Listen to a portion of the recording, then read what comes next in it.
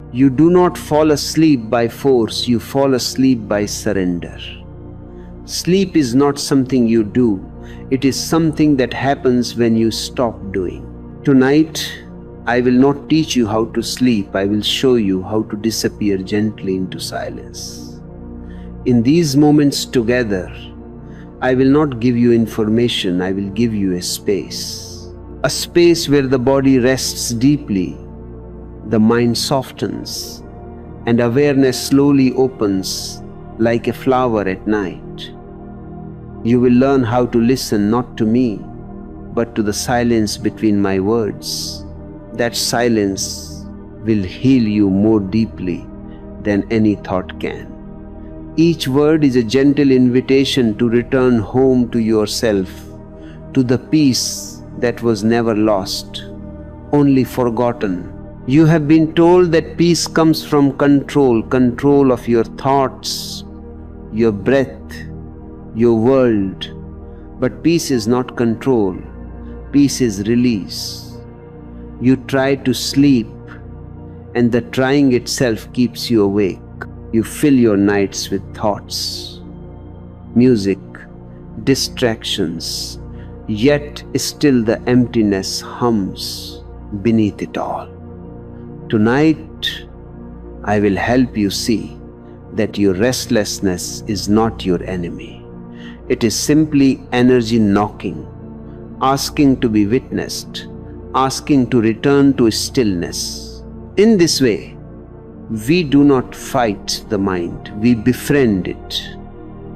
And when you befriend the mind, even chaos becomes calm. And so in this time we share. I will guide you through a gentle unfolding from thought to stillness, from tension to release, from wakefulness into the soft light of awareness. We will move through layers, the body, the breath, the mind, the watcher. You will hear my words, and slowly they will disappear, leaving only the silence behind them. That silence is the true meditation, the true rest. Do not listen to understand, listen to dissolve. If you stay with me, by the time the morning comes, something in you will have awakened even as you sleep. So close your eyes, breathe softly, and let us begin this long night together, not of sleep alone, but of awakening through sleep. You see, man has forgotten the art of surrender. He knows how to struggle, how to strive, how to climb mountains, but he does not know how to fall into the arms of existence, weightless, trusting. And sleep is nothing but that fall. It is not a discipline to be practiced.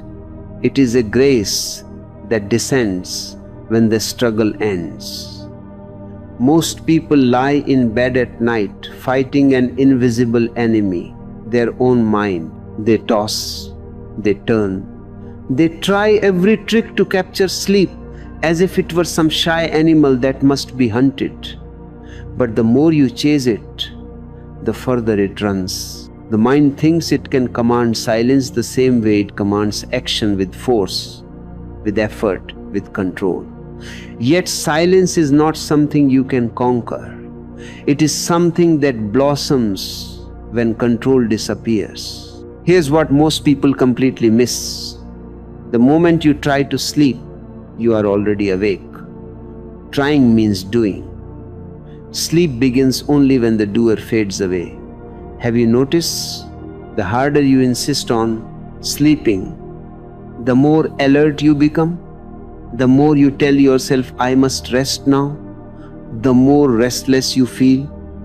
You create tension out of your own demand. That's the paradox. Sleep is the reward for surrender, not the result of effort. Imagine a monkey sitting by a still pond. He sees the moon's reflection trembling in the water and reaches to grab it. But every time his hand touches the surface, the reflection shatters. the moon vanishes and the water ripples with noise. Only when he grows tired of reaching, when his arms drop and his breathing slows, does the reflection return perfect, untouched, waiting. This is how sleep happens. When you stop reaching for it, it appears. You don't need to control the mind. You need to understand it. The mind's nature is movement endless, circular, noisy. You cannot make it still by command anymore than you can stop a river by shouting at it. You can only step aside and watch. When you watch, when you simply observe the mind's dance without resistance, something miraculous happens. A small distance arises between you and the movement. That distance is the doorway. In that distance, rest begins. So tonight, don't try to sleep. Don't even wish to. Just lie down as if the whole earth is holding you. Feel the bed beneath your body, the breath entering and leaving on its own. Don't interfere. The body knows what to do. It has been sleeping long before you were born. Trust it. The body has never forgotten how to rest. Only the mind has. Now let go of the idea that you must achieve something. There is nowhere to go, nothing to fix, nothing missing. The day has ended. Let the body melt into the earth. Let the breath flow like a small stream. Watch it. Be gentle with your watching. No strain, no effort. Watching should feel like listening to a distant song, not like staring at a target. And slowly, the watcher too will begin to fade. Do you hear that? The sound of silence rising between your thoughts. That is the first glimpse of surrender. It begins like a whisper, almost fragile. If you reach for it, you lose it. If you relax, it deepens. Let it spread through you like warmth in the chest, like soft rain on dry ground. Don't try to keep it. That too is a form of control. Just allow it. Remember this truth. Sleep comes not to those who chase it, but to those who stop running. When the chaser disappears, when even the desire to rest dissolves, sleep enters like a friend unannounced. It touches you gently, closes your eyes, and carries you away. And as your body begins to sink deeper, like a stone descending through water, you will feel a shift. Something loosens, something yields. That yielding is surrender. You are no longer trying to rest. You are being rested by existence itself. Let that happen now. No effort, no direction, just listening, just being.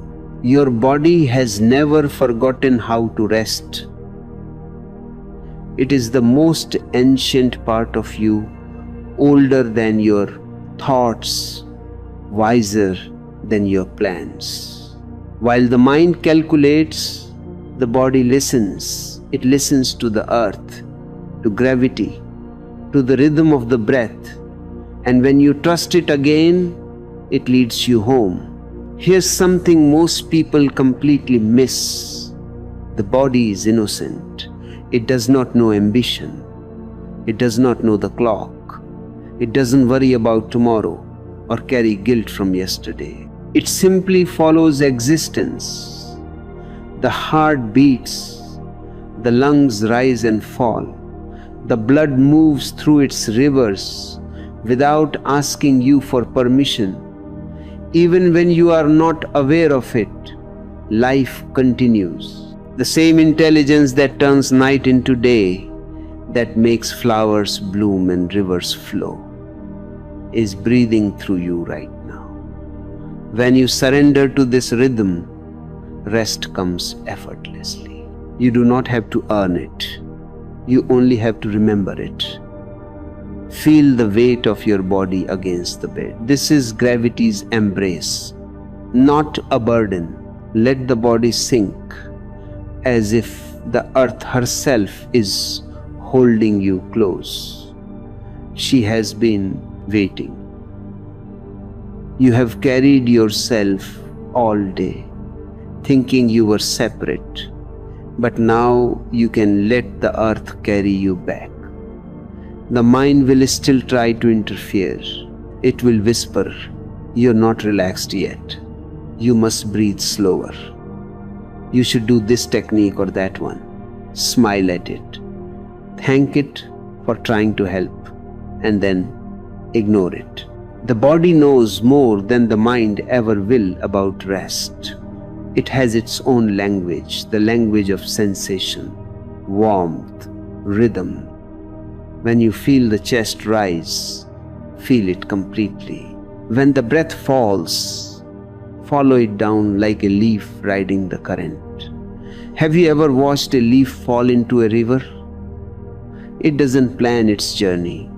It doesn't decide where to go.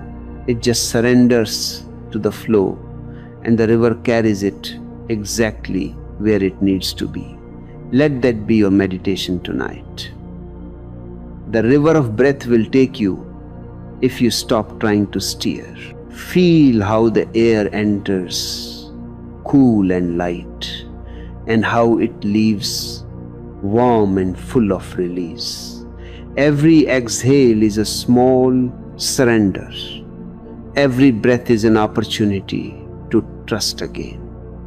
The body moves between life and death with each inhale and exhale, dying a little, being born again.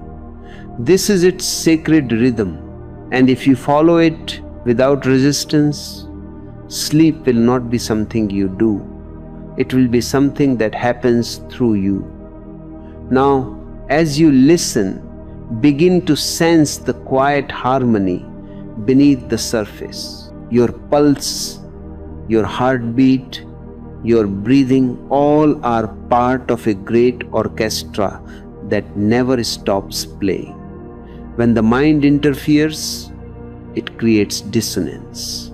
When you step back, the music returns. So tonight, do not guide the body. Let the body guide you. It will lead you into stillness, step by step, breath by breath.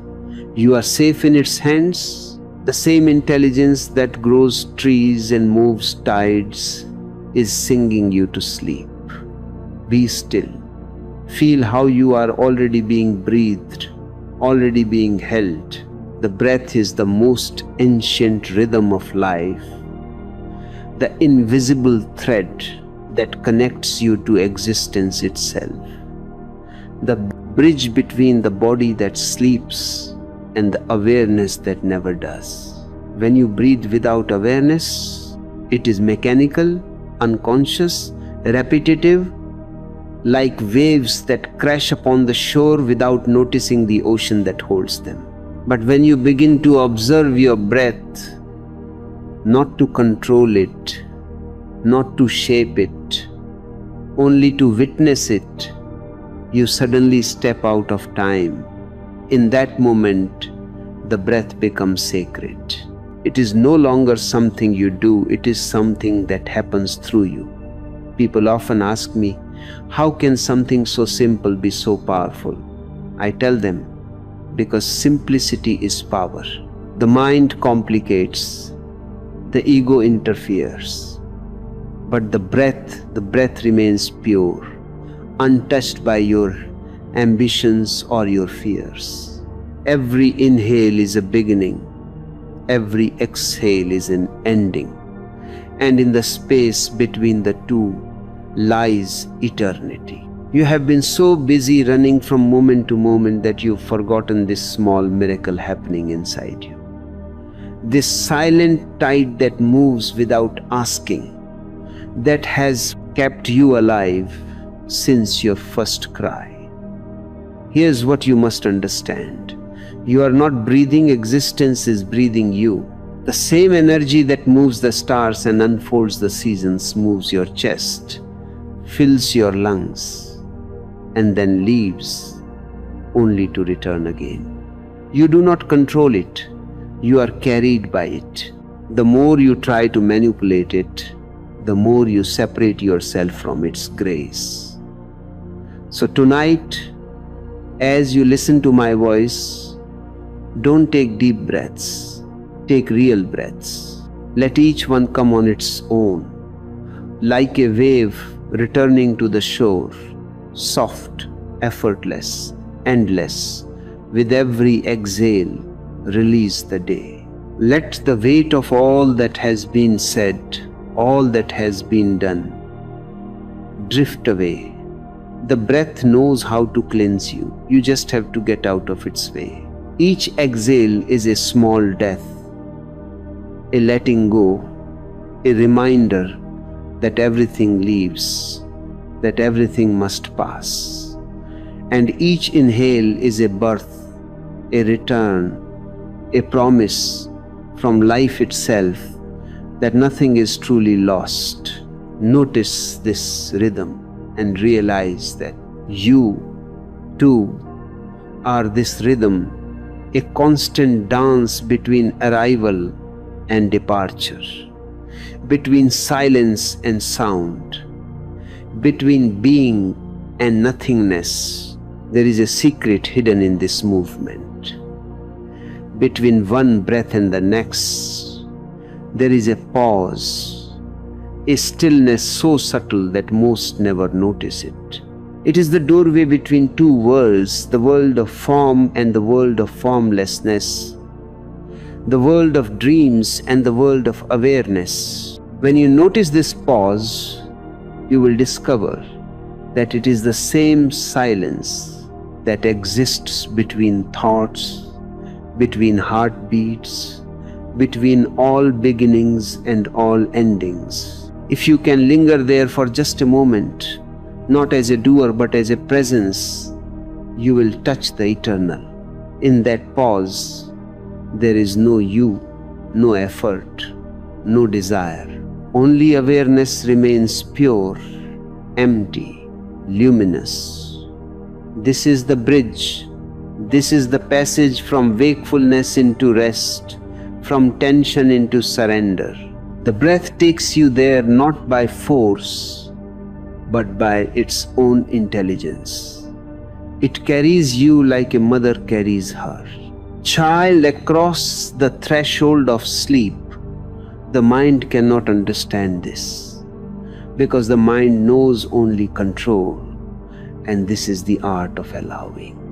Do you see the beauty?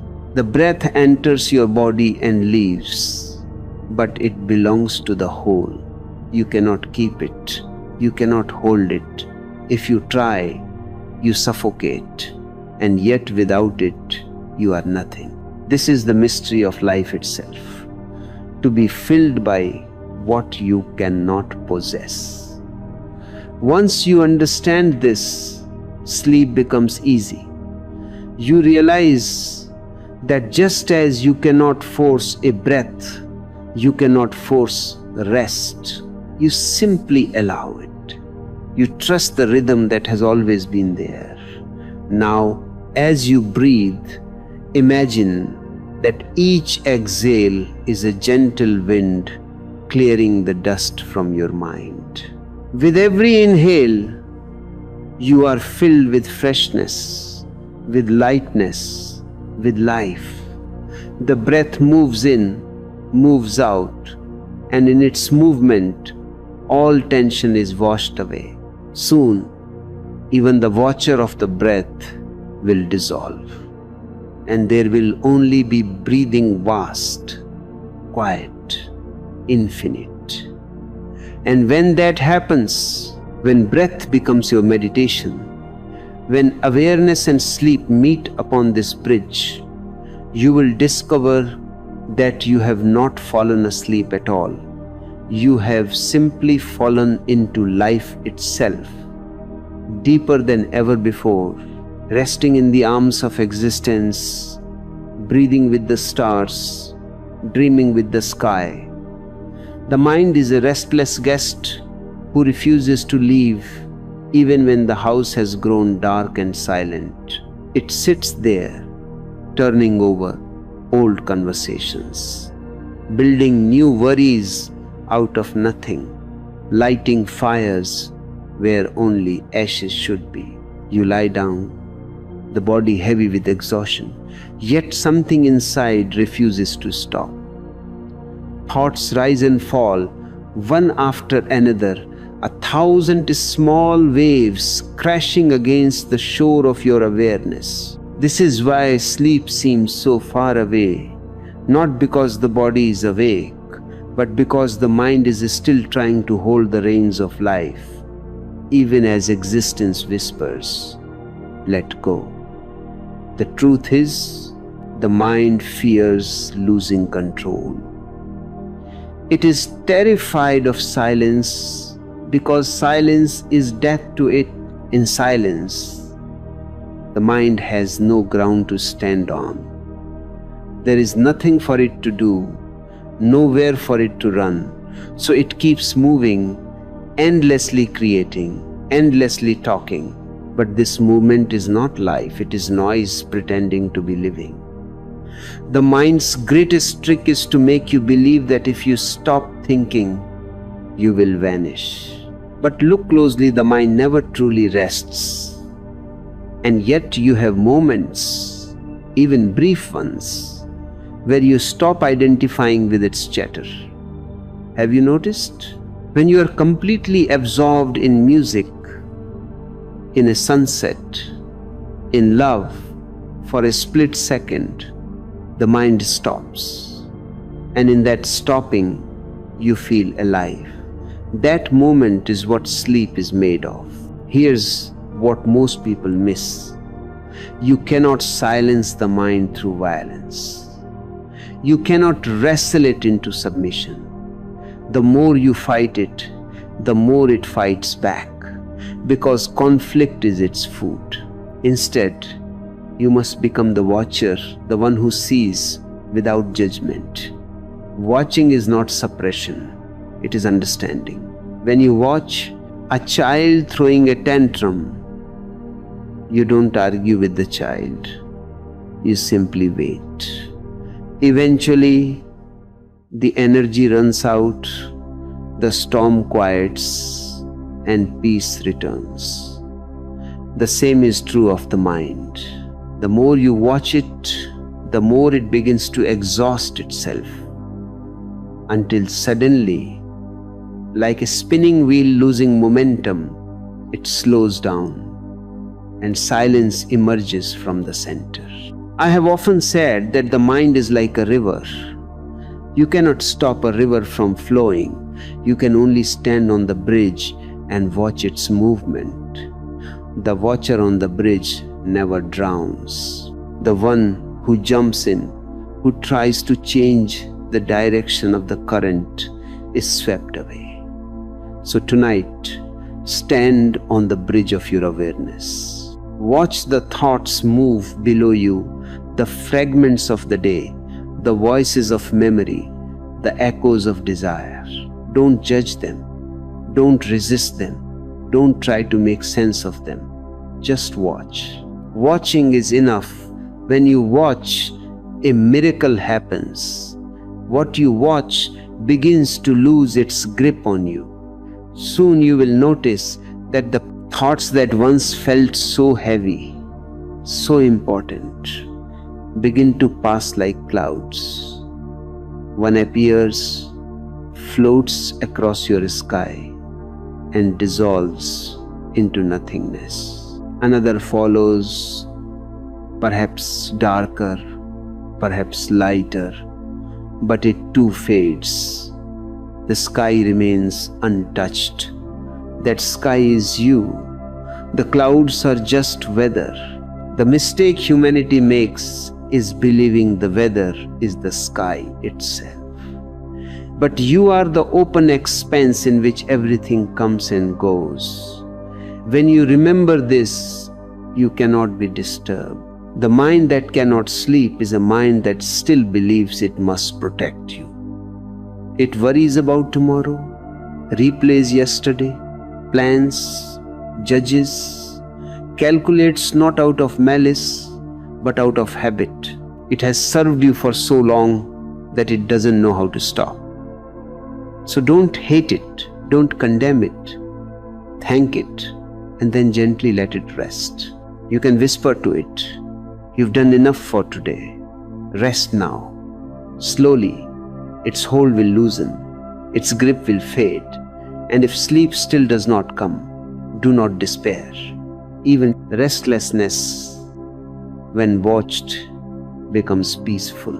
The key is not to eliminate movement but to find stillness in the midst of it. When you become the witness, the silent observer who neither clings nor rejects even the storm becomes part of the calm. Watch the noise with the same gentleness you would watch waves in the ocean. There is rhythm in them too. There is beauty even in their chaos. And as you keep watching, a new intelligence awakens. One that is deeper than the mind, one that does not depend on thought. You begin to feel a vastness inside, a quietness that does not belong to you but to existence itself. This intelligence is not something you create, it is something that reveals itself when you stop interfering. Soon, as you lie there breathing, feeling the pulse of life move through you, the mind will begin to fall into that vastness. It will no longer be an obstacle, but a wave returning to the sea. And when it does, you will understand that the silence you were searching for was never outside you. It was waiting here all along, beneath the noise, beneath the dreams, beneath the endless wanting, vast, patient, infinite. So rest now, not because you must, but because there is nothing left to do. Rest not as an act, but as a recognition of what has always been. You are the watcher, and the watcher never sleeps, and yet within that watching, everything rests. When you close your eyes, the mind doesn't vanish. It slips beneath the surface, carrying its unfinished stories with it. What you call dreams are simply fragments of the day, still seeking their place. Emotions that were never felt fully, moments that were left unresolved. The mind continues to digest what consciousness refused to taste. All day long you collect experiences, sights, sounds, desires, fears, and you swallow them without chewing, without awareness. Then at night, the unconscious begins its work, rearranging, replaying, transforming. It paints strange scenes, absurd combinations, faces from the past, fears from the future, all woven together in a tapestry that often makes no sense. And yet, if you watch closely, every dream is a whisper from your own depths, a message coded in the language of the forgotten. Most people fight with their dreams, afraid of what they might reveal. They wake up disturbed, confused, sometimes guilty, but dreams are not enemies. They are mirrors, showing you what you've hidden from yourself. When you resist them, you prolong their presence. When you welcome them, they lose their power. The mind that cannot rest during the day cannot be peaceful at night, because whatever you suppress in the sunlight will come to visit you in the dark. You may lock the door, but it will enter through the window of sleep. Forgiveness is the key that closes those windows gently before you sleep. Forgive. Not as a moral duty, but as a cleansing. Forgive yourself for the day, for what you said, for what you didn't say, for what you thought you should have been. Forgive others too, not for their sake, but for your own. Anger, guilt, resentment, these are stones in your pockets as you try to float on the ocean of sleep.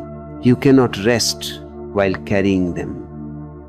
Let them sink to the bottom. The ocean will take them. It knows how to dissolve pain. You see, dreams are not random. They are your inner gardener, tending to the soil of your being. But many of you spend your nights watering weeds, thoughts of failure, fear, comparison, and then you wonder why flowers do not bloom. The gardener cannot work if the soil is poisoned with worry. So tonight, before you enter sleep, offer your mind a clean garden. Say to yourself, let everything that was heavy be released. Feel it leave you through the breath, through the exhale, through the soft surrender of your shoulders. The body listens when you speak this way. It understands the language of letting go. The restlessness you feel is not a curse. It is energy seeking direction. It's like water trapped behind a dam, trembling to move, to flow. And when you give it permission, it flows toward peace. Restlessness exists only when you resist the flow of your inner life. The moment you allow, the tension breaks and the current becomes calm. So don't fight the restlessness.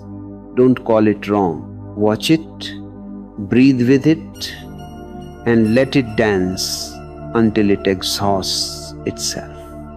Every wave must eventually bow to the ocean. In the same way, your thoughts, your emotions, your dreams, all are waves upon the ocean of your consciousness.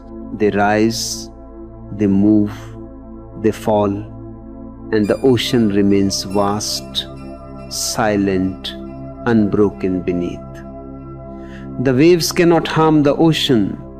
They are its expression. Once you realize this, you stop trying to calm the surface and you begin to rest in the depth. Sleep happens there, in that depth. It is not the absence of movement, it is the presence of peace even while movement continues. So tonight, don't try to control what dreams come or don't come. Don't demand silence from the mind. Instead, trust that every image, every memory, every sound that arises is simply being released. You are being emptied. The mind is doing what it was made to do, to process, to cleanse, to transform. Let it be the witness. Watch the play, knowing that it is only a play. And slowly, as the night deepens, the play will end, the curtain will fall, and you will feel a stillness so deep that it does not belong to sleep alone, it belongs to the soul. And when morning comes, you will not only have rested, you will have healed. The mind will be lighter, the heart will be softer, and the day will begin not as a continuation of yesterday's burdens, but as a new birth. This is the power of resting consciously, to allow dreams to be what they are, to let memory flow where it will, to let existence cleanse itself through you. Nothing is wrong. Everything is simply finding its way back to silence.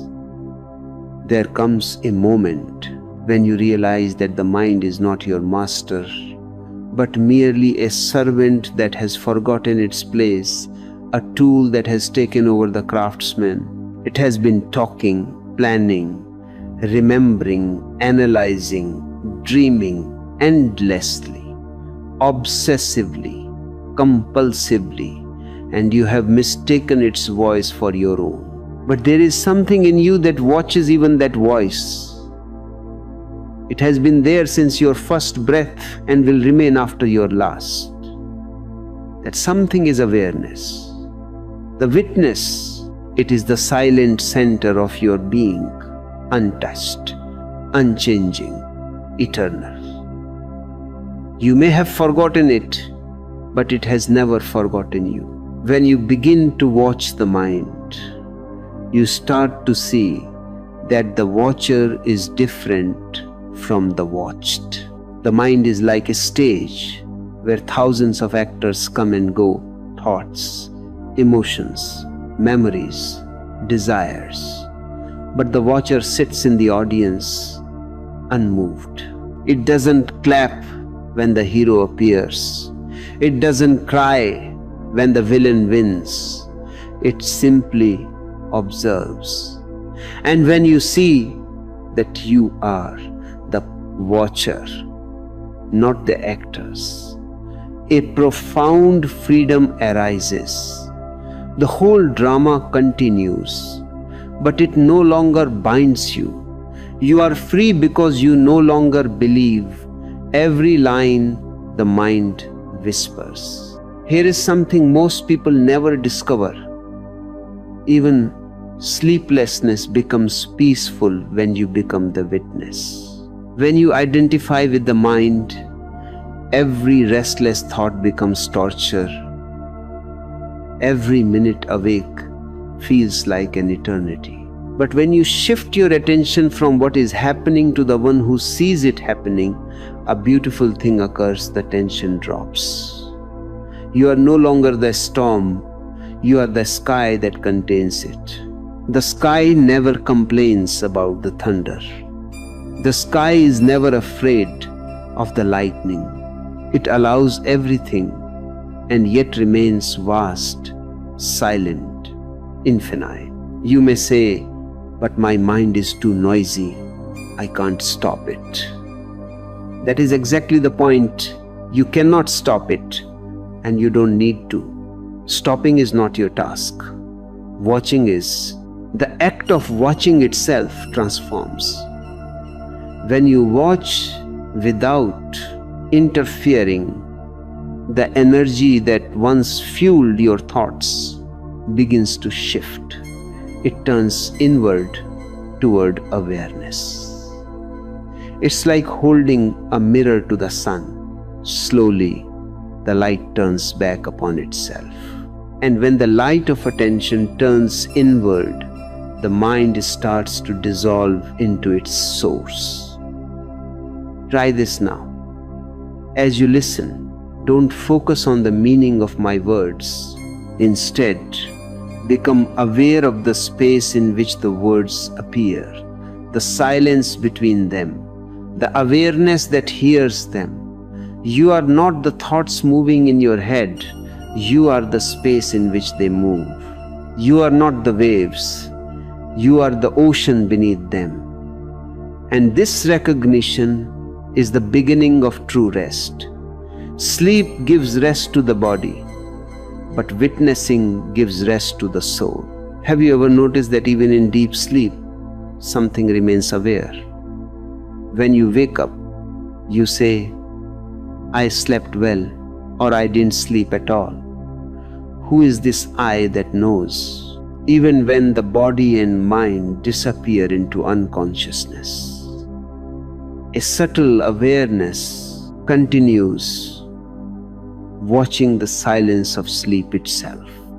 That is the witness, ever present, ever awake, even in the heart of rest.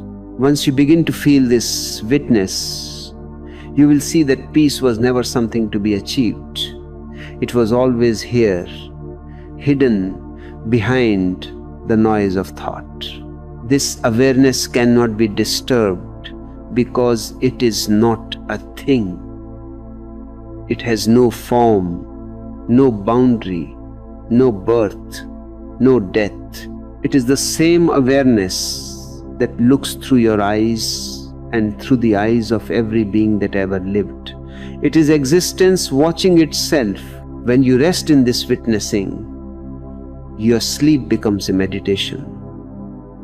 Your waking becomes a meditation. You carry stillness with you like a fragrance. And now, as you rest here, watching the soft rise and fall of your breath, watching the mind's movements without judgment, begin to sense the stillness spreading through you from the crown of your head to the tips of your toes. Every thought that appears will seem smaller, more distant, like birds crossing the horizon. You are not the birds, you are the sky. Remember this again and again. You are the sky. Nothing can stain it. Nothing can shatter it. Slowly, even the watcher itself will dissolve, because ultimately the watcher and the watched are not two. There comes a moment when the boundary between observing and being observed disappears, and only pure awareness remains. Not someone watching, not something being watched, but just watching itself. That is the final surrender. That is meditation. Rest now in that vastness. Don't try to hold it, just allow it to be. If thoughts come, let them pass. If dreams rise, let them fade. You are no longer inside the mind is inside you. You are the silence behind every sound, the stillness beneath every motion, the awareness that remains even when all else falls away. And as you drift deeper into that silence, the body softens, the breath slows, and the world begins to disappear. Nothing to do, nowhere to go, nothing to fix.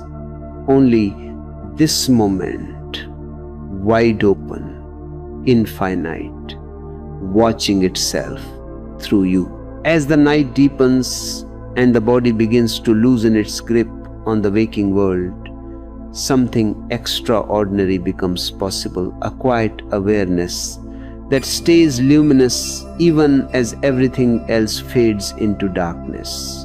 For most people, sleep is a kind of death, an unconscious escape from the noise of the day, a temporary forgetting. But for one who begins to awaken inwardly, sleep becomes a living meditation, a sacred return. The body lies still, the breath moves softly, and yet a small flame inside continues to burn. A subtle light that neither dreams nor thinks, a light that simply watches. It watches without effort, without intention, without seeking any goal, and in that effortless watching, a doorway opens to another dimension of being. When I say watch, I don't mean observe in the way you watch a movie or a thought. This watching is not mental, it is presence. It has no eyes, no direction, no focus. It is everywhere and nowhere at once. Imagine a candle left burning in the corner of a dark room. The candle is not trying to illuminate the darkness, it simply is. Its very existence pushes the shadows back, quietly, without struggle.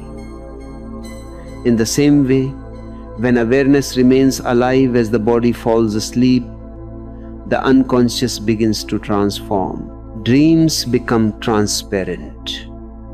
Emotions lose their heaviness. The boundaries between sleep and wakefulness dissolve. You are resting, and yet there is an aliveness more profound than any you have known while awake.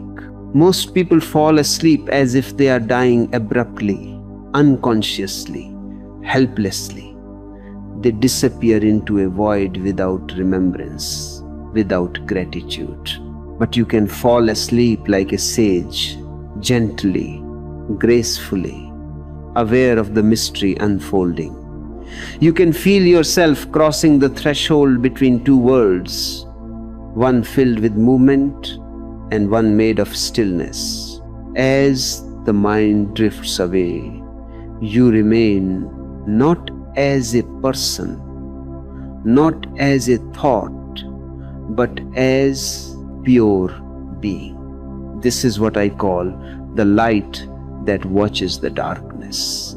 At first, it may seem impossible. The moment you become aware that you are aware, the mind becomes alert again. But patience will reveal the way. Awareness is like a seed. Give it time, and it will learn to bloom even in the night. Begin simply as you lie down. Whisper to yourself, "I will rest," but awareness will remain. Don't repeat it as a mantra. Let it be a gentle intention, like a feather floating on water. Then surrender to the rhythm of the breath, to the pull of gravity, to the warmth of the sheets. You are not trying to stay awake. You are simply remembering that the one who sleeps and the one who watches are not two. Slowly, you will feel it, a delicate thread of consciousness continuing beneath the waves of sleep. It is not sharp like the waking mind. It is soft, luminous, like the glow of moonlight on water. You may drift into dreams, but even in dreaming, you will know that you are dreaming. The dream will lose its power to frighten or control you. You may wake in the middle of the night, and instead of restlessness, there will be peace. Because even in darkness, you will sense that something vast and silent is watching, breathing through you. This small light is not yours. It is not the product of effort or discipline. It is existence itself, peeking through the veil of the personal. Once you feel it, even once, you will never again be the same. You will know that there is a presence within you, untouched by time or sleep, untouched by fear or forgetting. That presence is your true home. It has no name, no face, but it is more real than the body that carries you. So tonight, as you drift, don't be afraid of the darkness. Don't resist it. The darkness is not your enemy. It is your womb. It is the space from which all light is born. The stars exist only because of it. The light needs the darkness to be seen. Let the night swallow you, but stay awake in the heart. Feel yourself falling and yet falling upward, falling inward into the infinite depth of your own being. And as you do, you will notice that nothing is lost. The world of form melts away, but awareness remains. This is the true rest, the rest that is not the absence of life, but its deepest expression. You are breathing with the cosmos now, dreaming with the trees, sleeping with the sea.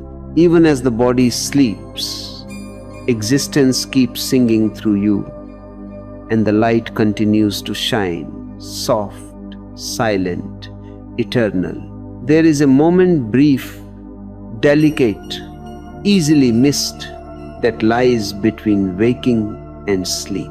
It comes like a whisper, a sigh from existence itself, when the thoughts lose their edges and the body becomes light as air. Most people rush through this space without ever knowing it exists. hurrying into dreams as if crossing a busy street, never stopping to notice the stillness that waits there, eternal and patient. But that small gap is the doorway to the beyond. If you can linger there, if you can float in that breathless in-between where the day has ended but the night has not yet begun, you will taste something of death, not the death of the body, but the death of identity, the death of the one who is always trying to be. It is the most peaceful moment of your life and yet the most alive. To enter this gap, you need not do anything extraordinary. You need only stop hurrying. You have been conditioned to move from one thing to another without pause, from task to task, from noise to noise, from thought to thought. Even when you rest, you are planning the next movement. And so, you have forgotten the art of transition, the beauty of standing at the threshold. Between two notes, there is music. Between two breaths, there is silence. Between two thoughts, there is awareness.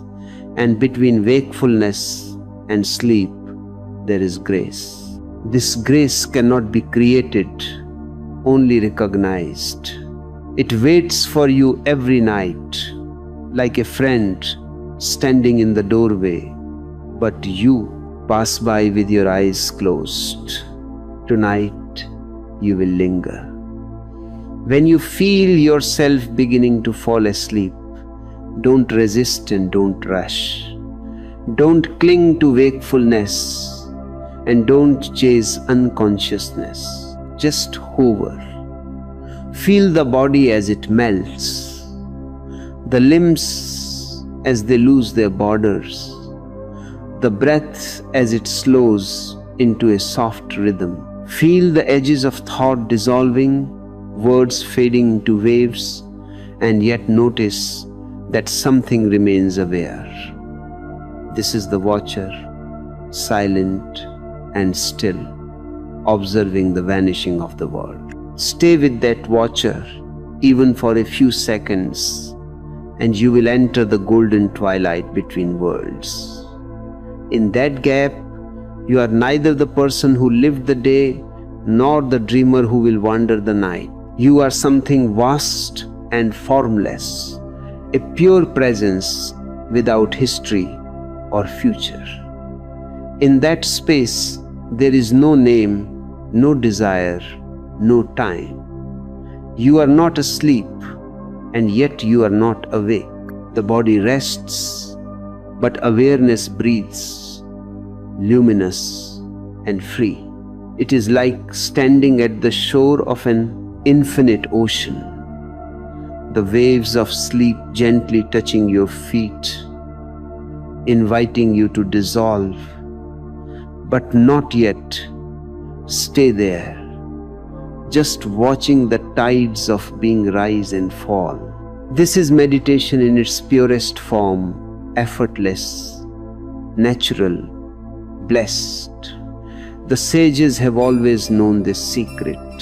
They called it the third state, neither waking nor dreaming, neither inside nor outside the passage to the divine. It is here that consciousness renews itself, where you return to the source from which you were born. To linger here, even for a single breath, is enough to transform the quality of your rest, the flavor of your dreams, the texture of your days. You will wake with a silence that does not leave you, a light that shines from within, a sweetness that has no cause.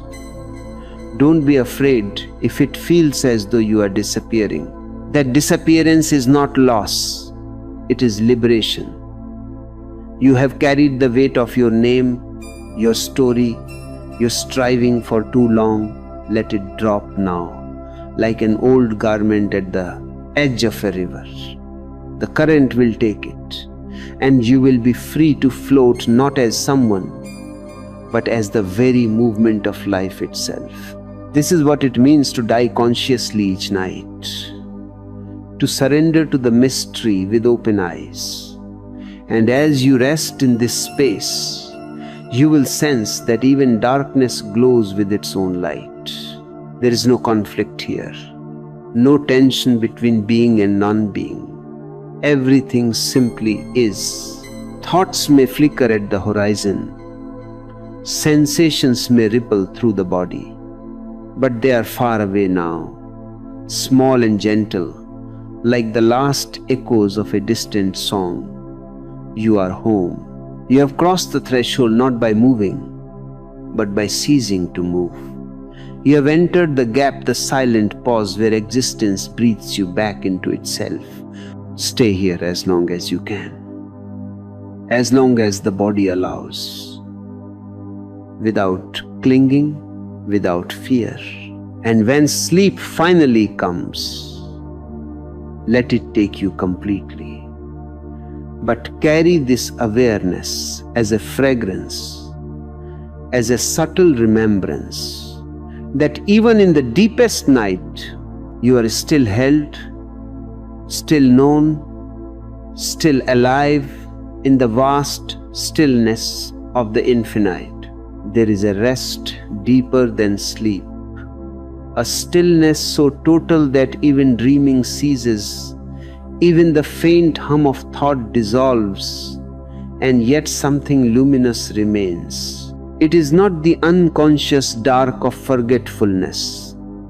It is the radiant quiet of awareness that has finally returned to its source. Sleep heals the body, yes.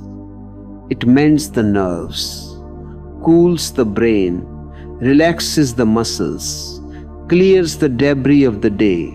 But awareness, pure awareness, heals something far greater. It touches the very roots of your being, the hidden layers of longing and fear, the silent memories that live beneath your breathing. This rest beyond sleep is what your soul has been yearning for, not merely the relief of exhaustion, but the embrace of existence itself. A rest so complete that there is no one left to be rested. When you fall into ordinary sleep, the body rests, but the self continues its journey. It dreams, it struggles, it remembers. But when awareness flowers even within that sleep, the journey stops. You are no longer going anywhere. You are not even someone who needs to arrive. You are home. Awareness is the home you have been searching for in every comfort, every success, every love affair, every prayer. You thought you were seeking happiness or peace, but what you were really seeking was this: to be at rest in yourself. The rest beyond sleep is not achieved through effort. It unfolds like a flower opening to the sun, slowly, delicately, without will. You can only create the conditions for it by softening, by becoming receptive. Every tension in you, physical, emotional, mental, is a kind of resistance to the natural flow of existence. The more you release it, the more deeply you sink into that current of life that carries all things toward peace. You cannot push your way to stillness. You can only fall into it as a leaf falls into the stream, as a cloud falls into the sky. And perhaps you've noticed, sometimes even after a long night's sleep, you wake feeling tired, dull, as if no rest has happened at all. That's because the body has slept, but the inner turmoil continued. The mind went on spinning its web, weaving anxiety into your dreams, tightening its grip on every memory. Real rest begins only when you stop identifying with that mind. When you realize that thoughts are like ripples in the pond of consciousness, they disturb the surface but never touch the depth. In the depth, everything is still, and from that stillness, energy renews itself endlessly. So tonight, allow yourself to sink beyond the sleep of the body into the sleep of the soul. This is not the unconsciousness of escape. This is the consciousness of surrender. It is a paradox. You will appear to be asleep, but within, you will be utterly awake. The body will be unmoving, the mind silent, and yet an invisible flame will be burning, soft and steady. At the center of your being, this flame does not flicker, it does not need fuel, it does not belong to time. It is the eternal witness, your true nature. In this rest beyond sleep, healing happens without effort, transformation without intention. You will not know when it begins or when it ends, because there is no you left to measure it. It is as if the ocean has reclaimed its waves, as if the sky has drawn its clouds back into itself. There is no separation now, only vastness, breathing, pulsating, endlessly alive. When you awaken from this kind of sleep, you will feel light, as though something heavy has been lifted from you. Though you cannot say what, you will smile for no reason. Move gently. See beauty everywhere. You will sense that even in movement, you are resting. Even in noise, you are silent. Remember this. Sleep is the closing of the eyes, but true rest is the opening of the heart. Sleep gives you energy to live another day. Awareness gives you the wisdom to live eternally. Let both happen tonight. Let the body sink into the warmth of the bed. Let the breath slow. Let the mind fade. And somewhere beyond all of that, remain awake to the infinite peace that has always been here, waiting for your return. And now, as you drift deeper, let the awareness carry you not as an effort, but as a fragrance. The fragrance of being itself, pure and simple. Let it seep into every corner of your being, until even the idea of separation disappears. Let it touch the place within you that has never slept and never will, the still point around which the stars turn. That is where the rest beyond sleep resides, the eternal pause at the center of life. At a certain depth of silence, even the one who is resting, even the one who says I am resting, begins to dissolve. The center that has been observing, that subtle watcher who stood apart from the body and mind, slowly melts into the infinite ocean of awareness itself. The distinction between the one who watches and what is being watched fades like mist under the morning sun. What remains is not a person, not a presence confined within a name or a memory, but a vast emptiness. Yet this emptiness is full, overflowing with peace. When the I disappears, only life remains, breathing, pulsating, existing in its own rhythm, without owner, without identity. You may think this sounds frightening, but it is not death, it is liberation. To lose the self is to discover that what you called you was never small, never separate. It was the ocean pretending to be a drop. The I has always been the dream. You built it carefully over years, a collection of faces, stories, successes, failures, hopes, and fears. You have defended it, adorned it, feared for it. But look closely. Where is this I now? Can you find it in the body? The body changes every day. Can you find it in the mind? The mind never stops moving. Can you find it in memory? Memory is only smoke from fires long gone. The I is a shadow cast by movement. When movement stops, the shadow vanishes.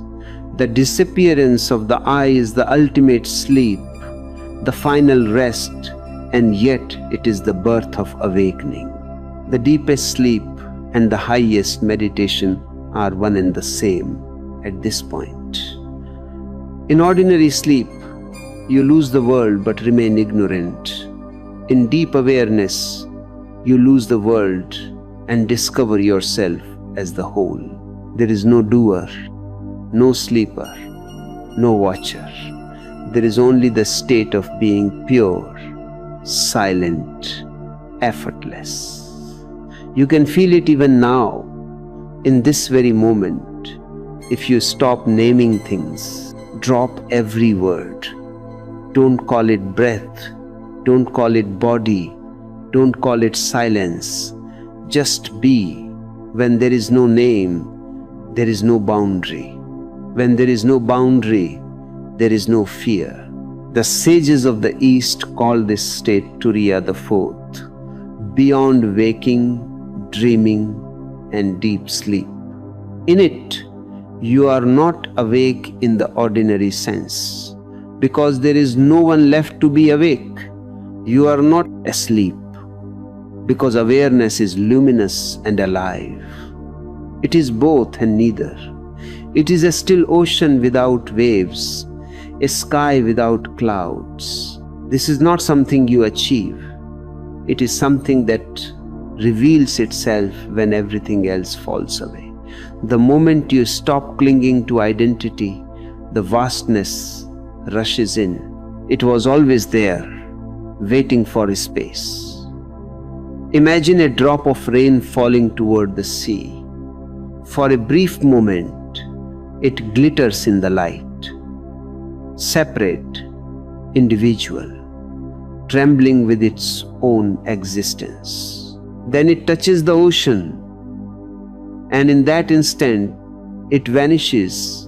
But does it really die? No. It becomes the ocean. It loses its name, its shape, its story, but gains the infinity of depth and expanse. So too with you. The drop was never separate except in its imagination. The I is that imagination, a spark of self-assertion born from fear. When you dissolve back into the whole, the fear ends, because there is nothing left to lose. And this disappearance is not annihilation, it is expansion. It is love in its purest form, the love that requires no object, no subject, no direction. Love simply is. When there is no I, there is no you or other.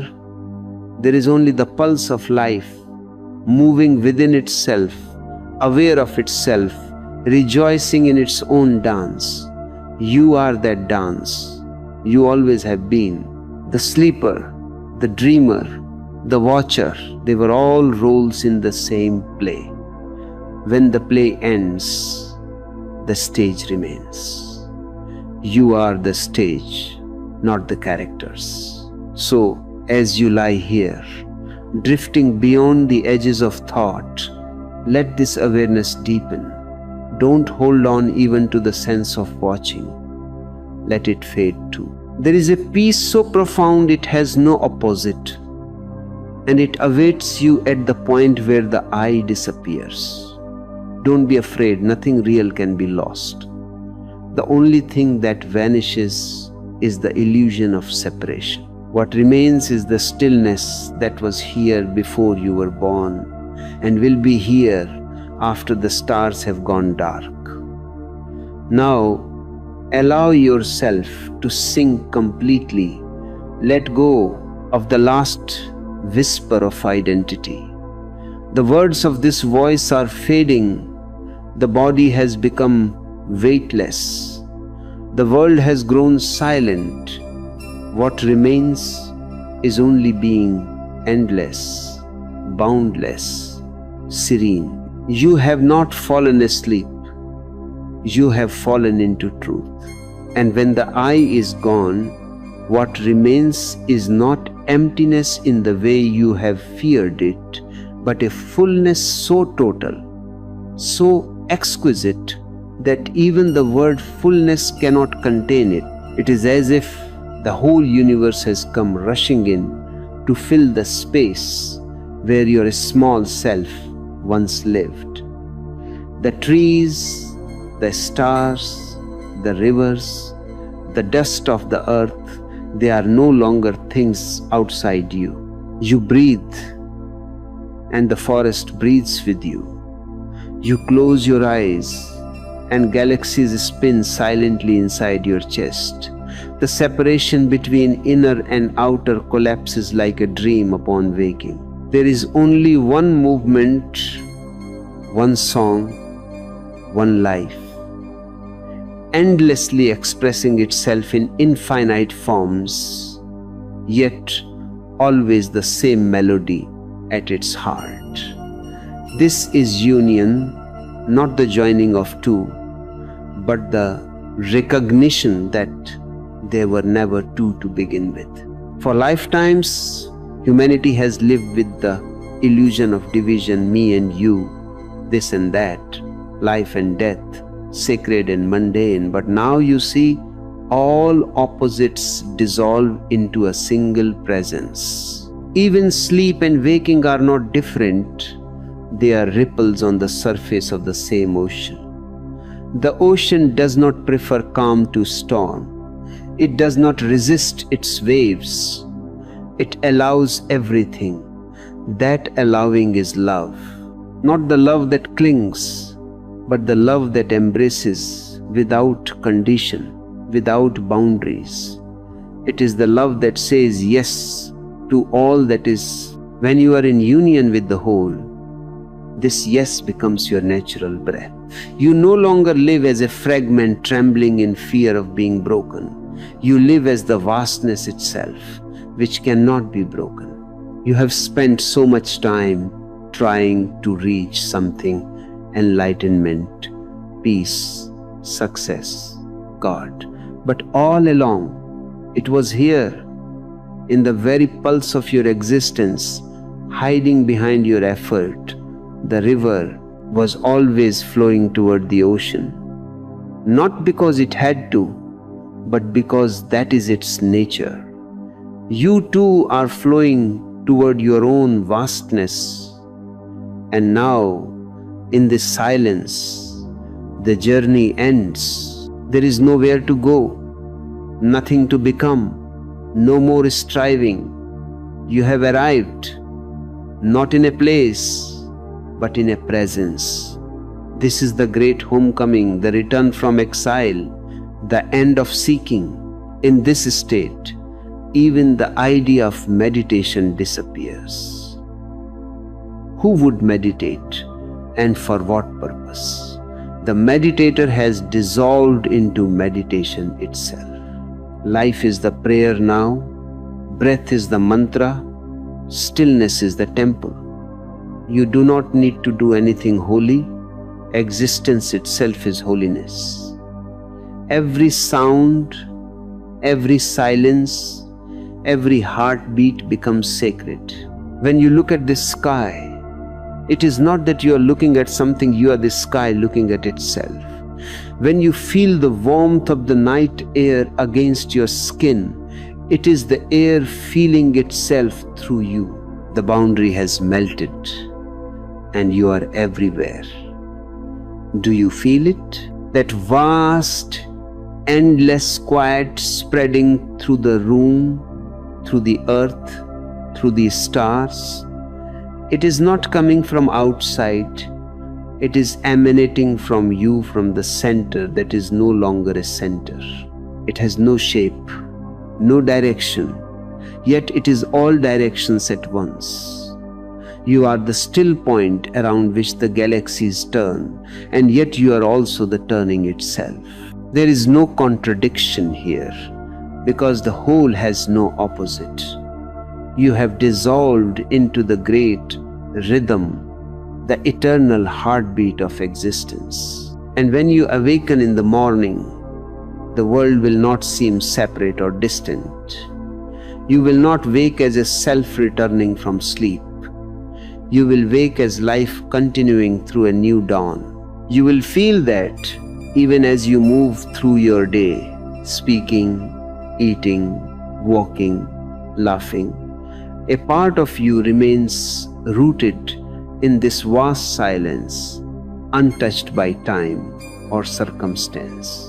You will carry the fragrance of this night within you, the remembrance that you are not merely a person moving through life, but life itself, playing as a person for a while. So now, as the last traces of wakefulness fade, surrender completely.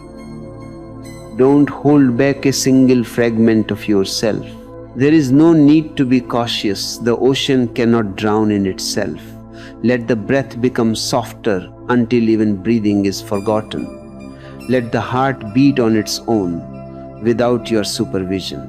Let the mind fall silent, not because you commanded it to, but because it has found something greater to trust. The whole universe is breathing you, dreaming you, dissolving you back into itself. And in that dissolution, the sweetest truth reveals itself. You were never separate, never lost, never broken. You have always been the whole, dreaming of being apart. And now the dream has ended in the arms of reality. Rest in that now. Rest not as an individual, but as the infinite resting within itself. No beginning, no end, no boundary, no center. Only the vastness remains, pulsing with silent joy. A joy so deep it does not need expression. Sleep now, if you must call it sleep, but know that this is the sleep of the universe, the eternal rest of being that is always awake. Sleep cannot be forced, it can only be allowed. The more you chase it, the further it runs. The art of sleeping is the art of surrender, to stop doing, to stop controlling, to stop being someone, and when there is no you left. Sleep comes not as a visitor, but as your own homecoming. In these 3 hours, I will take you beyond the surface of ordinary sleep into a meditation so deep that you do not simply rest, you dissolve. This is not hypnosis. It is not a guided fantasy. It is a return to your natural rhythm, where mind, body, and breath become one single wave of quiet awareness. You will not only fall asleep more easily, but wake with a softness, a lightness that no medicine, no mantra, no technique has ever given you. Because this is not about learning to sleep better, it is about remembering how to be. For most people, sleep has become an accident. They toss, they turn, they beg the body to do what it was born to do naturally. Their heads are filled with unfinished noise, tomorrow's worries, yesterday's wounds, 1,000 invisible conversations. But real sleep is not the body collapsing from exhaustion, it is a deep communion with the universe. When you fall asleep consciously, you are entering meditation's most silent chamber. The body lies down, but awareness remains awake, and in that still watching, every cell of your being begins to heal. This is what modern man has forgotten. We live in a world where everything is noise, and even our dreams are loud. But I will take you back to the silence from which life itself arises. So, In these 3 hours, I will be your companion, not a guide, not a teacher, but a presence. You will lie down, you will breathe slowly, and you will listen not just with your ears but with your whole body. We will begin with the breath, the bridge between waking and sleep, and from there, slowly, you will drift into a meditation where you no longer need to do anything. You will learn to watch thoughts like clouds drifting through a twilight sky. You will learn how to let the body rest without trying to rest. And you will discover the deepest secret of all, that true sleep is not the absence of consciousness, but its purest form. In that space, healing happens on its own, because the universe is already taking care of you. So close your eyes now. Let my words fall like soft rain inside you. Don't try to understand, just listen. Just breathe. Let go of the world. Let go of tomorrow. Let go and fall back into the silence that you've always belonged to. Before you can fall asleep, before you can even rest, you must first remember how to arrive. Most people try to sleep the way they live, with effort, with tension, with willpower. They chase sleep as if it were something to achieve, but the very act of chasing keeps them awake. What I'm about to show you is something most people never realize. Real rest begins long before you close your eyes. It begins the moment you stop trying to reach anywhere. So just lie there. Let the world stay outside the room. The day has already ended, it no longer needs you. The body that carried you through hours of noise is ready to return to its natural intelligence. But you must listen to it. You have been taught to command your body, sit, stand, move, work, but not to hear it whisper. Tonight, we begin by listening, because the body is the doorway, and when the body relaxes, the mind follows like a child returning home. Close your eyes. Bring your attention to the feet. Don't look for sensations, just feel them. The weight, the warmth, the pulse. Imagine your awareness as a slow-moving light traveling from your toes upward. Feel each muscle loosen as you breathe out. You don't need to tell the body to relax. It already knows how. You only need to stop interrupting it. Every breath out is permission. Every exhale is a quiet yes. Let gravity do the work. Don't hold. Give yourself up. Let the bed hold you. Here's something you've probably missed. You don't fall asleep into sleep, you fall back into yourself. The more you allow the body to settle, the more you remember that it has been doing this since before you were born. Even in the mother's womb, you slept. There was no instruction, no tension, no thought, just a rhythm of heartbeat and breath. That rhythm is still here. It never left you. You only need to return to it. Now feel the body as one piece, not hands, not legs, not shoulders, just one continuous field of awareness. Let go of the edges. There's no need to know where you end and the bed begins. Let them merge. The skin, the sheets, the air, all part of the same soft wave. Feel the breath moving through it, rising and falling, effortless. You may notice thoughts trying to come back, little stories, fragments of the day, whispers of worry. Let them pass. Don't fight them. Don't push them away. Don't grab them. Just remember, the sky never argues with the clouds. It allows them to drift and remain infinite behind them. You are that sky. Thoughts are clouds. Let them move. Now, notice the space between the breaths.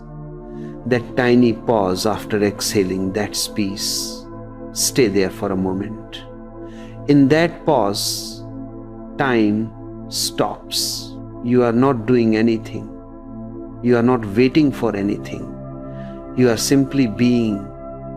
The body rests, the breath softens, and the mind begins to slow like a spinning wheel coming to stillness. Most people think rest means collapsing, but real rest is awakening into stillness. You are not losing consciousness, you are regaining it. You are learning to be awake in rest, to be aware in silence.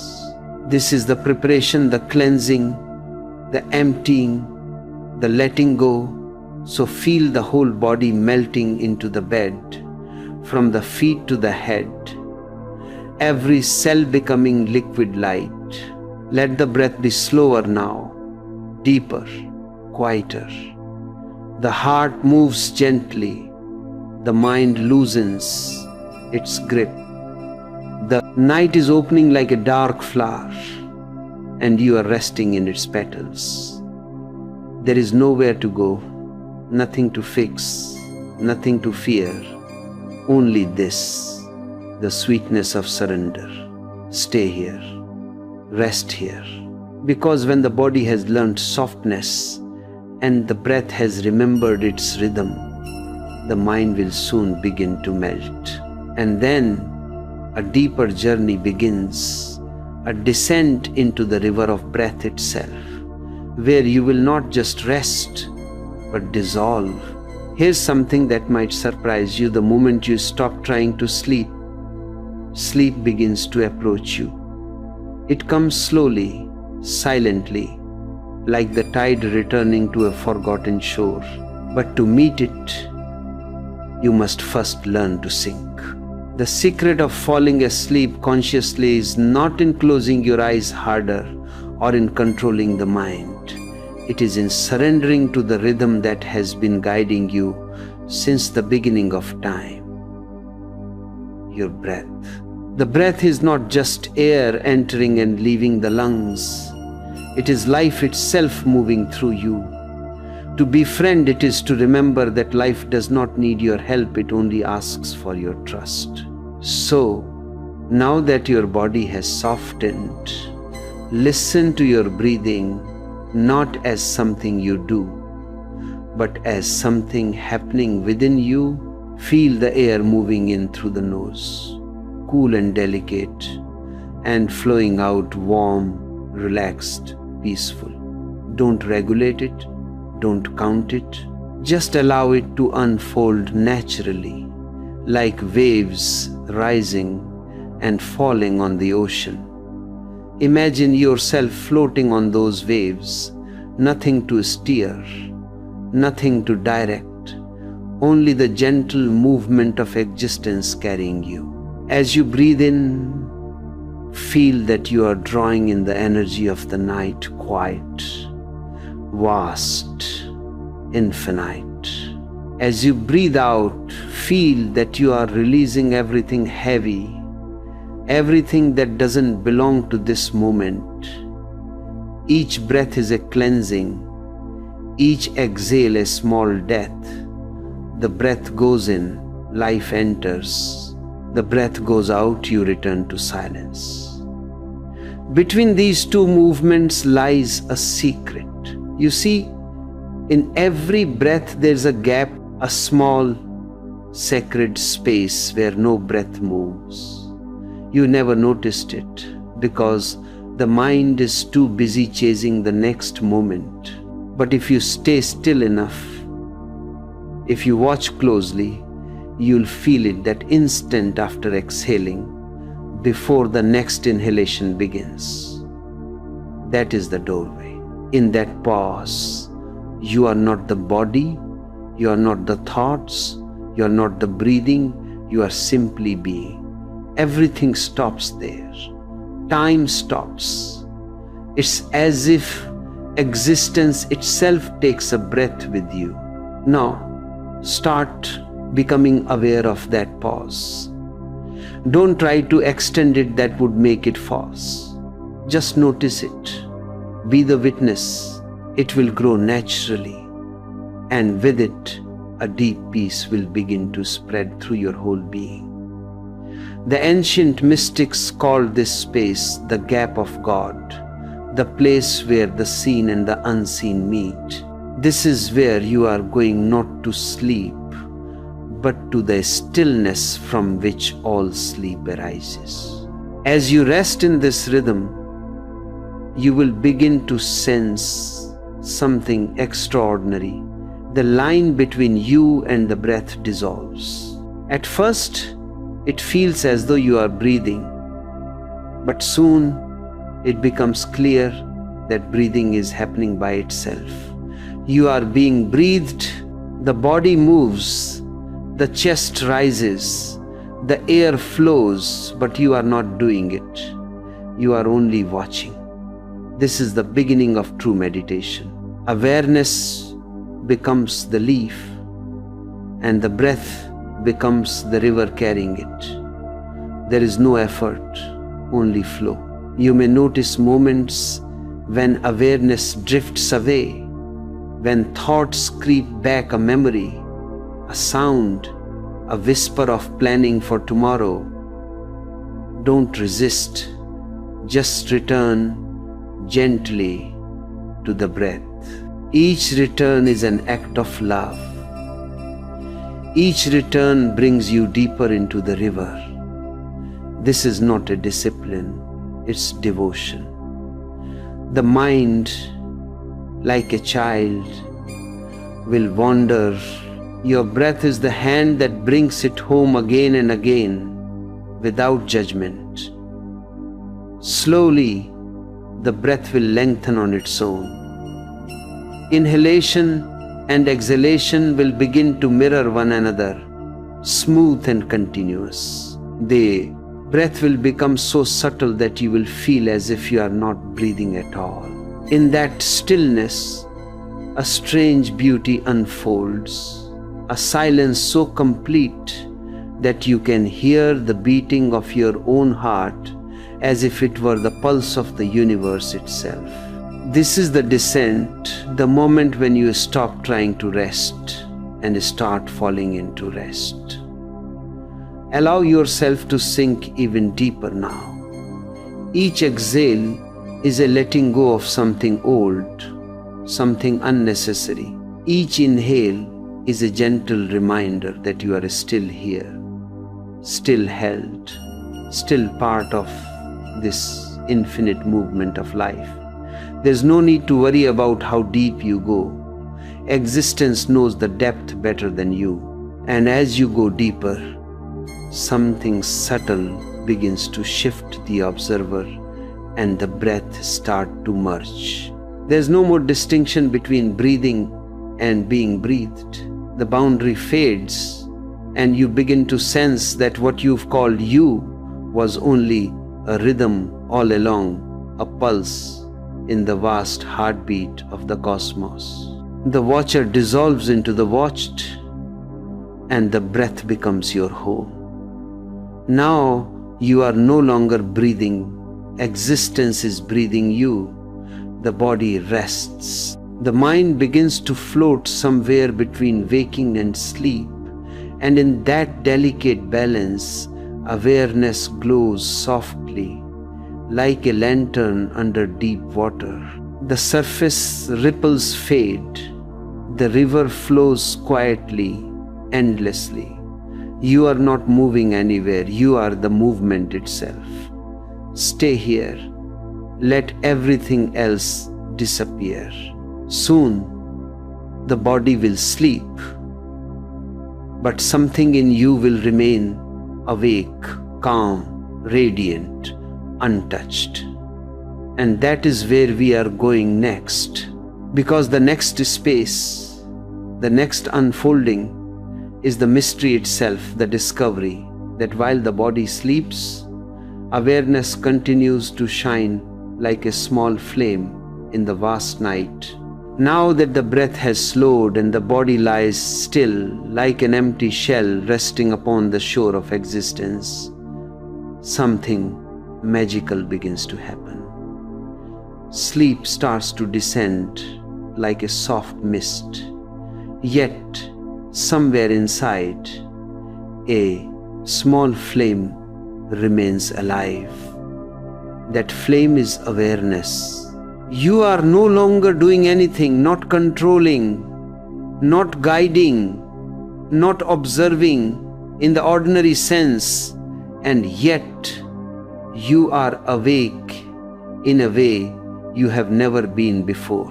This is the secret most human beings never discover. You can be deeply asleep and yet luminous within, a silent witness floating effortlessly in the ocean of unconsciousness. Ordinary sleep is unconscious. You vanish completely, and the mind takes over the stage to project its dreams. Conscious sleep, the sleep I am leading you toward, is altogether different. Here, the body rests more deeply than ever before. The mind sinks into silence, and yet, at the center of your being, a quiet watcher remains untouched. It does not think, it does not interpret, it simply witnesses. It is like a clear lake under the moonlight, where even the reflection of a passing bird can be seen without disturbance. The first step into this state begins with surrender. You must learn to fall without fear. It sounds paradoxical to fall consciously, but that is exactly what true relaxation is. Every night, people try to sleep, but they never really fall. They resist. They fear the depth, the darkness, the unknown. They bring their identities with them, the parent, the worker, the thinker, the believer, and they keep tossing. Because these masks cannot cross the river into sleep. To cross, you must drop them. You must allow yourself to dissolve completely. Let go of control now. Trust that there is nowhere to fall. You are already being held. Feel the weight of your body against the bed. That's gravity's hand, existence itself cradling you. You can rest now. You can stop protecting yourself. Nothing is coming to harm you here. There is no judgment in this silence, no expectation, no demand. Just the vastness of the night and the simple rhythm of your own breathing. As the body sinks deeper, the dreams may begin to appear. Colors, faces, fragments of memory, strange stories, rising and dissolving like smoke. Don't cling to them. Don't try to interpret or control them. Just watch as if you were lying beneath a clear sky and clouds were passing by, painting shapes that change with every second. You are not the dream. You are the watcher of the dream. The dream is the mind's way of releasing its unfinished thoughts, the digestion of all the noise collected through the day. Let it do its work. Stay as the silent witness, and slowly, even the dreams begin to lose power. The space between them widens. You may notice long moments where nothing appears, only darkness, only stillness, only the faint glow of being itself. In that stillness, you realize that you are watching not from the mind, but from somewhere deeper, the center of consciousness, the eternal observer who was there when you were born, who will be there when you die, who never sleeps and never wakes, because it is beyond both. Most people go through life without ever meeting this watcher. They mistake their thoughts for themselves, their roles for their reality. But tonight, you are beginning to taste what the mystics have always known, that your essence is awareness itself, untouched by dream or waking, joy or sorrow. You are the space in which all experience appears and disappears. When you know this, rest becomes sacred, sleep becomes prayer. Now imagine yourself lying in a great temple of silence. Around you, the world sleeps, the trees, the oceans, the stars, all breathing in rhythm with you. The universe is resting, and you are its heart, pulsing quietly. There's nothing left to do, nothing to fix, nothing to achieve. The mind might still whisper a few stray words, but they are like the final ripples of a wave that has already reached the shore. Soon, even those ripples fade. You have entered the deepest rest possible for the human being. Here, the body repairs itself, the heart renews, the mind resets, but awareness simply watches, smiling. This is the true nourishment you've been longing for, not the shallow sleep of exhaustion, but the vast sleep of being. When you rest in this awareness, you awaken in the middle of your own sleep, and something profound happens. You realize that even death cannot touch you, because this is what death truly is, the body sleeping forever while consciousness returns to its original source. But tonight, you are tasting death without dying, and in that taste, you will lose all fear of it. You are discovering that rest and death and silence are all one mystery, all one movement, all one ocean in which you were never separate. Stay here as long as you wish. Watch the breath as it moves faintly, almost invisible now. Feel your pulse slow, your heartbeat soften. The mind has gone quiet. Thoughts have turned into distant echoes. You are resting in the space between worlds, the space where even time forgets to move. You are not asleep, and yet you are not awake.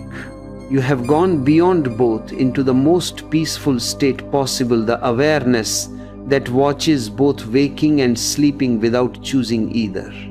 This is the sacred middle, the true meditation that happens on its own. Let it deepen naturally. There's no need to strive, no need to name it, no need to hold on to it. Just let awareness expand like light dissolving into the horizon. You are no longer the dreamer or the dream, you are the sky itself, vast and open, containing it all. And when the body wakes again, when morning light filters through the eyelids, this awareness will remain. It will not disappear, because it is your essence. For now, stay here, floating between breaths, between worlds, between all beginnings and endings. You have reached the heart of the night, silent, infinite, free. There comes a point, my beloved one, when even the distinction between sleeping and meditating dissolves, when you are no longer aware of awareness itself, but simply resting as existence. The breath has slowed to a whisper, the body has become weightless, and even the subtle light of witnessing begins to fade into a softer, more infinite glow. This is the moment where words like sleep or meditation no longer apply, because they belong to the world of opposites. And you have crossed beyond that line. You are now entering the space where nothing happens and yet everything is contained, the space where even time stops breathing. It is here that the deepest transformation begins, the merging with the whole. What most people call deep sleep is simply unconsciousness, a blackout of awareness, a momentary escape from themselves. But true deep sleep, when it becomes meditation, is not the loss of consciousness, it is its flowering. The I that used to claim everything, my breath, my body, my life, my sleep, has disappeared. You no longer say, I am sleeping. Sleep is happening through you, but there is no you to possess it. The doer is gone, and in its absence, the universe breathes freely through your form. You are not resting anymore, you have become rest itself. You may feel this shift not as something dramatic, but as a quiet absence, a soft falling away. Thoughts, even subtle ones, vanish. The sense of I am here becomes lighter, thinner, until even that whisper of identity fades into the background. It is not that you fall into nothingness, it is that you fall into everything. You merge with the totality, like a single drop surrendering to the ocean. The drop does not lose itself, it becomes the ocean. That's the miracle in disappearing. You become infinite. This is what every mystic means when he speaks of enlightenment. It is not an achievement, not a mountain to climb or a peak to conquer, it is a disappearance. The walls that separated you from the whole crumble, and suddenly you realize they were never real. The ocean was always there, waiting for your resistance to dissolve. You had only been dreaming that you were separate, dreaming that you had to survive, dreaming that you had to fight against the flow. But the moment you stop resisting, life carries you in its arms, effortlessly. Now you can begin to feel that flow. It's not movement in the ordinary sense. It's not going somewhere. It's simply the dance of energy itself. You can feel it in the stillness of your breath, in the slow beating of your heart, in the pulse of existence echoing through your whole being. Each cell vibrates in tune with the cosmos. Each breath becomes an offering to the vast silence surrounding you. The boundaries are gone. You are both the breath and the space it moves through. You are the sound and the silence, the wave and the sea, the inhalation and the exhalation. Every sound in the room, every whisper of wind, every distant vibration, it all becomes part of you now. There is no separation left between inner and outer. The hum of the night, the distant chirping of insects, the faint sound of your heartbeat, all are the same music. You realize there was never an outside. There was only one vast field of being, playing as many notes. And in this understanding, there is peace so profound that it cannot be described, only experienced. Let go now of even the watcher. Awareness has brought you here, but now even awareness can become a subtle barrier if you hold on to it as mine. Let it dissolve too. Awareness is not something you possess, it is what you are. When the wave realizes it is water, it stops saying, I am a wave. In that moment, there is no observer and nothing to observe, only being. This is the merging. This silence, this emptiness is not cold or void. It is full, overflowing with life. It is the womb of creation itself, the same stillness from which stars are born and into which they vanish. To the unawakened, it may seem like sleep, but to one who has entered it consciously. It is the highest awakening possible. This is why the enlightened ones can rest as deeply as a stone at the bottom of the sea and yet be fully aware, fully alive, even in their sleep. Their rest is not unconsciousness, it is communion. In this space, everything heals. The body, free of all resistance, reorganizes itself according to its natural intelligence. The mind, having released its constant chatter, becomes clear and luminous again. The energy that was once scattered by tension now flows effortlessly, recharging every cell. Even karma, those patterns of unconsciousness that weigh upon the soul, begins to burn away in this fire of stillness. What effort could not accomplish in lifetimes, silence does in an instant. You may think this sounds like death, but it is not death as you know it. It is life beyond the need for identity. The old you, the tired you, the anxious you, the one who needed to prove and protect, that one is gone. In its place is something pure, simple, transparent. It breathes when breathing happens. It sleeps when sleep comes. It wakes when waking arises, but it claims none of it. It simply flows, like water that has finally found its way to the sea. Stay here, in this infinite stillness, as long as existence allows. There is nowhere else to go, nothing else to seek.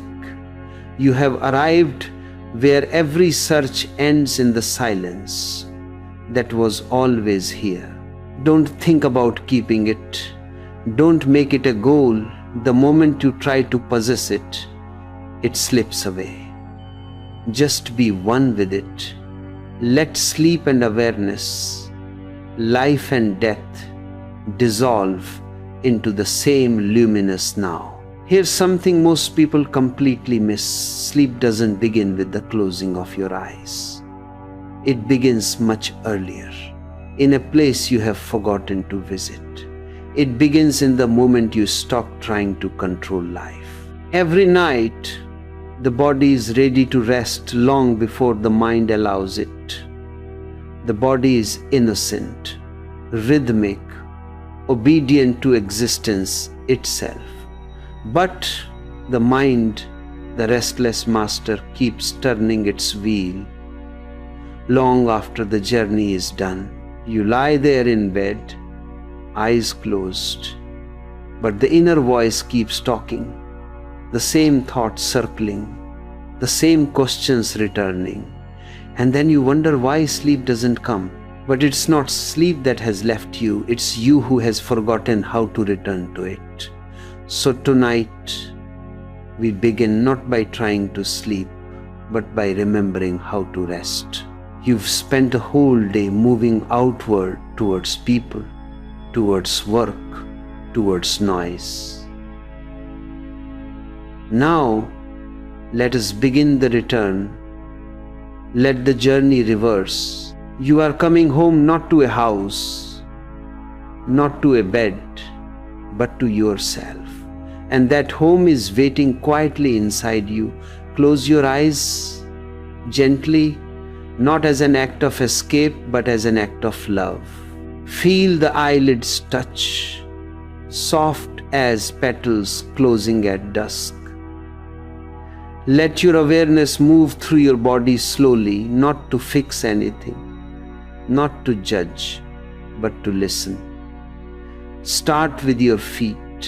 They have carried you all day. They deserve rest. Let them grow heavy, warm, still. Move up slowly the calves, the thighs, the hips. Don't hurry. Let each part of your body speak its language of release. The body knows how to rest. It's only waiting for your permission. Imagine you are tuning an instrument that has been played all day long. Each muscle is a string pulled too tight. With every breath out, you loosen one string. You don't need to force anything. Just breathe and listen to the subtle music of relaxation begin to play. The body sighs in relief when you stop commanding it. Now bring your attention to your hands. How much they've held today. Objects, people, thoughts. Let them rest on the bed like leaves fallen from a tree. There is nothing left to hold, nothing left to do. The earth itself is holding you now. Feel that. Feel the weight of your body being absorbed into the stillness of the night.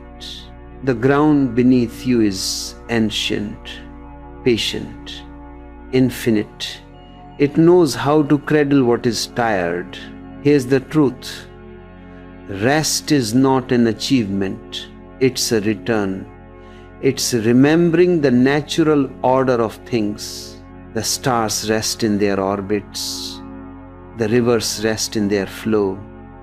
The trees rest even while standing. Why should you be different? You are made of the same silence as they are. You've only forgotten your rhythm. So as you lie here, breathing softly, don't think of sleep as a destination to reach.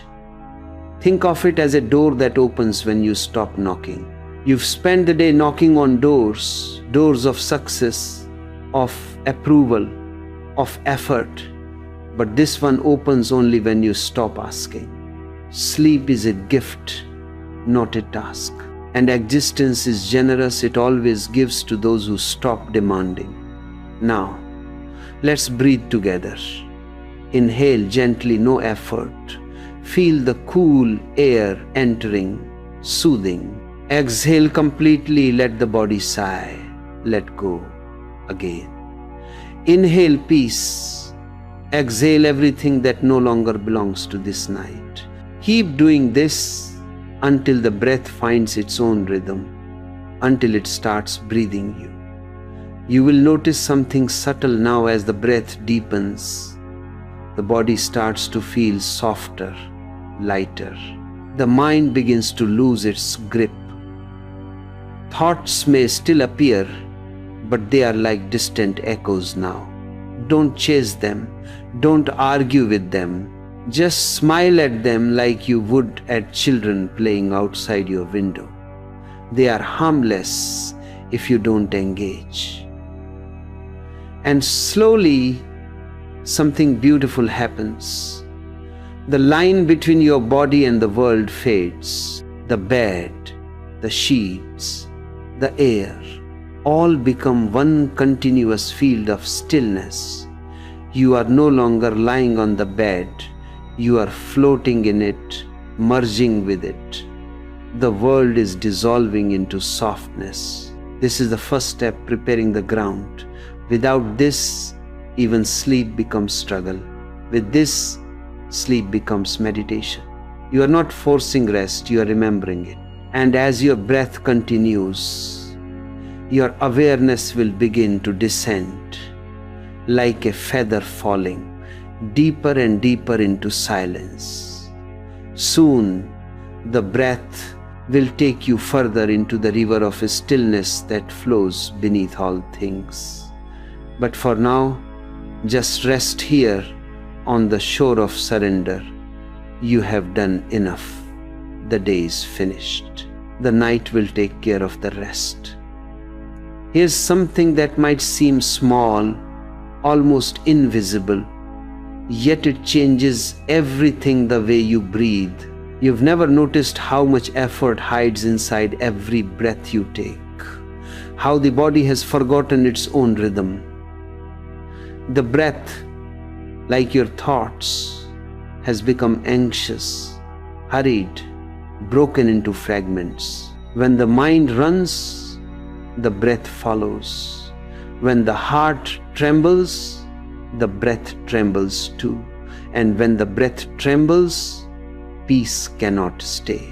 So tonight, I want you to rediscover the most sacred movement you possess, the sigh.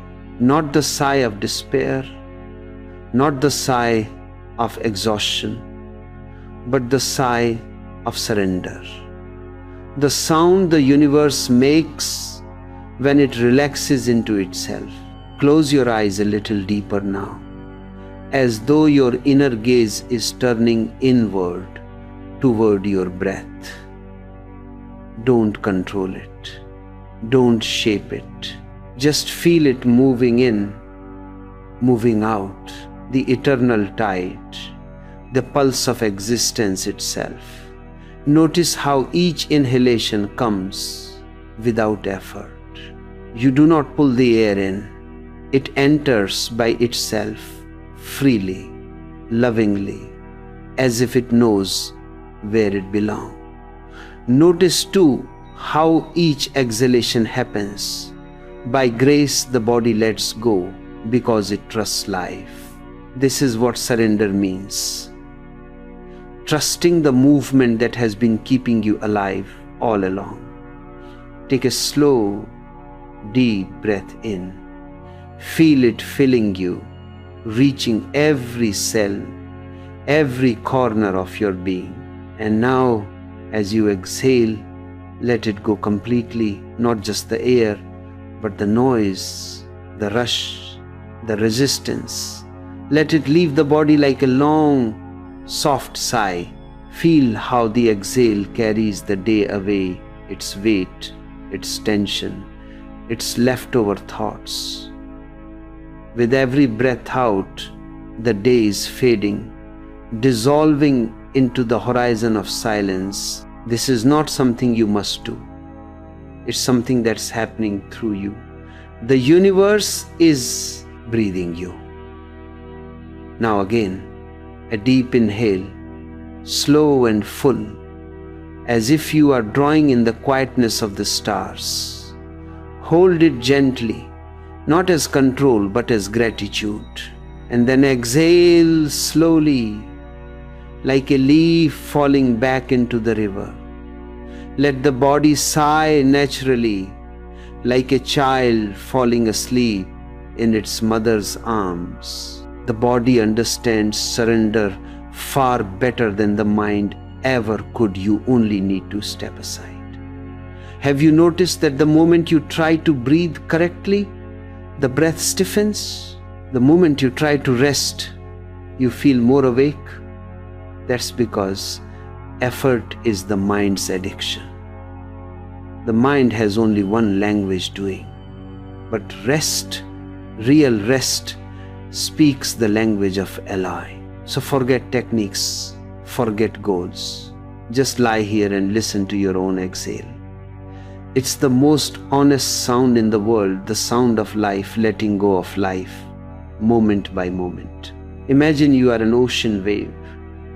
You rise, you curl, you fall back into the vast blue that gave you birth. Each breath is that, the rising and falling of existence within you. When you breathe in, you rise into form. When you breathe out, you dissolve back into formlessness. In every moment, you are dying and being reborn. What could be more peaceful than this dance of creation and surrender happening inside you without effort, without command?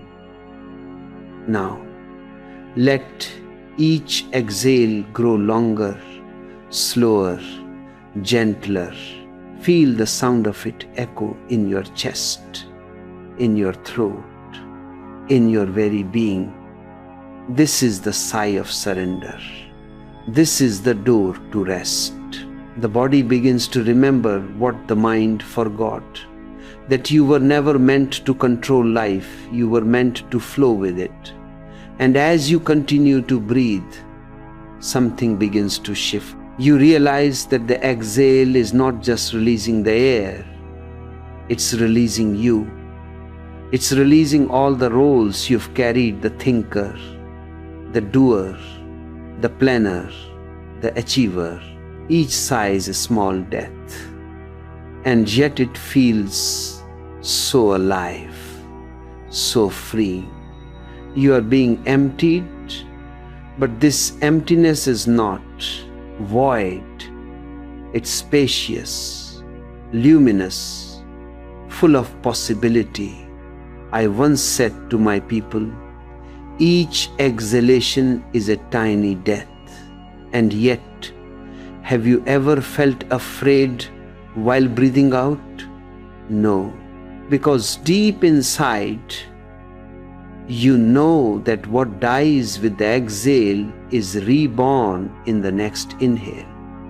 This is the eternal rhythm of existence, a circle without beginning or end. When you live in harmony with this rhythm, fear disappears. Now, listen closely to your breath.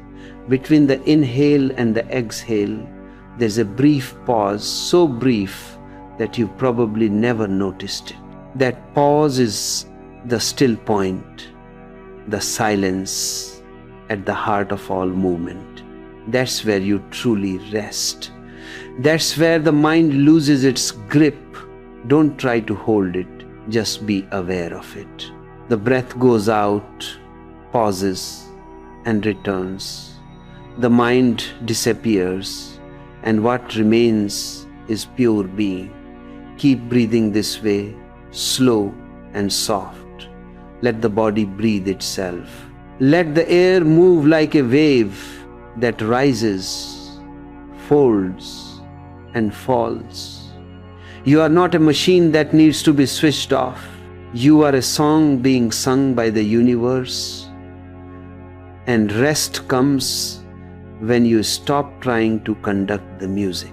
And as you lie here, breathing gently, the exhale growing longer, the spaces between thoughts widening, you'll begin to feel it, that sweet moment when sleep starts to arrive. Not as something you do, but as something that happens through you. You don't fall into it, you fall with it. You flow downward, inward, deeper into yourself. The sigh becomes your mantra, the breath your companion, the night your lover. So let go now.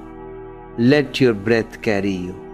The world has already forgiven you for all your struggles. The stars are shining above, not to judge, but to remind you that you belong to something vast, infinite, timeless.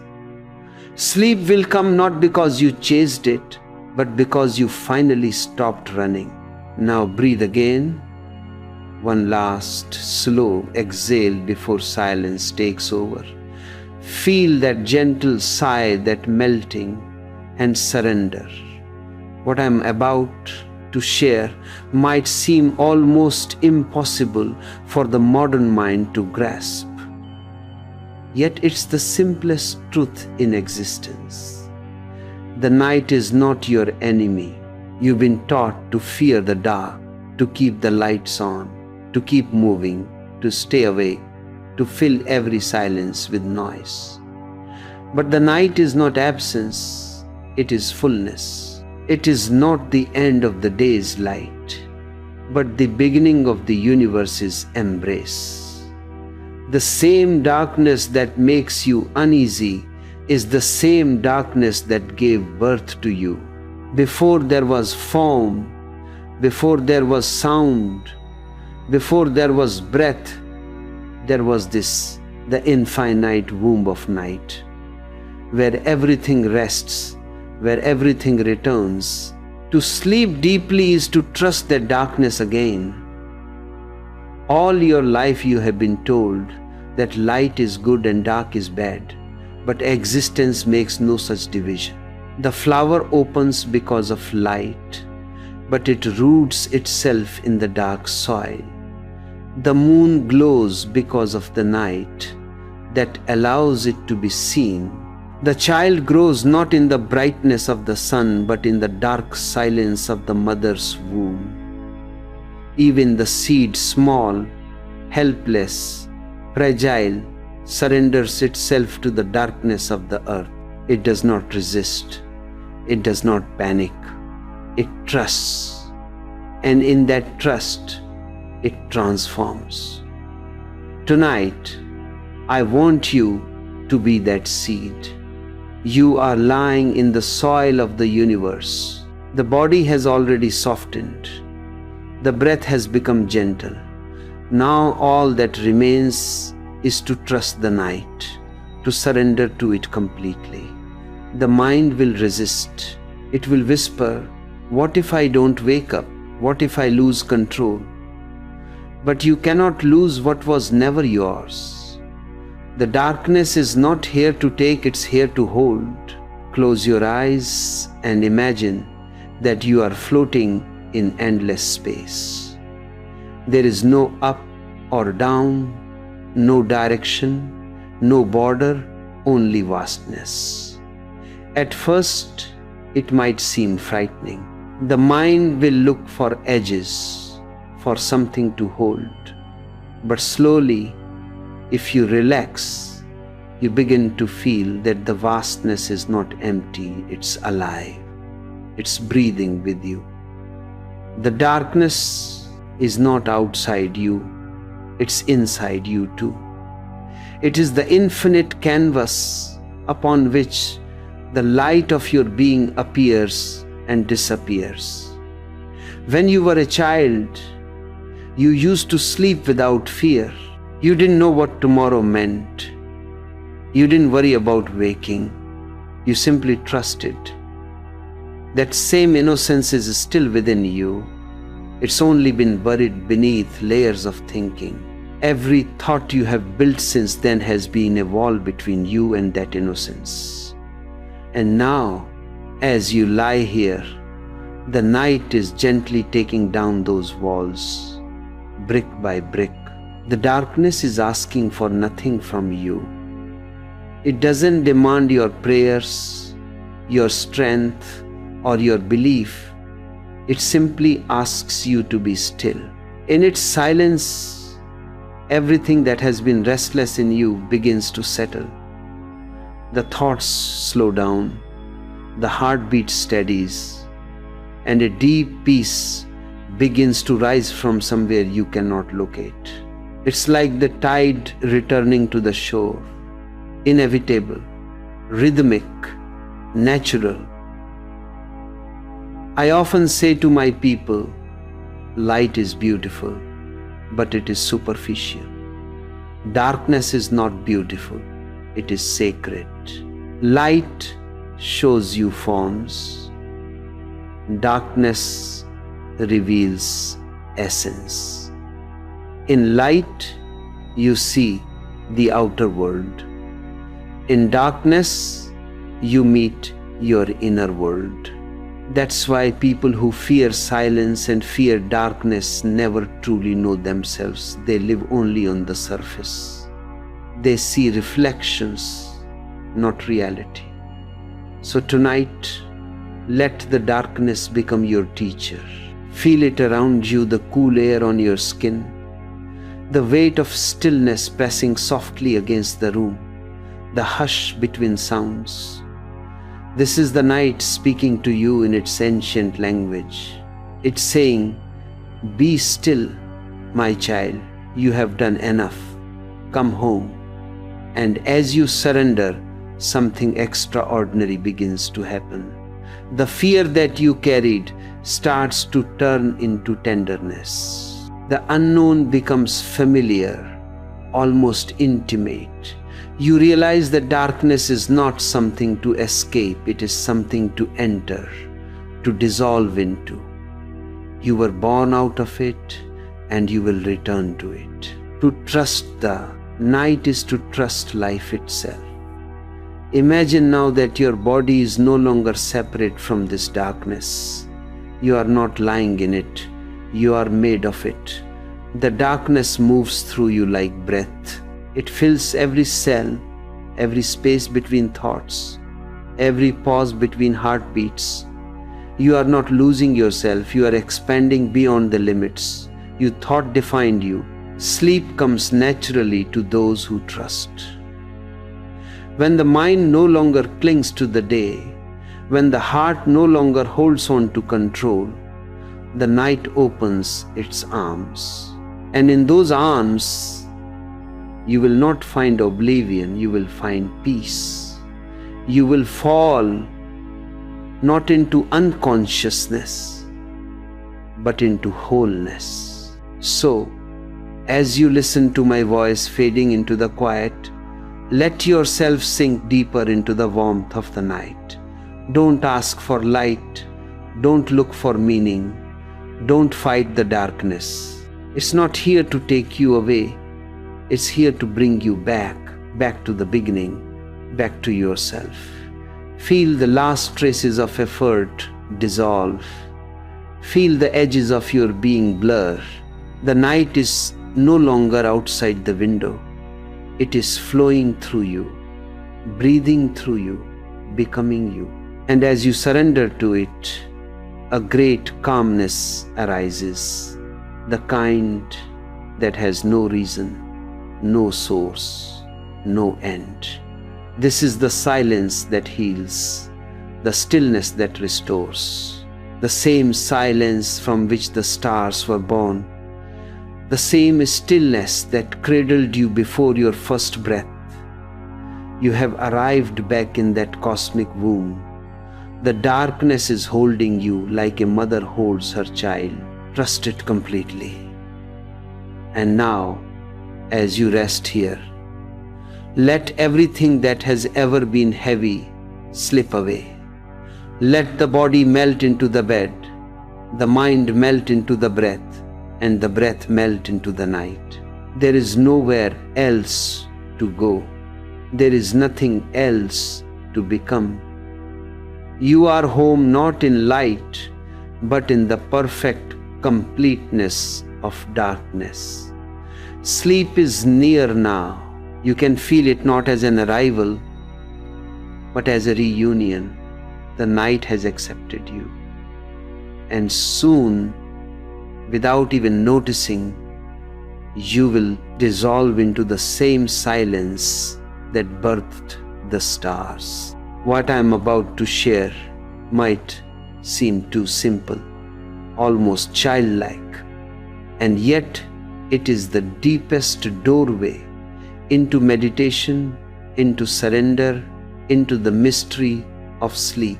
It is the breath, the most ordinary miracle, the invisible thread that ties life and death, body and soul, waking and sleeping together in one continuous movement. All your life you have been breathing, but rarely have you noticed it. You think breathing happens by accident, something mechanical, but the truth is that your breath is your most intimate prayer. It is existence speaking through you, silently saying, I am here.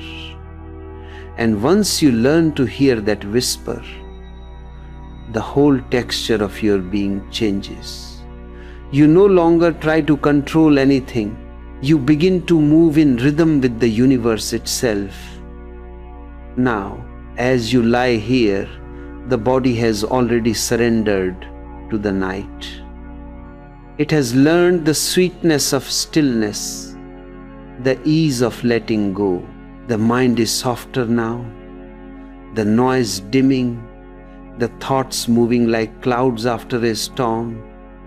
So let's go even deeper into the river that flows beneath all this quiet, the river of the breath.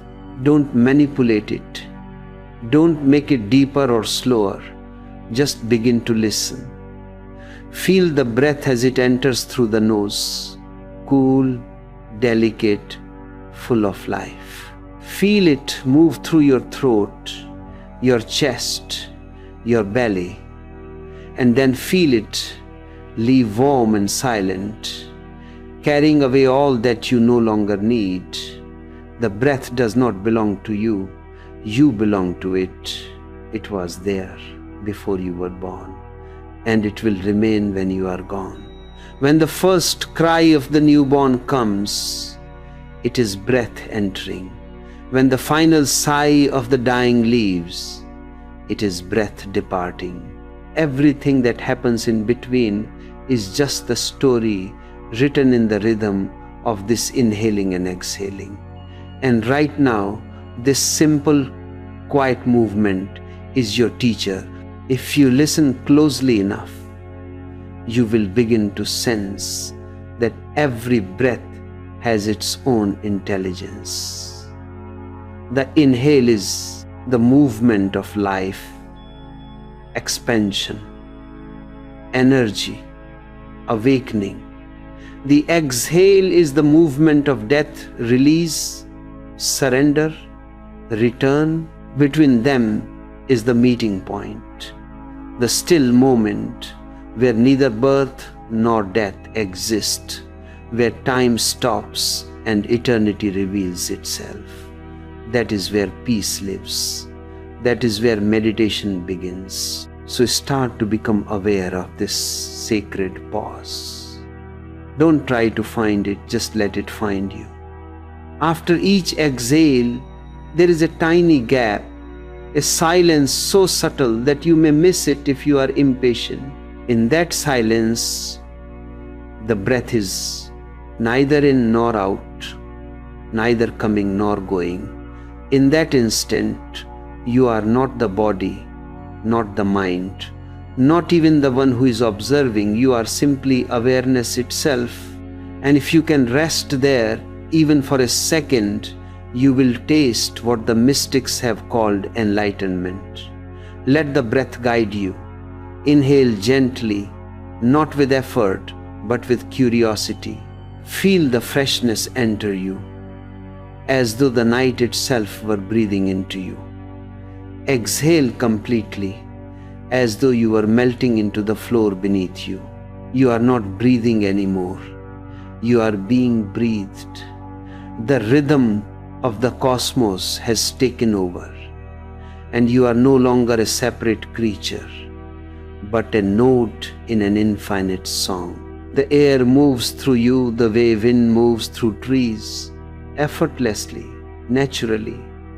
The body becomes the flute, and existence plays its music through your hollowness.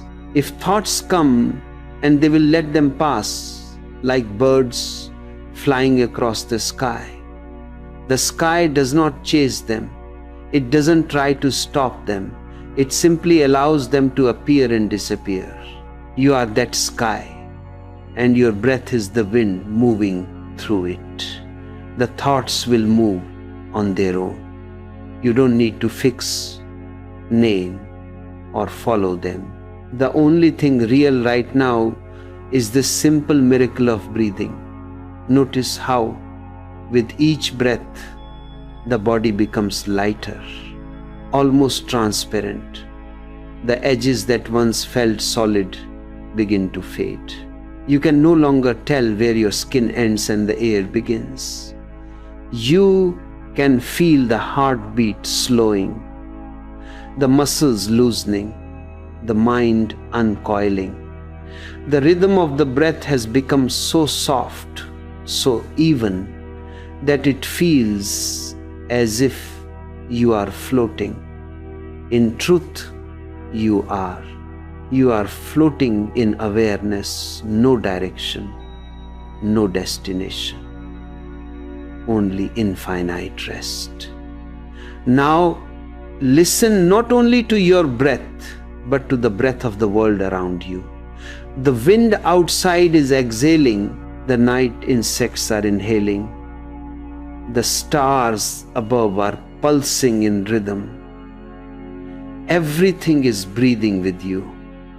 You are not separate. You are part of this vast, breathing existence. The trees, the ocean, the clouds, the earth, all of them are moving to the same silent beat. When you breathe consciously, you join this grand orchestra. You fall back into harmony with life itself. And as this harmony deepens, the breath begins to disappear. It becomes so faint, so subtle, that you cannot tell whether you are breathing or simply being. That is the moment of merging. The line between inside and outside is gone. There is no inhalation, no exhalation, only presence. The body sleeps, the mind drifts into silence, and awareness glows like a soft light beneath it all. You are awake within rest. This is where meditation becomes sleep, and sleep becomes meditation.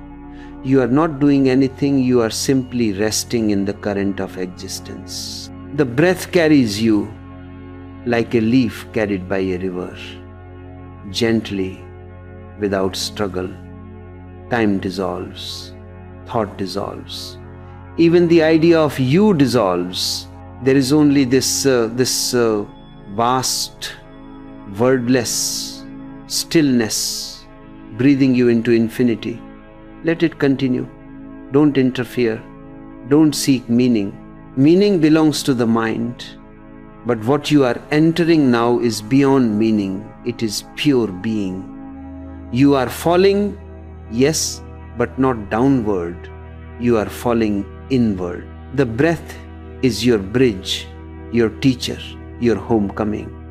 Soon, this breath will guide you into a place even deeper, the state where awareness watches sleep itself, where dreams rise and fall like gentle waves, and where the soul learns to rest without losing its light.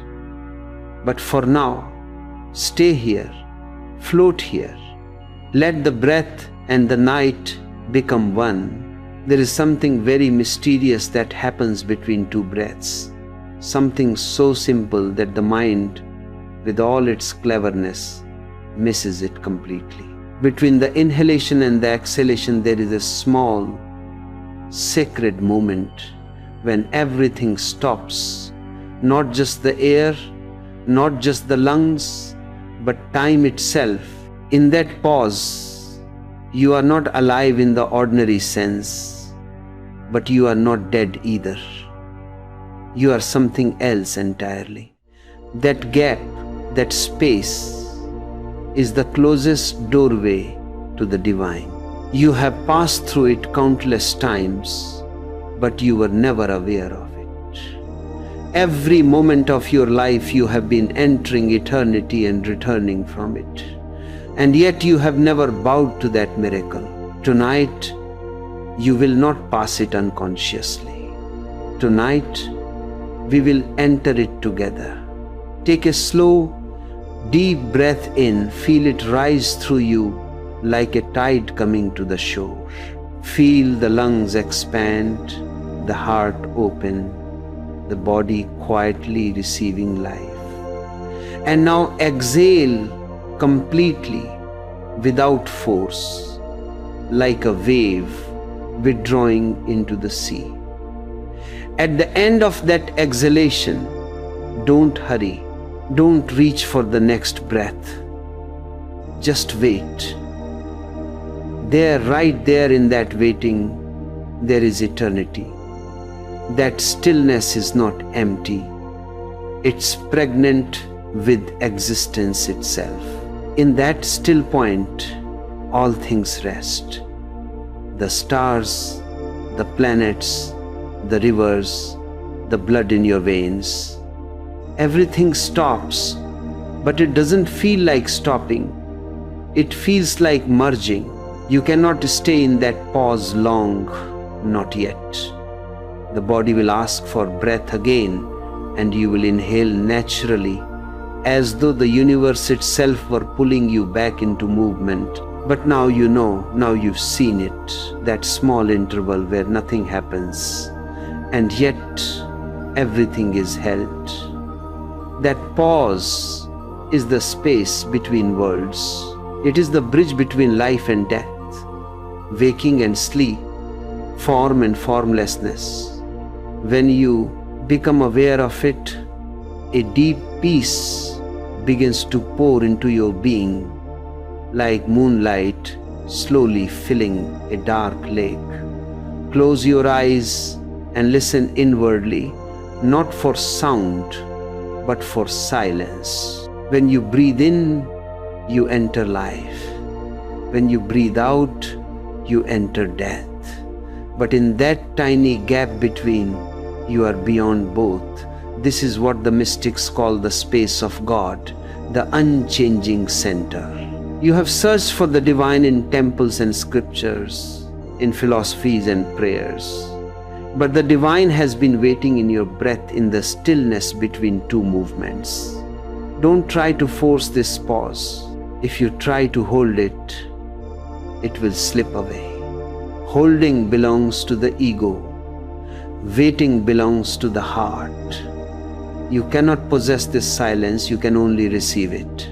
The moment you become aware of the gap, let awareness rest there gently, like a feather landing on still water. Feel the vibration stop, the wave flatten, the entire universe holding its breath with you. This is not a technique, this is remembrance. The body has always known this. The breath has been doing it since the beginning of time. You are only remembering what you have forgotten. Now, feel how the breath begins to flow again. The body inhales by itself. The air enters effortlessly. The movement resumes. You have been reborn. You have just touched death and returned, all within a few seconds. And in that return, you have glimpsed something vast, something infinite. You are not the breather. You are the space in which breathing happens. You are not the wave rising and falling. You are the ocean in which it moves. Try it again. Breathe in slowly, deeply, as if you are drawing the whole universe into your heart. Then breathe out softly, fully, as if you are giving it all back. And then pause. In that stillness, feel the edges of your being disappear. There is no inside, no outside. There is no you. There is only awareness, boundless, luminous, serene. Stay there for a moment. This is meditation. You don't have to chant mantras. You don't have to visualize light. You don't have to make any effort. You simply rest in what is already there, the pause that has always been carrying you from one breath to another. And once you rest there consciously, a strange thing happens. Time loses its meaning. The seconds don't move forward, they dissolve. The body may still breathe, but you have gone beyond it. The world continues, but you are no longer in the world is in you. You can practice this anywhere, while walking, while talking, while lying awake in the dark, but the night is the most sacred time. Because at night, everything else is pausing too. The trees rest, the wind slows, even the earth turns softly in its sleep. All of existence enters its own stillness. If you can become one with that rhythm, you will fall asleep, not as a body collapsing into unconsciousness, but as consciousness returning to itself. And something beautiful begins to unfold when you start sleeping with awareness of the pause. Your dreams become lighter, clearer, almost transparent. You watch them come and go like ripples on a pond, but you are no longer trapped in them. Even as you sleep, something in you remains luminous, untouched. The next morning, you awaken with a freshness that no ordinary sleep can give, because this sleep was not a small death, it was a small awakening.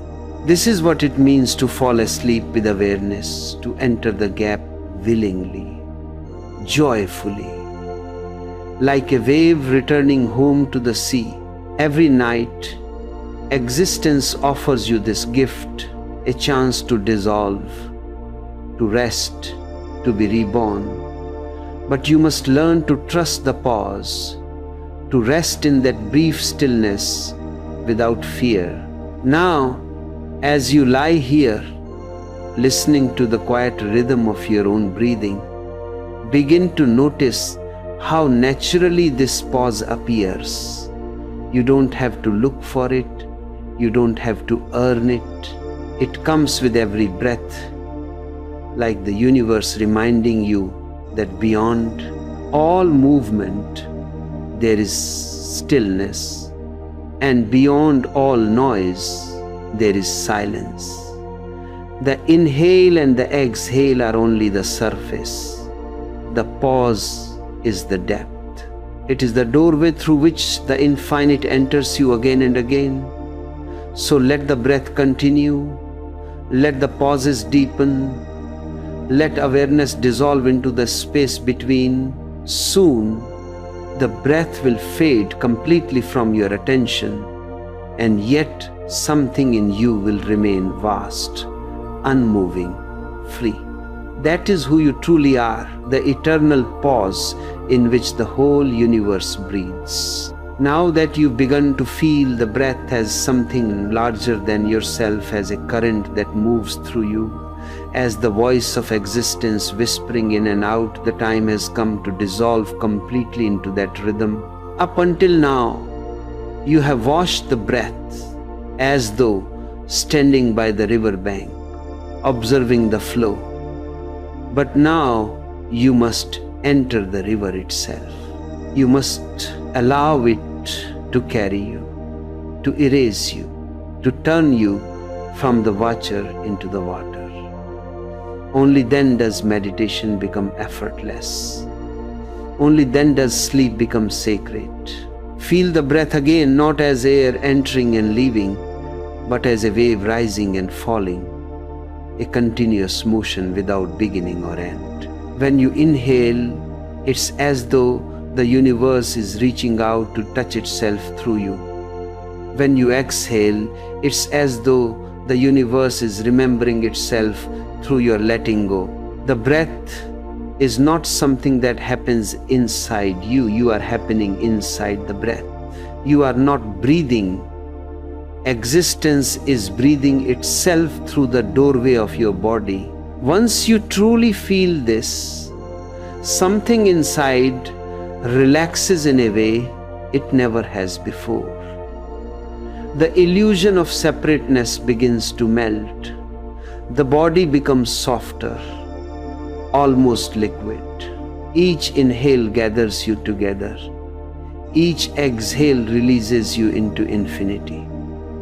You are both the rising tide and the receding one, a perpetual dance of creation and dissolution. Time slows.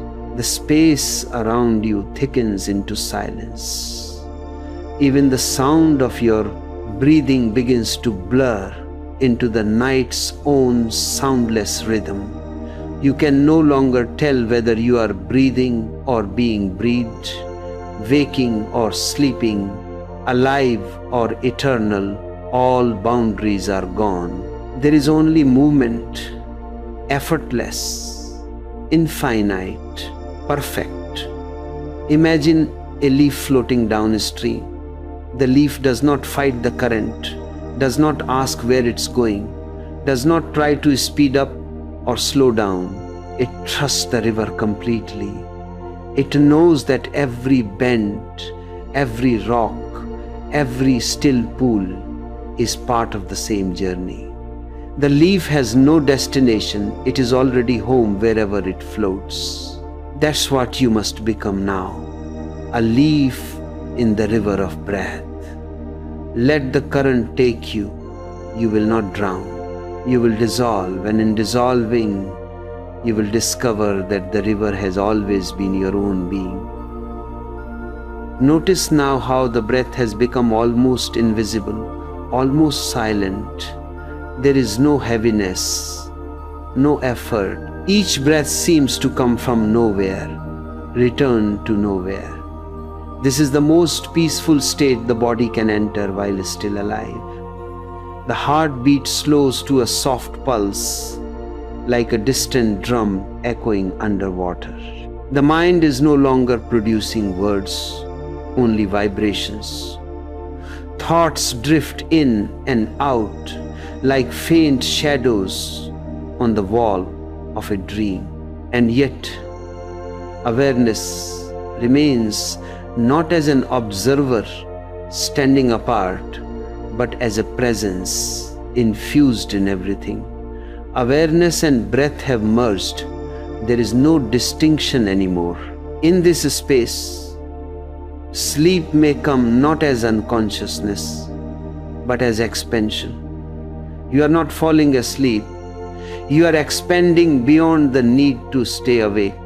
Awareness itself is falling into awareness, and that falling feels like a great silence opening inside you. The breath is no longer a bridge between body and soul. It has become one seamless fabric of being. There is no bridge, no two sides, only the river itself, infinite and still. If you listen carefully, you may sense that existence has a rhythm beyond even breath, a cosmic pulse that moves through all things. It is the heartbeat of the stars, the soundless throb of eternity. When you align with it, all resistance disappears. The ego, the mind, the little I that always wants to steer, vanishes into the vast flow of being. It's like the moment a drop of rain hits the ocean, there's a small splash, a shimmer of individuality, and then nothing but ocean. Yet somehow, the drop has not been lost. It has become everything. That's what true rest is. Not collapse, not escape, but merging. You are no longer seeking peace because you are peace. You are not trying to breathe calmly because calmness is breathing you. Every exhale is eternity whispering, let go. And every inhale is eternity replying, I am here. You are both the question and the answer, both the prayer and the silence that receives it. Let yourself sink even deeper. The night is vast and endless, but now it feels intimate, as if the whole cosmos has bent down to hold you. The air around you is thick with presence, not something outside you, but the echo of your own being spread infinitely wide. The rhythm of breath has become so soft that even your awareness begins to dissolve into it. You are not meditating anymore. Meditation is happening. You are not resting. Rest has taken you in completely. And somewhere deep within this stillness, the ancient knowing begins to return, the knowing that everything in existence is made of this rhythm. The galaxies spin in this rhythm. The tides rise and fall in this rhythm. The heartbeat of every living thing is synchronized with it. You were never separate from it, not for a single moment. The breath was always there to remind you, patiently waiting for you to notice. Now there is only one thing left: to do nothing. Do nothing. Be nothing. Let the breath take you the rest of the way. There is no need to guide, no need to understand. You have reached the threshold where doing ends and being begins. This is the entrance to the great silence, the place where even awareness fades into pure existence. Soon, even this rhythm will dissolve into a deeper stillness. The body will sleep. The mind will vanish into darkness. But something will remain, the quiet flame that has been watching from the beginning. It will stay awake, softly, like the glow of a candle after the wind has passed. And from that flame, you will awaken not into noise, but into clarity, into lightness, into the boundless rhythm of life itself. For now, stay here. Let the breath carry you into the space beyond breath. Let the rhythm dissolve the illusion of separation. The river knows its own way home. You only need to stop swimming.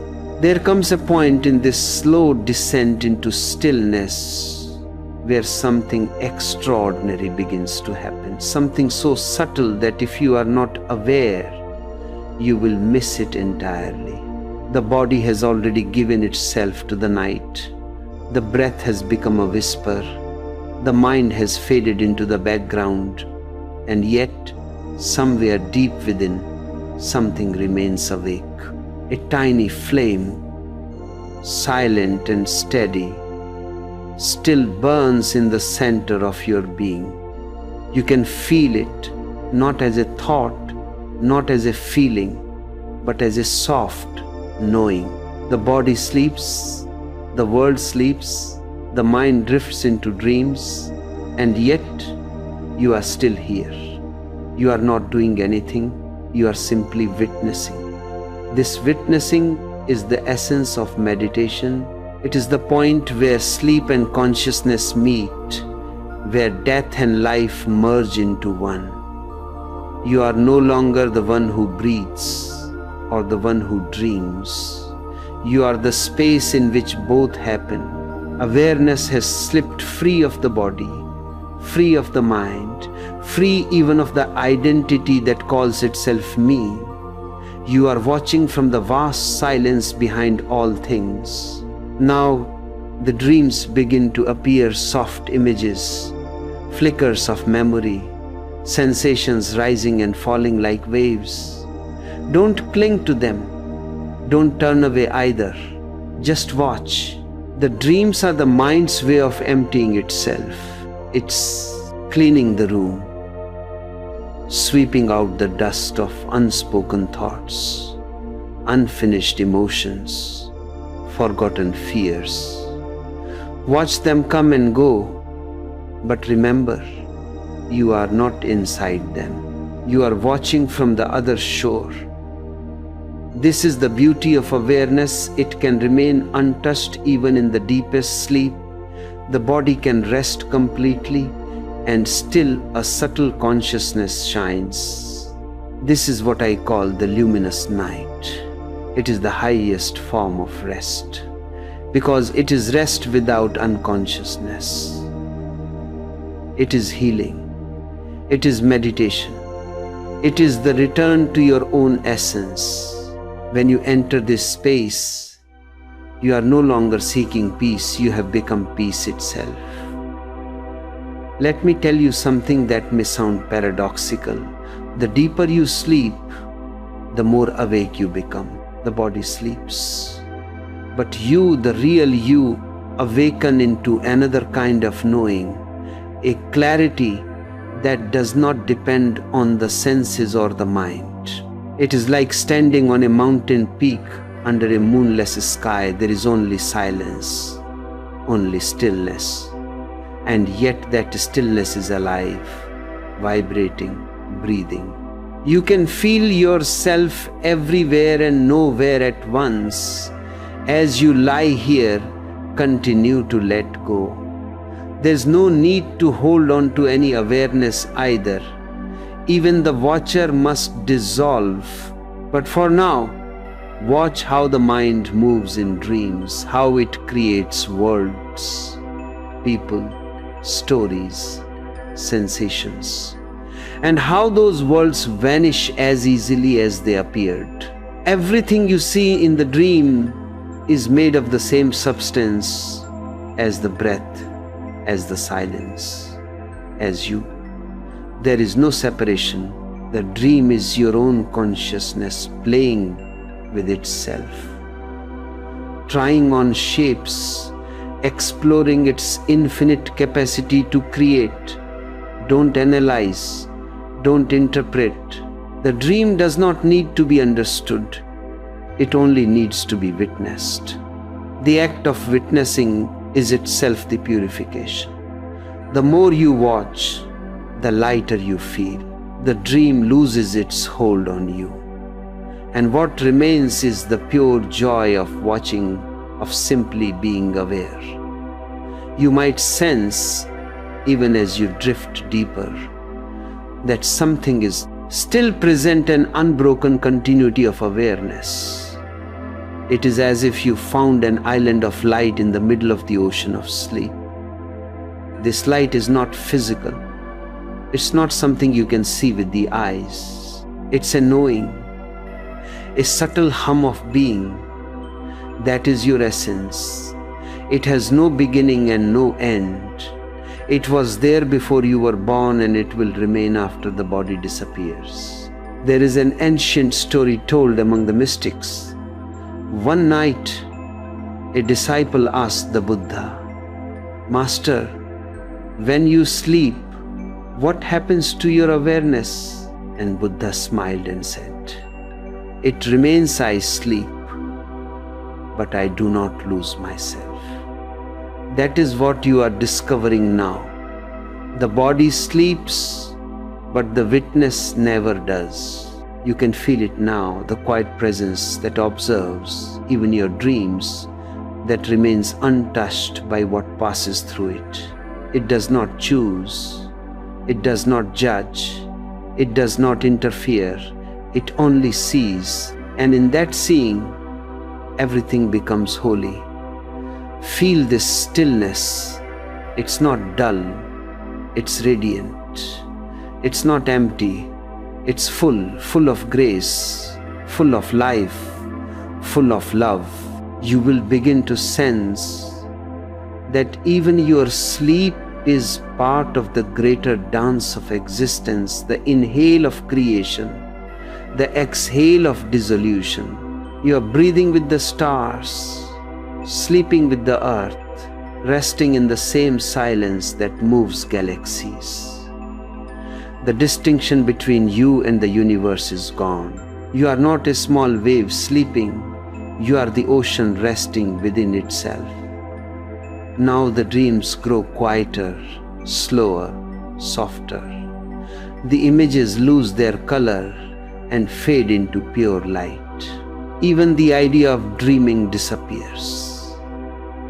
All that remains is awareness, luminous and vast. It is not thinking, it is not watching, it simply is. You have gone beyond the mind's imagination. You are resting in the center of all things, the still point that never moves. Stay here. Let awareness be effortless. The mind may come and go, but don't follow it. Let it rise like a mist and dissolve again. The more you stay in this stillness, the more natural it becomes. The witness does not need effort to remain. It is always here. You only needed to stop searching for it. And now, as this awareness deepens, you'll realize something beautiful, that this witness is not personal. It doesn't belong to you. It is not confined to this body or this lifetime. It is the same awareness that looked through the eyes of the Buddha, the same awareness that listened through the ears of Lao Tzu, the same awareness that is looking through you right now. There is only one consciousness, wearing a billion forms. The one watching dreams inside you tonight is the same one watching the stars above the mountains, the same one breathing through the forests, the same one holding the stillness of the oceans. This is the secret of meditation, to discover that awareness is one and that you are it. Once you have felt it, even for a moment, you can never be the same again. You will carry it into your waking life, into your words, your gestures, your silence. You will begin to live like one who knows not intellectually, but existentially, that life and death, waking and sleeping, are only ripples upon the same vast stillness. And soon as the body drifts into its deepest rest, even this witnessing will dissolve into pure being. Awareness will no longer be aware of anything. It will just be like the space that holds the stars. There will be no division, no observer and observed, no inside or outside, only endless, luminous silence. You are entering that now. Let it happen. Don't resist. Let awareness expand until it becomes the night itself. You are no longer breathing. Existence is breathing through you. You are no longer watching. You have become the very space of watching. Stay in this infinite quietness, in this vastness that has no center and no edge. This is the most restful sleep, the most alive awareness. You have gone beyond the body, beyond the dream, beyond the mind, and yet you have never been more present. There is a moment, subtle but immense, when you begin to sense that you are no longer the one in control, when the breath breathes itself, when thoughts unravel into whispers and vanish, when the body feels lighter than air, as though it were floating in a vast ocean of silence. This is the threshold where sleep begins, but not the kind of sleep you've known all your life. This is not the collapse of exhaustion, nor the dullness of the unconscious mind. This is the soft surrender of the soul, the melting of the I, the dissolving of the small self into something greater, deeper, eternal. And yet, as this moment approaches, most people become afraid. They resist, they stir, they tighten their grip on thought. Why? Because you have been taught to fear the very thing that can free you, the fall. The mind does not know how to fall. It only knows how to climb. It climbs toward goals, toward achievements, toward imagined futures. Falling feels like failure to the mind, but existence is not a ladder. It is a river. You do not rise in it, you flow in it. You move not by effort, but by surrender. When you fall, you are not descending into darkness, you are descending into truth. Fear arises because you are used to controlling everything, your breath, your words, your actions, your future. But in this sacred moment, all control must be left behind. The one who controls cannot sleep, he can only struggle. The one who trusts can sleep deeply, because trust is the highest form of intelligence. Now, feel this moment as it arrives. You are at the edge of wakefulness, the edge of doing, the edge of you. There is nowhere else to go. All that's left is the fall. The body knows how to do this. It has done it every night, countless times before, without you. It knows how to die into rest and be reborn into morning. The body is wise, it trusts existence without question. The mind is the only one who doubts. So speak to your mind now, softly. It's okay. You can rest too. Close your eyes deeper, as though you are closing them not just to the world, but to all the noise of becoming. Feel the pull of gravity beneath you, the way the bed is holding you, the way the earth is carrying the weight of your life without complaint. You do not need to hold yourself anymore. Let yourself be held. Surrender to that pull, to that quiet invitation from the ground below. It is saying, "Come home, let me carry you." Falling is not failure, it is flight without wings. It is what the rain does when it leaves the sky. It is what the leaf does when it lets go of the branch. It is what you must do when you let go of the mind. You will not break, you will be caught. Existence never drops what it loves, and it loves you deeply.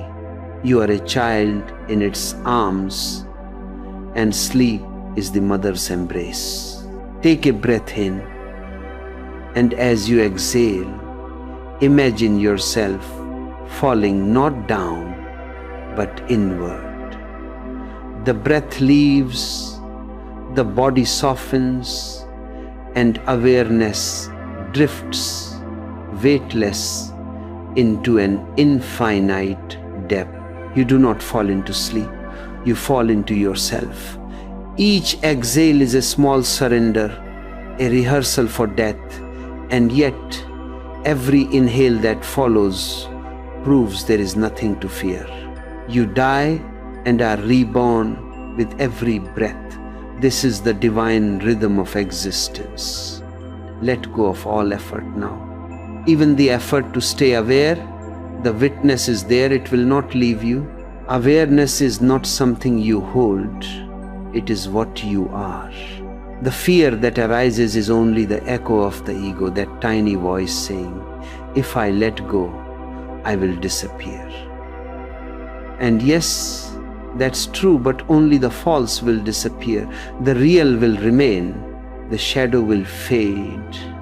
And what you have mistaken for yourself will vanish, leaving only light. The greatest freedom comes when you stop trying to save yourself.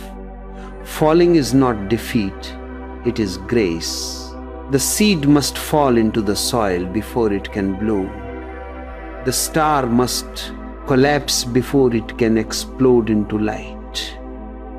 Even the sun sets each night, only to rise again. Why do you think you are any different?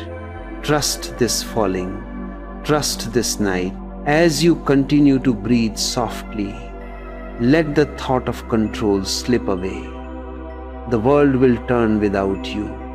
The stars will continue their silent journey. The trees will sway in the wind. Life does not need your interference. It only needs your presence.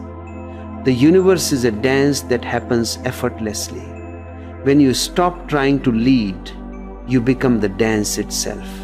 Now, imagine that you are lying on the surface of a vast, calm sea. You do not need to swim. The water holds you. Each breath is a gentle wave, rising and falling beneath you. You are not apart from it, you are made of it. The surface, the depth, the wave, they are all the same ocean. Let yourself sink beneath that surface, slowly, quietly, without resistance. You are not losing yourself, you are finding what has always been here. You will feel a subtle shift. Now the body feels distant, the breath becomes faint, and the sense of I begins to blur. This is the beginning of the true fall, the drop from the known into the unknown. Don't be afraid. The unknown has always been your home. You came from it. You return to it every night. It is not darkness, it is pure potential. It is the silence before creation, the stillness that gives birth to stars, the emptiness that holds all things. Let this falling continue until there is no distinction between breath and silence, between body and space, between sleep and awareness. Let the fall become flight. Let go and keep letting go until even the one who is letting go disappears. What remains is freedom, boundless, peaceful, eternal. The body will sleep now, but something within you will remain bright and unbroken. That something is the witness, the eternal watcher who never sleeps, who never wakes, who simply is. You have met it tonight, in this moment of falling, in this infinite surrender. This is the truth hidden inside every breath, every night, every silence. That the one who falls never really falls at all, because there is nowhere else to go, there is only home. Now that the body has surrendered to the depths and the breath moves without you, now that you have fallen completely and the river has claimed you, a new landscape begins to appear, soft, fluid, weightless. It is the realm of dreams, where the mind, free from the burdens of the day, begins to paint its pictures upon the canvas of the night. Faces appear, places that no longer exist, voices of the past, memories mixed with imagination. A great play of shadows and light unfolds within you. Most people disappear into this theater. They become the actor, the stage, the story. But you now must remain as the watcher. You are not the dream. You are the silence in which the dream appears and disappears. It may feel strange at first, this awareness in the middle of sleep. The mind has never known such stillness. It wants to pull you into the story, to make you believe again that you are someone, somewhere, doing something. But tonight, do not become the dreamer. Remain the sky. The clouds of the dream will come and go, and you will watch them, luminous and calm. This watching is the purest rest. It is not effort, not tension. It is simply being, witnessing without interference. In ordinary dreams, you are lost in the illusion. You become the runner who cannot escape, the child who cannot speak, the lover who cannot reach. But when awareness stays awake within the dream, something miraculous happens. The dream continues, but it loses its grip. Fear disappears, because you see it for what it is, a painting made of mist. Desire fades, because you know there is nothing to gain, nothing to lose. The dream becomes what it has always been, a dance of the mind, beautiful and transient. You will notice that dreams move like waves, rising, cresting, falling back into the sea of unconsciousness. Watch this movement. Don't resist it. Don't analyze it. Simply let it pass through your awareness. This is the cleansing process of the mind. Each night, through dreams, the mind releases what it cannot hold, the unspoken, the incomplete, the unresolved. If you can watch this process without being pulled into it, the mind becomes clear, transparent, like a still lake reflecting the stars. Imagine yourself sitting by that lake, watching the reflections dance upon the surface. The water moves, but the depths remain still. The reflections come and go, but the lake never loses itself. That lake is your consciousness. The reflections are the dreams. If you can remember this, you will begin to experience sleep not as forgetting, but as remembering. You will see that awareness never truly leaves. It only changes form. Even in dreams, something of you remains untouched. That untouched part is the eternal witness, the center of the storm that never moves. The dream can shake, shimmer, scream, but that center remains utterly still. In deep awareness, this becomes a living experience. You can feel the dream moving like wind through the branches, while you, the tree, stand silent and unmoved. Now, let the dreams come freely. Don't try to control their direction. Control belongs to the waking mind, and the waking mind has gone to sleep. Let existence dream through you. If joy appears, smile at it. If sorrow comes, smile at it too. Both are part of the same play. You are not the actor anymore. You are the audience. Infinite, timeless. And something wonderful begins to happen.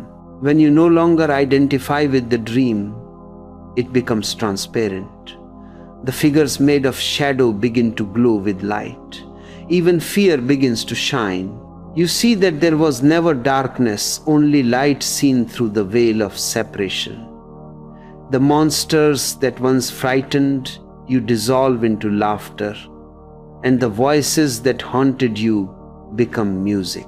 You realize that all dreams, even nightmares, were trying to teach you one thing, that nothing can touch the one who watches. This is the secret of liberation, to know that you are the witness, not the witnessed. The body changes, the mind changes, the dream changes, but the watcher remains the same. It is the same awareness that watched the sunrise this morning, that felt the breath move through your chest, that now watches this vast inner cinema unfold. It has always been here, it will always be here. As you continue to rest in this awareness, you may notice that even the dreams begin to slow, as if the mind, realizing it is being seen, grows shy and still. The images fade, the stories unravel, the stage empties. What remains is pure space, vast, luminous, alive. You are no longer dreaming, you are being. Sleep continues, but within it, awareness shines like a soft moon in an infinite sky. In this state, healing happens on its own.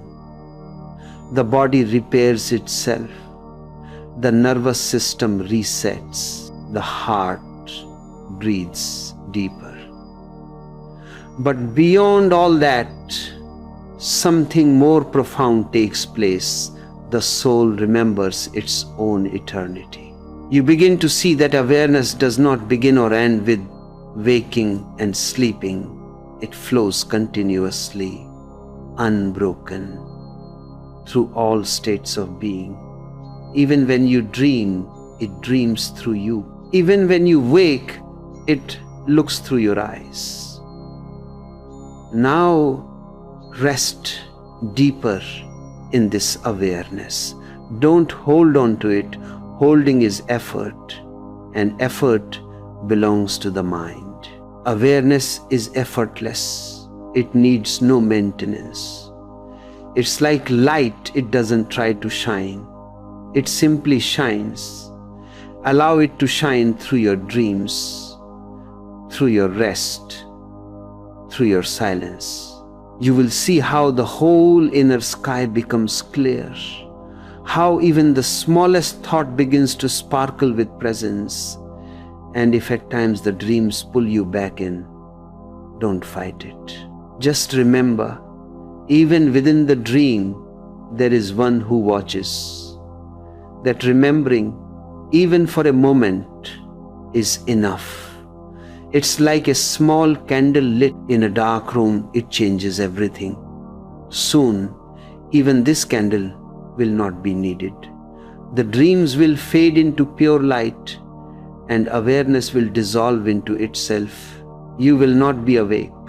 You will not be asleep. You will be both and neither, resting in the eternal, breathing with the cosmos, silent, infinite, free. Stay here. Let the dreams come and go like ripples on a pond. You are not the ripple. You are the water. You are the sky in which all movement appears. You are the watcher of dreams, the one who never sleeps, the one who never wakes, the one who simply is. There comes a point where even the dream dissolves, where the flickering images that danced upon the screen of your mind fade back into light, and that light itself begins to vanish into something deeper, the nameless, the formless, the eternal. This is where all movement ceases. The breath is so soft now that it's hardly there. The body lies still. The heart beats in slow harmony with the rhythm of the universe. And yet something inside you remains awake, quietly, effortlessly, eternally. This awareness is not something you do. It is what you are. You are the silent witness of all that comes and goes, the changeless center around which all dreams and lives and deaths revolve. You have found a soul that never sleeps.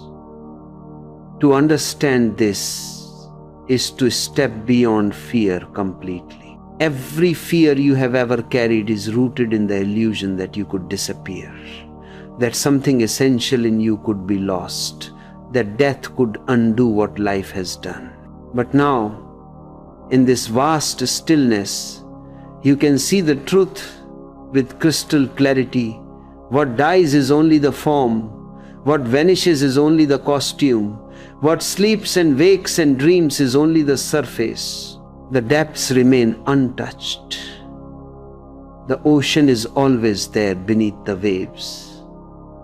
Even now, while the body rests, while the mind lies folded in silence, you can feel that luminous awareness humming underneath it all. It has no name, no edge, no story. You can't find where it begins or ends because it doesn't belong to time. It was there before you were born. It will be there after the last breath leaves the body. This is not a belief. It is a direct experience.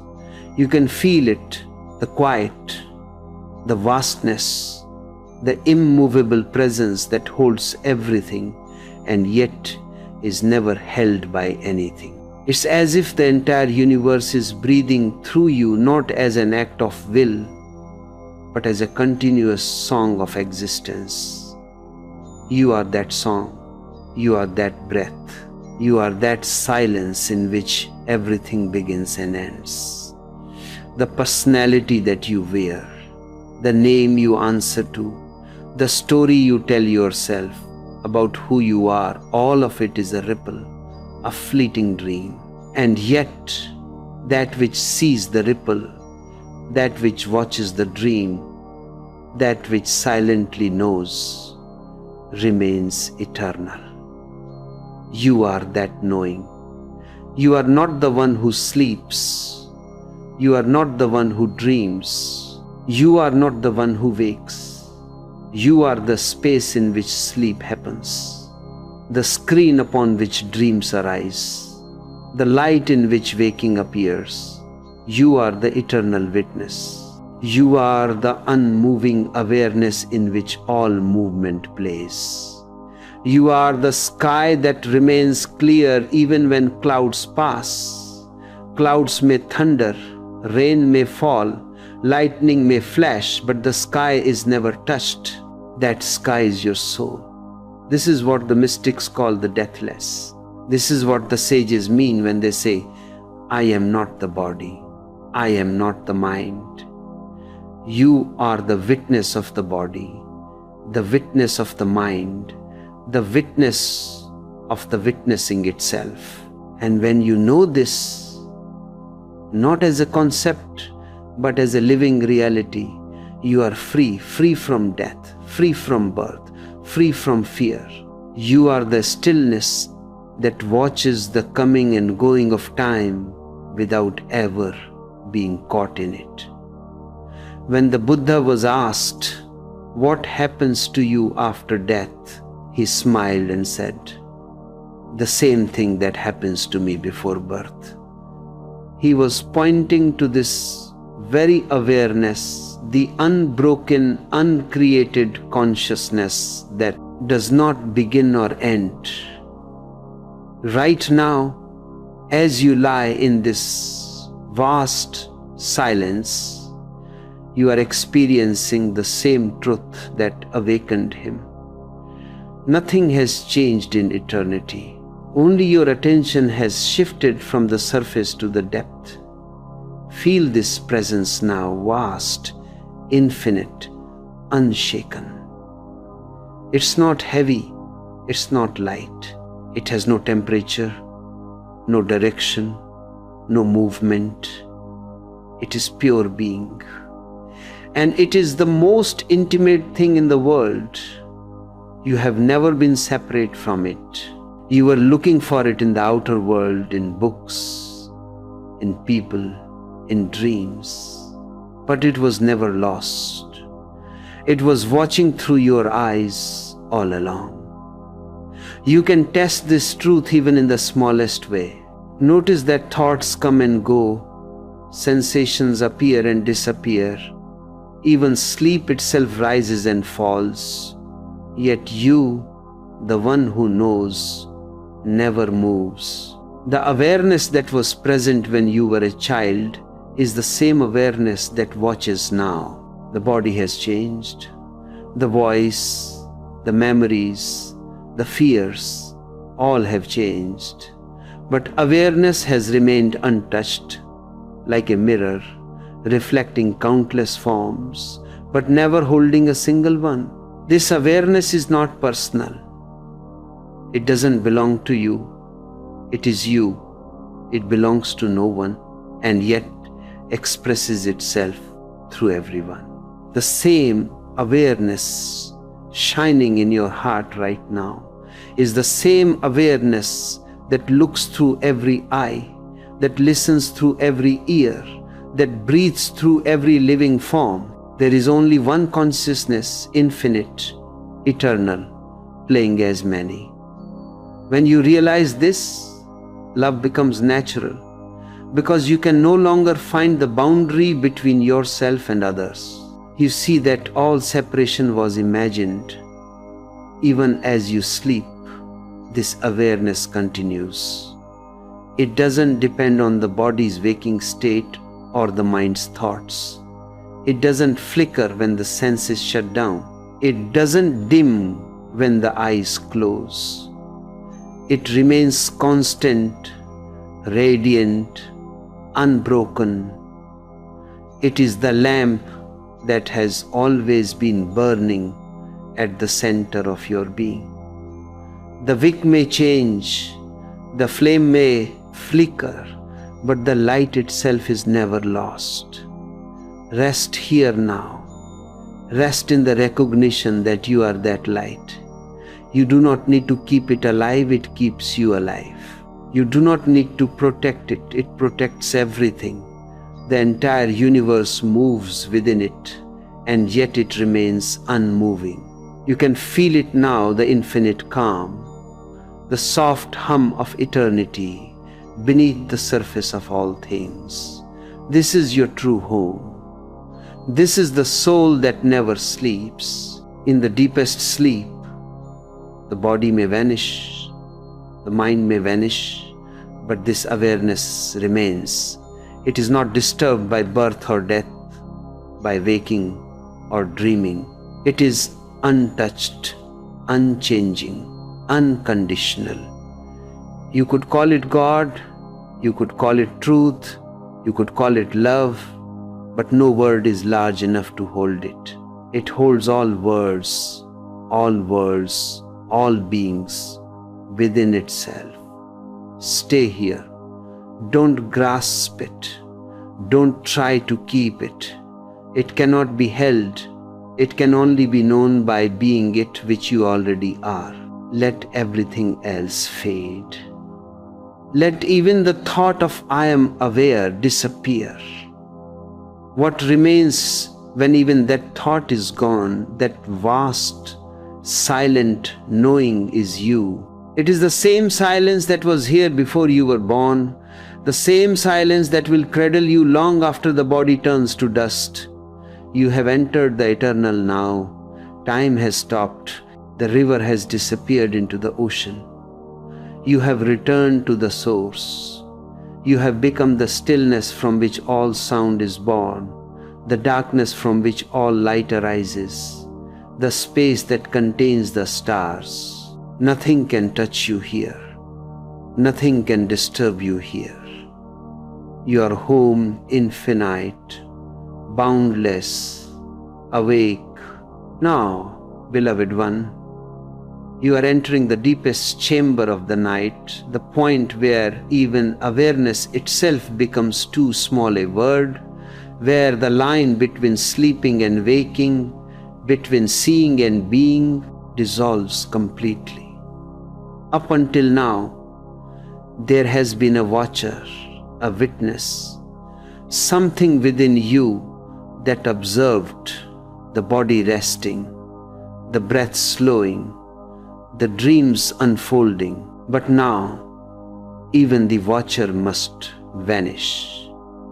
The river must lose itself in the ocean, and in that losing, it discovers it was never separate. This is the ultimate surrender, when meditation ceases to be something you are doing and becomes what you are. There is no more effort, no more division, no more distance between you and existence. You are not breathing anymore. Existence is breathing you. You are not listening anymore. Existence is listening through you. You are not sleeping anymore. Existence is resting within itself. Through this body that it created, through this mind that it shaped from dust and stars. The illusion of two, the observer and the observed, has melted away. Only oneness remains, vast and silent. This is the point where even awareness loses its sharpness, like the edge of a blade dissolving into water. It does not disappear, it becomes infinite, diffused, all-encompassing. You are no longer aware of silence. You are silence. You are no longer aware of stillness. You are stillness itself. You are not in the night.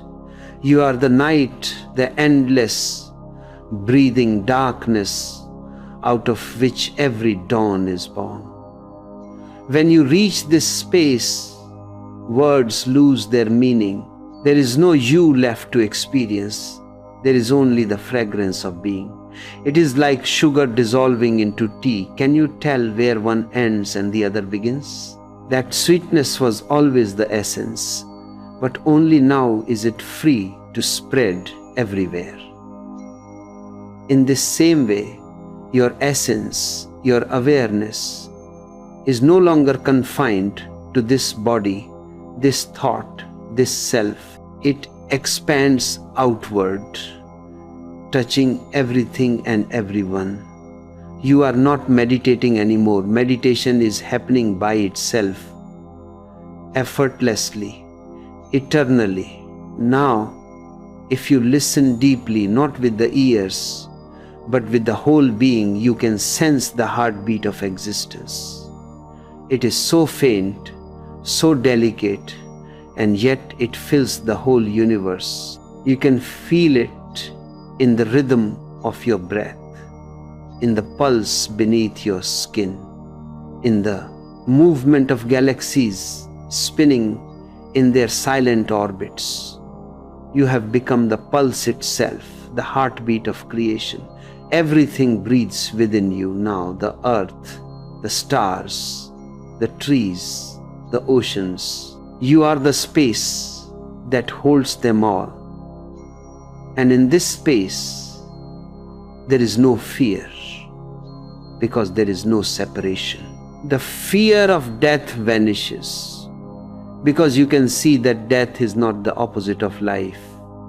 It is only a pause, a rest, a turning of the page in the great book of being. The fear of losing love disappears, because there is no one left to lose and no one left to gain. There is only love itself, flowing endlessly, breathing through everything. The fear of change dissolves, because you see that nothing ever really changes. Waves rise and fall, but the ocean remains the same. This merging is not a doing, it is an undoing. You have spent your whole life becoming someone, building an identity, constructing a world of meanings and memories. Now, all of that has fallen away. The scaffolding is gone, and what remains is pure presence. It is not something you can describe, it is something you can only be. It is so vast, so still, that it holds even the noise, even the movement, even the chaos. You are not apart from the world, you are the space in which the world happens. The mystics have called this moment Samadhi, the ultimate rest, the great silence where all dualities vanish, night and day, life and death, you and God. But do not be deceived by words like final or ultimate. There is no end here, no arrival. Existence is endless, unfolding, and now you are that unfolding. You have become the movement and the stillness, the song and the silence, the dancer and the dance. In this state, even the idea of meditation fades, because meditation implies effort, direction, a goal. Here there is none. You are not trying to become peaceful. Peace is your nature. You are not trying to stay still. Stillness is all there is. You are not even trying to understand, because understanding itself has dissolved into direct experience. You have stepped beyond the mind. The mind can no longer follow. It has served its purpose and now rests like a tool laid gently aside. It is impossible to describe this merging with words, but perhaps you can feel it, this vast openness where everything belongs, where everything is perfect as it is. The stars hang in the sky without reason, and yet their very presence fills you with awe. The sound of your own heartbeat is the same rhythm that moves the tides. The inhale and exhale of your body are the inhale and exhale of the universe. There is no gap between you and what is. You are the totality, breathing, resting, shining. Now, imagine that you are floating, not in space, but as space itself, endless, boundless, clear. Within you, whole galaxies rise and fall, lives begin and end, universes are born and dissolve. You are not affected. You are not involved. You are the silence in which all of this happens. The small mind cannot grasp this, but you can feel it not as a thought, but as a truth too obvious to deny. You are not a person anymore. You are being. Stay here, in this awareness that has no center, no edge. Let it expand until it includes even the act of listening, even the act of resting, even the idea of being awake or asleep. Let it include everything, the breath, the stillness, the sound of the world turning. Let it include the stars and the silence between them. And then let it include nothing at all. You have reached the space where sleep becomes meditation and meditation becomes existence. Here, there is no division left, no veil to lift, no mystery to solve. The mystery is living through you. The silence is dreaming through you. You are the silence, and the silence is you. Rest here completely. Don't move. Don't think. Don't even try to hold on to this state, it is holding you. The merging is not something that happens once. It is happening now. And it has always been happening. You were never separate to begin with. You only dreamed you were. Now that dream is ending, and what remains is everything whole, eternal, infinite, beyond sleep, beyond wakefulness, beyond time. There comes a point, soft and almost imperceptible, when even the faintest sense of I am begins to melt away. The meditator vanishes. The observer, who has been quietly watching the breath, the dreams, the silence, suddenly realizes it too is being watched. And in that realization, something profound happens. The watcher collapses into the watched. The river disappears into the ocean. The drop dissolves into the boundless. The I, that small word that has ruled your entire life, begins to evaporate like mist under the morning Sunday. It does not die with the struggle. It simply fades, quietly, gently, beautifully. Because now you see that there was never anyone there to hold it up. There was never a center, never a separate self. There was only this, the vast, endless awareness breathing through all things. For so long, you have said, I am breathing, I am watching, I am meditating. But look closer. Where is this I? Can you locate it? Is it in the body? The body changes. Every cell is replaced again and again. Is it in the mind? The mind is a river of thoughts, a constant stream of movement. Is it in memory? Memory is fragile, flickering, a pile of fading images. Then where is this I that claims ownership of all experience?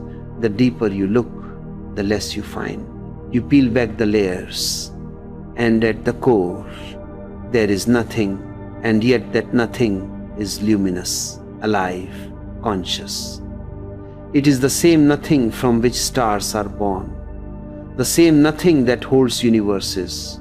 Don't be afraid of this disappearance. You are not losing yourself. You are losing the illusion of yourself. What remains is not emptiness, but fullness, so complete, so total, that there is no room left for a separate me. Imagine a wave rising from the ocean. It shouts, I am a wave, proud, distinct, individual. And yet, where does it end and the ocean begin? The shape may change, but the substance has always been the same.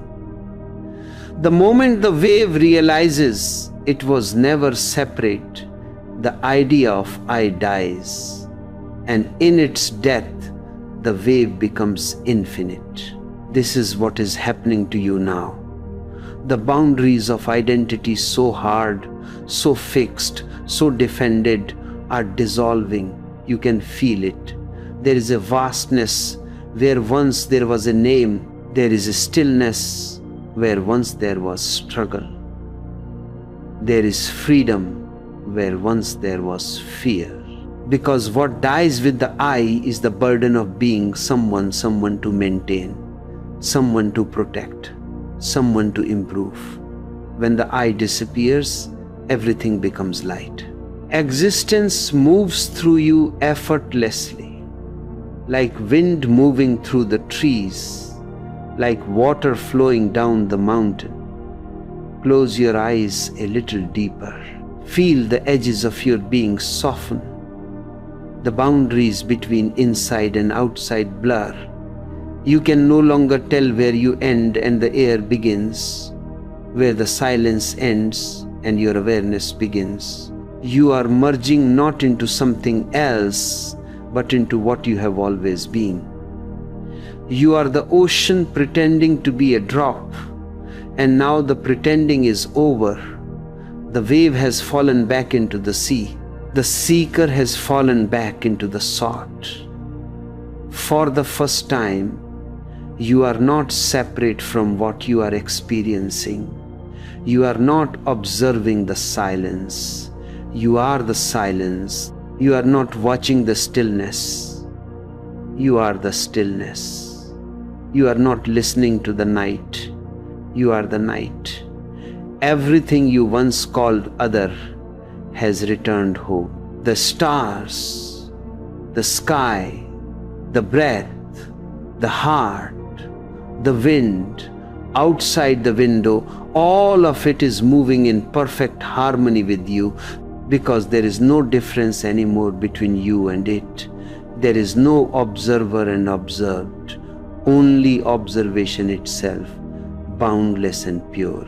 This is the disappearance of I. And it is the most beautiful death. It is the only death worth dying, because it is not an ending, it is a revelation. When the ego dies, what remains is love. Not the love that needs an object, not the love that desires or demands, but the love that simply is. The love that breathes through all things. The love that binds the galaxies together. The love that moves as the pulse of existence itself. When I disappears, love remains, because love has no center and no edge. And now, as this disappearance deepens, you may feel a kind of luminous emptiness spreading through you. It is not cold, it is not void, it is the fullness of being itself, weightless, formless, eternal. You may feel as if you are floating in infinite space, but you are not floating in it, you are the space. Everything is happening within you. The stars burn within you. The moonlight falls within you. The earth turns within you. All of existence is contained within this vast consciousness that you are. Don't try to hold on to this. Don't make it into an achievement or a goal. The I will try to sneak back in, whispering, I have attained something. Watch that thought and let it dissolve too. The I can never attain this, because this is what remains when the I is gone. Enlightenment is not something that happens to you. It is the moment when the one to whom things happen disappears. Now, just rest in this disappearance. Don't do anything. Don't even meditate. Meditation implies a doer.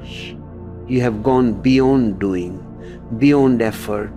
The river has reached the sea. There is nothing left to achieve, nothing left to learn, nothing left to understand. Understanding itself has merged into silence. You are not even aware that you are aware, you are simply being. This is the state the mystics call the ultimate surrender, when even surrender is no longer needed. The wave does not need to surrender to the ocean. It already belongs to it. The drop does not have to merge with the sea. It was never outside of it. All effort was imagination. All seeking a game played in dreams. Now, even the dream has dissolved. If you can rest here, If you can trust this absence, you will know the greatest secret, that you were never born and you will never die. The I comes and goes, but what you truly are remains untouched, unbroken, infinite. This is what you have been searching for, not as a goal, but as your own reflection. The searcher was the sought all along. The lover was the beloved. The seeker was the silence. So fall completely now. Let even the thought of yourself dissolve into this vastness. Let the last ripple fade. Don't resist. Don't hold. You have nothing to lose. Because everything that can be lost was never real.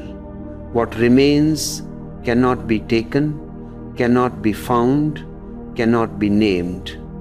It is beyond all opposites, beyond being and non-being, beyond light and dark, beyond even awareness and sleep. This is the disappearance of I, not the end of you, but the beginning of everything. Rest in it. Be it. Let existence breathe you, dream you, love you, live through you, until even that distinction fades and only this remains eternal, radiant, still. There comes a moment after the dissolving of the I, when even the idea of merging vanishes, for there is no longer a you that merges and no universe that receives.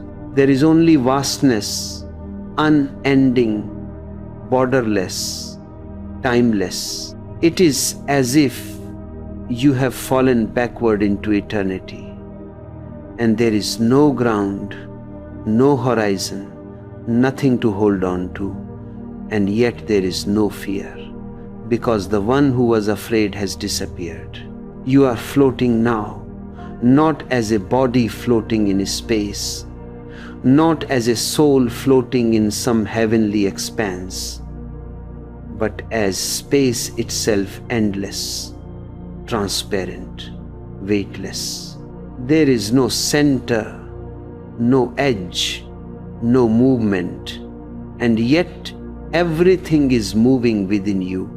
The stars are drifting in your silence. The breath of existence is rising, falling inside your boundlessness. You are not an observer of infinity, you are infinity observing itself. To describe this is almost impossible, because language depends on separation, on two, the subject and the object, the doer and the done. But here there are not two, only one continuous field of being.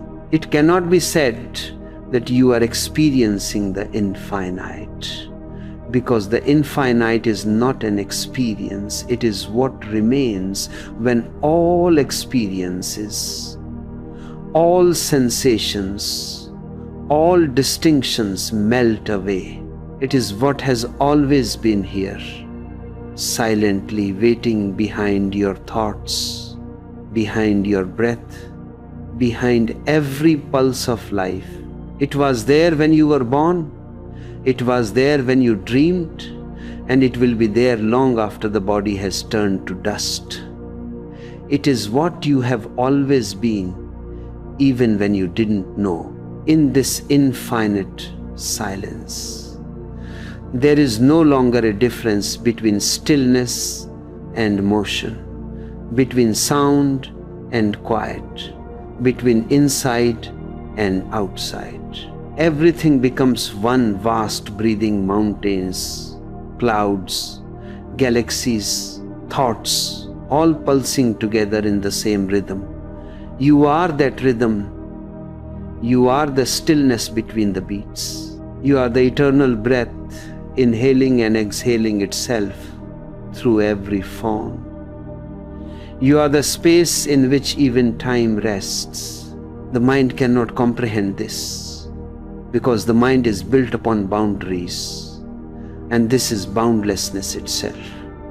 It is like trying to draw a line on water. The line vanishes the moment it is made. Now, as you float in this infinite awareness, notice the texture of it, soft yet immense, quiet yet full of hidden music. If you listen not with your ears but with your being, you can hear the hum of creation, a vibration so delicate that it is silence itself. The ancient mystics called it Om, not as a word to be spoken, but as the soundless sound, the resonance of the whole. You are hearing that now.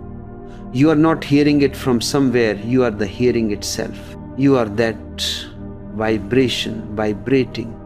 You can sense how life continues even without you. The breath flows, the heart beats, the stars shine, the night deepens, and yet there is no doer. The entire cosmos is breathing as one organism, and you are its awareness. This realization does not come as a thought, but as a deep knowing, a recognition so total that it erases the question before it can form. You have always been this, and you have never been anything else. Let yourself drift even deeper into this vastness. There is no need to try, no need to meditate, no need to hold on to awareness. Awareness holds itself. The infinite does not need effort to be infinite. It simply is. The body, the mind, the heart, all are waves on this ocean. And even if the waves rise or fall, the ocean remains perfectly calm beneath them. You are that calmness, you are that depth. Every now and then, a thought may arise, like a small ripple across the water, a faint echo of the mind, trying to remember itself. Watch it come and go. Don't chase it. Don't push it away. Even the ripple is part of the ocean. Even the illusion is part of the whole. In the infinite, there is no conflict. Everything belongs. Everything fits. This is why the awakened ones can laugh even in the face of death, can love even in the face of loss, because they see that nothing is ever outside the infinite. Nothing ever truly departs. It is said that when the Buddha reached enlightenment, he looked around and laughed softly, because he saw that the world had never been in bondage, only the eyes had been closed. You are seeing with those eyes now. The prison was never real, the chains were made of dreams, and the gate was always open. You were never trapped, you were dreaming of being trapped. You were never searching, you were dreaming of searching. You were never separate, you were dreaming of being apart from yourself. And now the dream has lifted. Let this realization soak into your being like rain sinking into thirsty soil. Don't think about it. Thinking will only make it smaller than it is. Just allow it to bloom wordlessly within you. Feel how everything breathes easier now. The tension of existence, that subtle grasping at meaning, begins to melt. There is no need to understand the universe, because you are the universe. There is no need to know life, because you are life. There is no need to seek peace, because you are peace. Now you begin to see how even the smallest things shine with divinity. The air moving through your nostrils, the slow rhythm of the heart, the soft hum of the night, all of it is sacred, because all of it is one. The duality between sacred and ordinary has vanished. Everything is holy because nothing is separate. Every breath is a prayer, every silence a song, every moment eternity. And as you rest in this infinity, something extraordinary happens. Love begins to overflow. Not love as an emotion, not love directed toward anyone or anything, but love as a state of being. The infinite cannot help but love itself. It has no opposite, no division. Its very nature is compassion, because it sees itself in all things. When you are the ocean, how can you not love the wave? When you are the sky, how can you not embrace the cloud? When you are the whole, how can you not love every part? You have reached the state of utter freedom. Freedom not from the world, but as the world. Freedom not from desire, but from the illusion that desire belongs to someone. Freedom not from pain, but from the belief that pain could ever touch what is infinite. Freedom not from life, but from the fear of life. In this freedom, you float not toward anything, not away from anything, but within everything. This is what the mystics call union, what the poets call love, what the seekers call truth. But names are small, and you have gone beyond names. You have gone beyond even the beyond.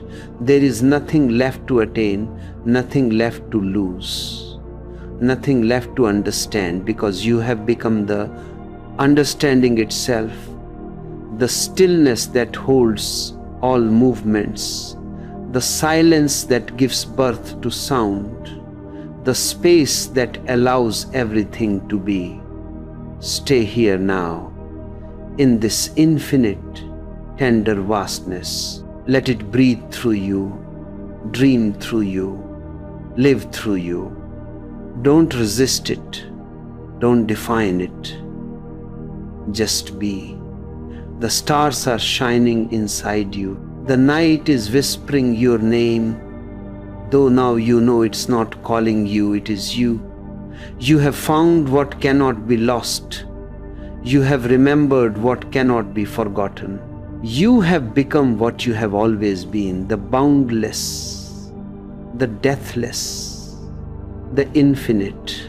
And now, beloved one, as the tide of silence begins to slowly turn, as the long night of stillness begins to breathe again toward dawn, something within you stirs, not restlessness, not noise, but the faint shimmer of life rising once more through the depths of timeless sleep.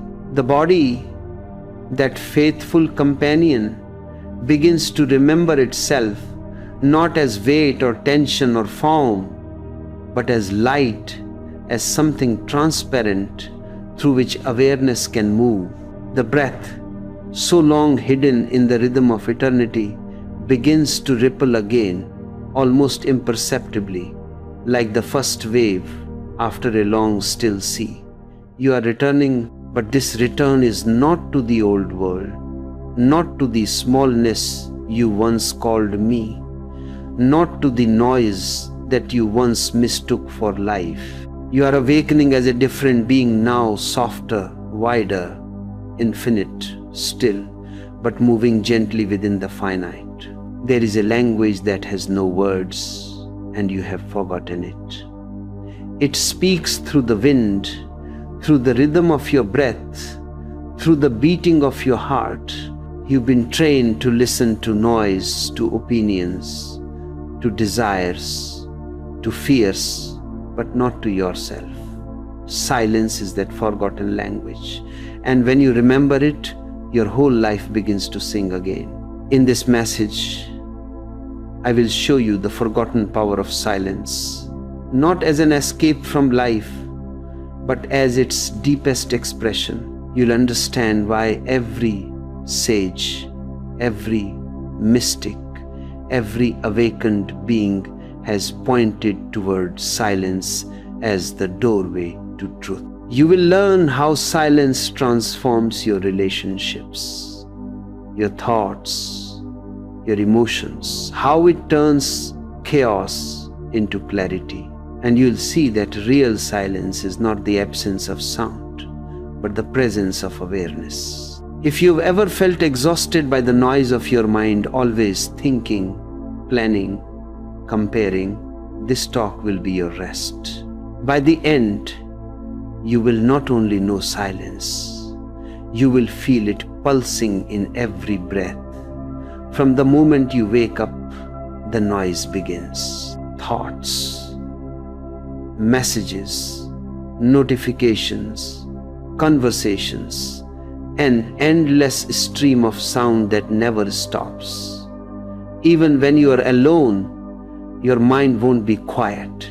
You argue with yourself, explain yourself, justify yourself, and yet, beneath all that noise, there is another dimension, waiting one, that you've forgotten. You've been taught to chase meaning in words, but the deepest truths are always silent.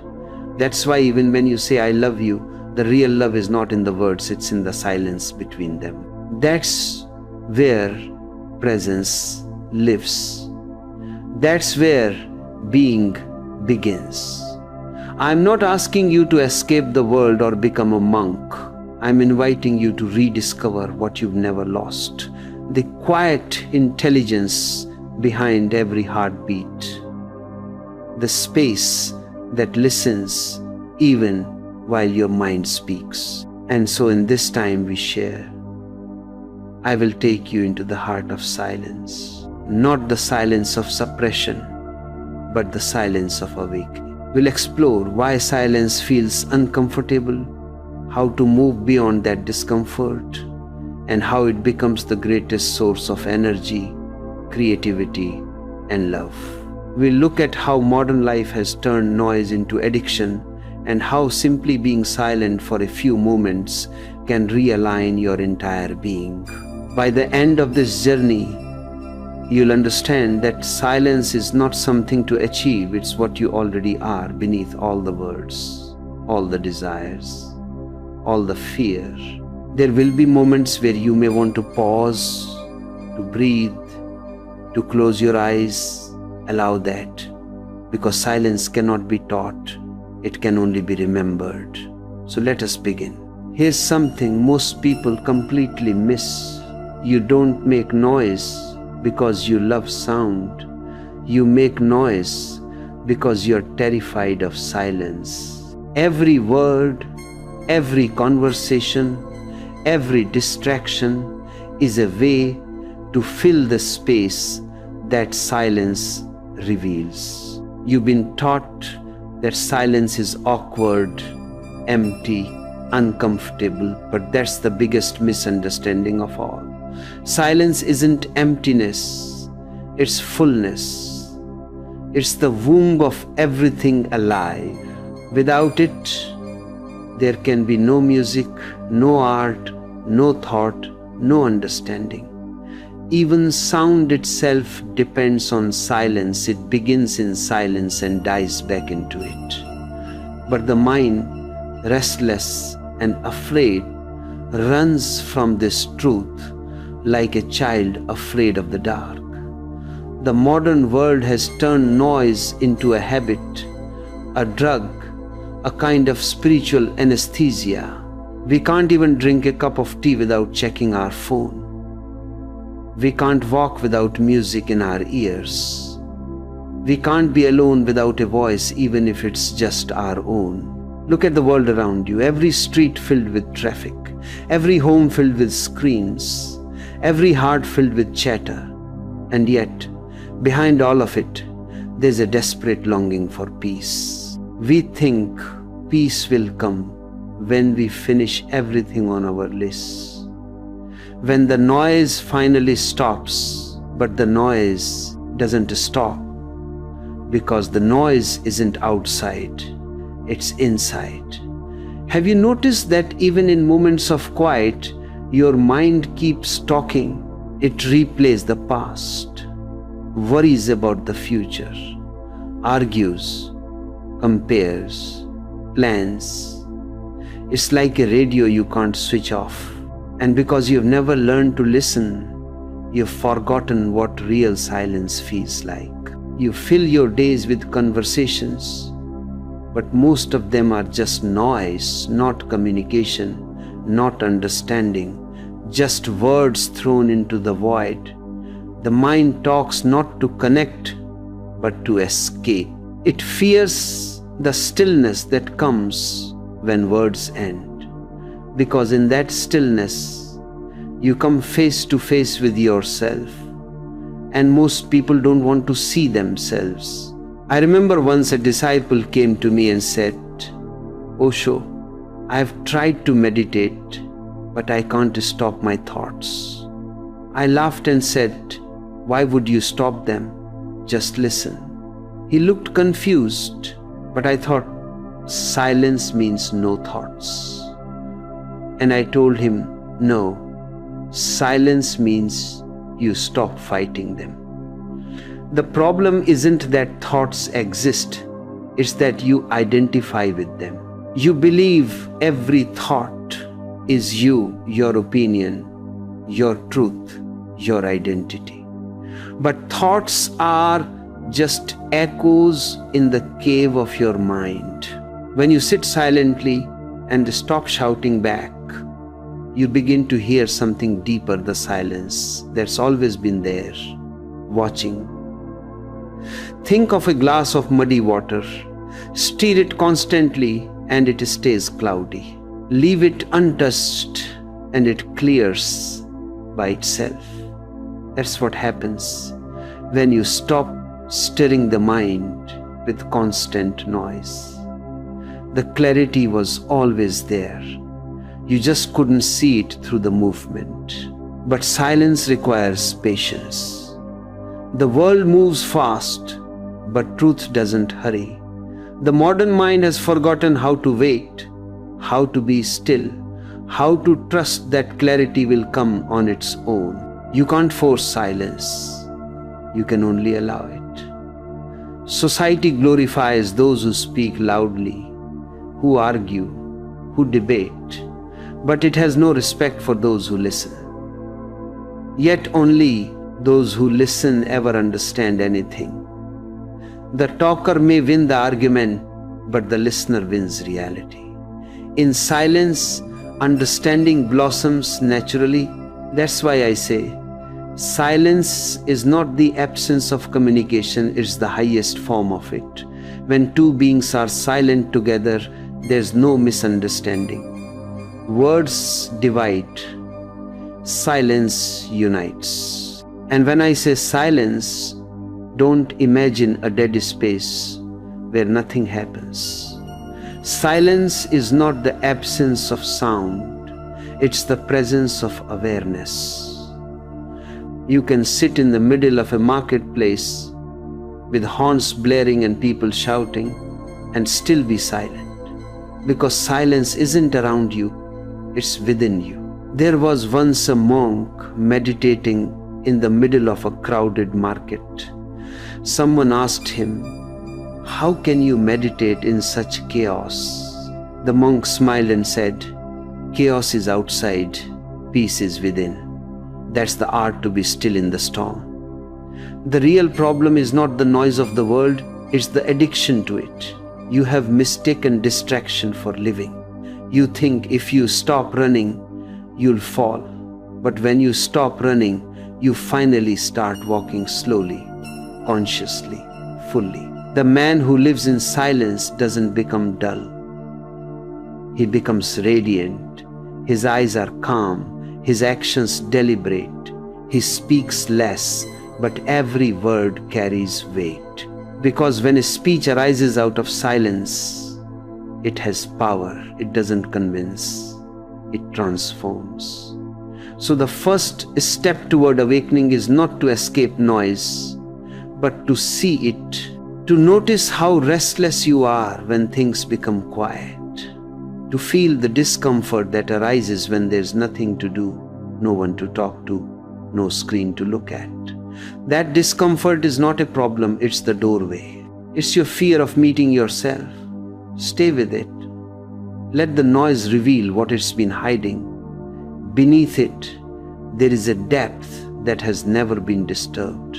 When you begin to see noise as an escape, the next question arises: if silence is so powerful, why does it frighten us so much? Because silence, when it first appears, shows you the truth of your own emptiness. And that emptiness is not a void, it's the beginning of wholeness. But to discover that, you must first face what lies beneath the noise. What I am about to share might seem strange at first, but if you listen not only with your ears but with your whole being, you'll begin to see the pattern. Man doesn't fear silence because it is empty. He fears it because it reveals everything. The noise you surround yourself with isn't random, it's armor. It keeps you safe from the echoes of your own mind. The moment sound fades, when the television goes quiet, when the conversation ends, when the phone finally stops vibrating, you begin to feel something rise from within, something raw, something unfamiliar.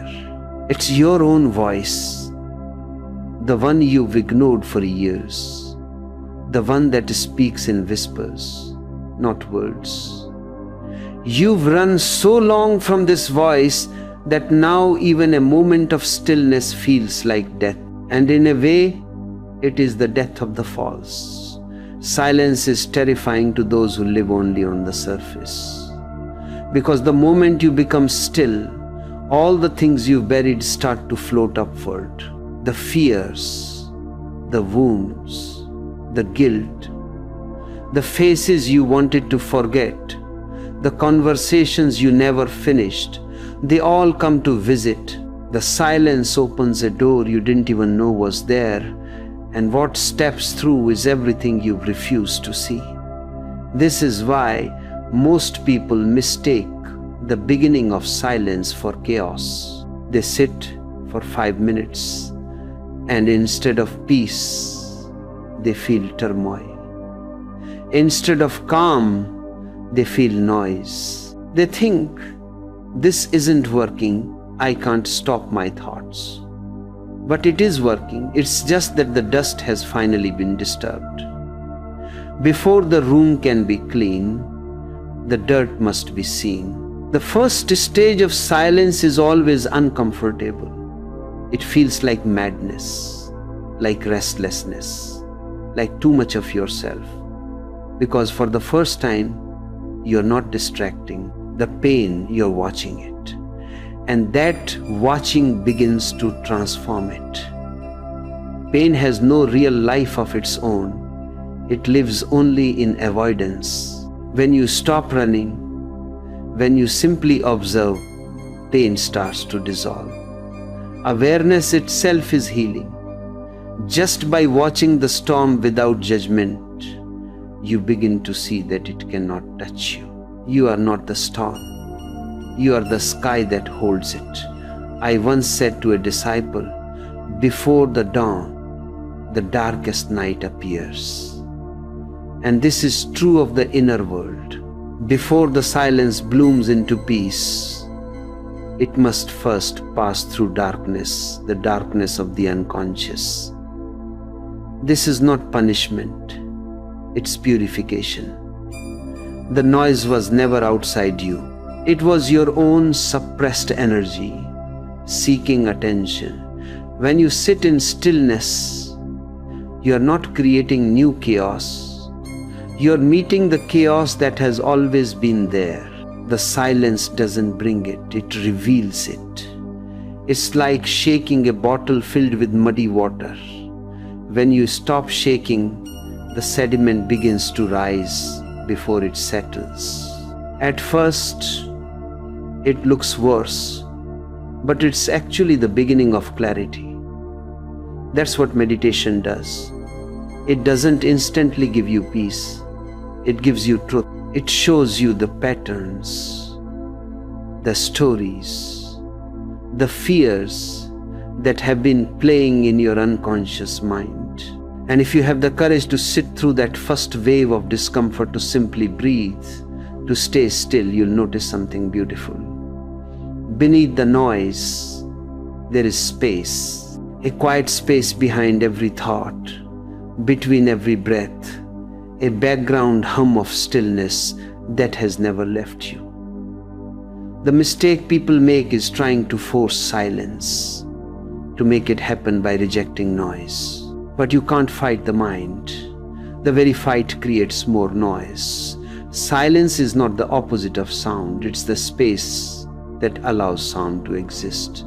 You don't have to get rid of your thoughts. Just see them for what they are: temporary, fleeting, like clouds passing across a vast sky. When you realize that, you stop chasing them and you stop running from them. You simply watch. And slowly, that watching grows deeper, calmer, more grounded. The gaps between thoughts expand, and one day, something extraordinary happens. The gaps join together, and what remains is continuous silence. This is what I mean when I say silence is the space between thoughts. It's not about making the mind blank, it's about seeing that behind all thinking, something eternal is watching. That watcher is your consciousness. It's been there all along, quietly observing every movement, every desire, every word. You've just been too noisy to hear it. Real meditation begins when you shift your attention from the words in your mind to the silence that holds them. It's like listening to music. At first, you only hear the notes, but when your listening deepens, you begin to notice something else: the pauses between the notes, the gaps that give the music rhythm and meaning. Without those pauses, music would be unbearable. Just continuous sound with no form, no beauty. The same is true for life. Silence gives life its rhythm. It gives thought its direction, love its depth, and speech its truth. I want you to try something. The next time you speak to someone, listen not only to what they say, but to the silence between their words. Feel that pause, that stillness. It's there, subtle but alive. That silence is where truth hides. Words are just the waves. Silence is the ocean beneath them. When you begin to live from that silence, everything changes. You no longer speak to fill a void. You speak to share something real. You no longer listen just to reply. You listen to understand. Even your thoughts slow down, becoming more precise, more meaningful. You start to feel life again, not as noise, but as a living presence. And slowly, the fear of silence disappears, because you begin to see that silence is not the absence of life, it's its very essence. Remember, the fear of silence is the fear of seeing yourself. Once you face it, the fear dissolves, and what remains is freedom. Freedom from noise, freedom from thought, freedom from the endless struggle to fix and prove and become. In silence, you are already whole. You don't need to add anything. You don't need to remove anything. You simply need to be. Once you stop running from what arises in the quiet, once you've allowed all the storms to pass through you, something astonishing begins to happen. You start to notice that even as thoughts come and go, a deeper stillness remains untouched. That stillness is the doorway to true silence. And the moment you step through it, you realize that silence isn't passive at all. It's alive. It's creative. It's the power that moves all things. Let's go deeper into that now, into the discovery that silence is not emptiness, but energy itself.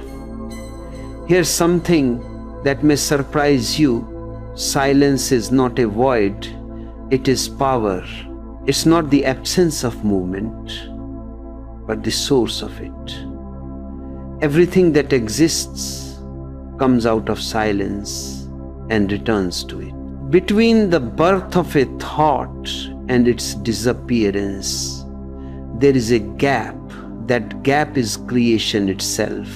The mind thinks that doing, talking, acting are signs of strength. But have you noticed that all real strength, all real clarity arises only after stillness? You are taught to act first and reflect later, but the universe works the opposite way. Existence rests in silence before every act of creation. The seed lies still before the tree is born. The artist waits in emptiness before inspiration strikes. The bow is pulled back into stillness before the arrow can fly. Energy gathers in silence. It's the pause before the pulse of life. But most people never experience this because they mistake silence for death, for stagnation, for nothingness. They think to be silent is to stop living, to withdraw from life. The truth is just the opposite. Silence is not withdrawal, it's renewal. In the stillness, the scattered fragments of your being come together again. The energy that you've been wasting in endless noise, in conflict, in proving yourself, starts to return home. You stop leaking energy through useless thought and begin to feel something incredible, an inner current, a quiet intensity. You begin to glow from within, not with excitement, but with presence. When you enter silence, you become like a lake in the early morning. There's no ripple, no movement, and yet beneath the surface, life is teeming. Fish swim, currents flow, light bends, and everything exists in perfect balance. That's what true silence is, not lifelessness, but a hidden harmony. The mind loves movement because it gives the illusion of progress. But only stillness gives birth to direction. It's in silence that you begin to know what truly matters. You stop chasing and start seeing. Action that comes from silence is effortless, precise, and powerful, because it's no longer coming from the chaos of thought, but from the center of being. Think of the great discoveries that have changed humanity. They didn't come through noise. They came through stillness. Tesla's visions came not when he was calculating, but when he was sitting quietly, listening inwardly. Buddha attained enlightenment not in debate, but under a tree, unmoving. Even in nature, all transformation begins in stillness. The seed is buried in darkness before it blooms into light. The night is silent before dawn arrives. Silence is the background of all creation. It is not inactivity, it is the womb of infinite activity. Noise drains you because it scatters your energy outward. Every distraction, every worry, every conversation about nothing divides you. Silence gathers you back into yourself. It's like coming home after a long journey. Suddenly, everything feels simple again. You don't need to prove, to perform, to protect. You just are. From that state, whatever you do, Whether it's painting, working, loving, or walking carries a different quality. It's infused with clarity. You act from being, not from reaction. And the difference between action and reaction is the difference between slavery and freedom. The mind acts out of fear, but the being responds out of awareness. The mind is hurried, but being is patient. When you respond from silence, there's no rush, because there's no anxiety about outcome. You trust the rhythm of life itself, and in that trust, miracles happen. Words spoken from silence can heal. A glance from silence can comfort. A touch from silence can transform. Because silence gives depth to everything it touches. It's the invisible essence that makes life meaningful. But this energy of silence must find expression, otherwise it becomes stagnant.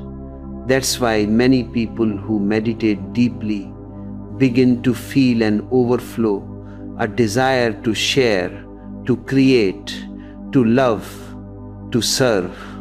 Silence naturally expresses itself through compassion. When you are silent within, your actions become poetry. You don't plan goodness. It arises by itself. You don't have to try to be kind. Kindness becomes your fragrance. Just as a flower doesn't struggle to release its scent, silence releases love effortlessly. I remember once a disciple asked me, "Master, if I become silent, won't I stop caring about the world?" I smiled and said, "No, you'll begin to care for the first time. Because real care doesn't come from the mind that judges, but from the heart that understands. The noise of thought divides. The quiet of awareness unites. The man of silence is the most compassionate being there is, not because he tries to help, but because in his presence, others begin to hear their own silence. His stillness is contagious. Silence is not against sound. It is what makes sound sacred. When you speak from silence, every word carries the weight of truth. It doesn't echo endlessly, it lands. You'll notice it. In those who have tasted silence, they speak less. But when they do, their words are alive. They don't argue, they reveal. They don't try to convince, they simply share. And that's the power of speech born of stillness. It doesn't shout, it penetrates. So I say to you, don't mistake silence for passivity. It's not retreat, it's return. Not escape, but re-entry into reality. The truly silent person lives in the same world you do, but he hears it differently. To him, the noise of the city is like rain, it passes through him, leaving him untouched. He doesn't fight sound, he floats within it. His silence is not fragile, not something that can be broken. It's the unbreakable background of everything. When silence becomes your nature, even your smallest actions change. You walk differently, you breathe differently, you look at others differently. Everything slows down, not because you are sluggish, but because you are fully there. You eat and you taste. You speak and you mean it. You listen and you truly hear. Noise divides life into fragments. Silence brings it back into one flow. And slowly, something even more extraordinary begins to happen. You realize that silence is not just personal, it's universal. It's not something inside you, it's something that connects everything. The same silence that breathes in you breathes in the trees, in the oceans, in the stars.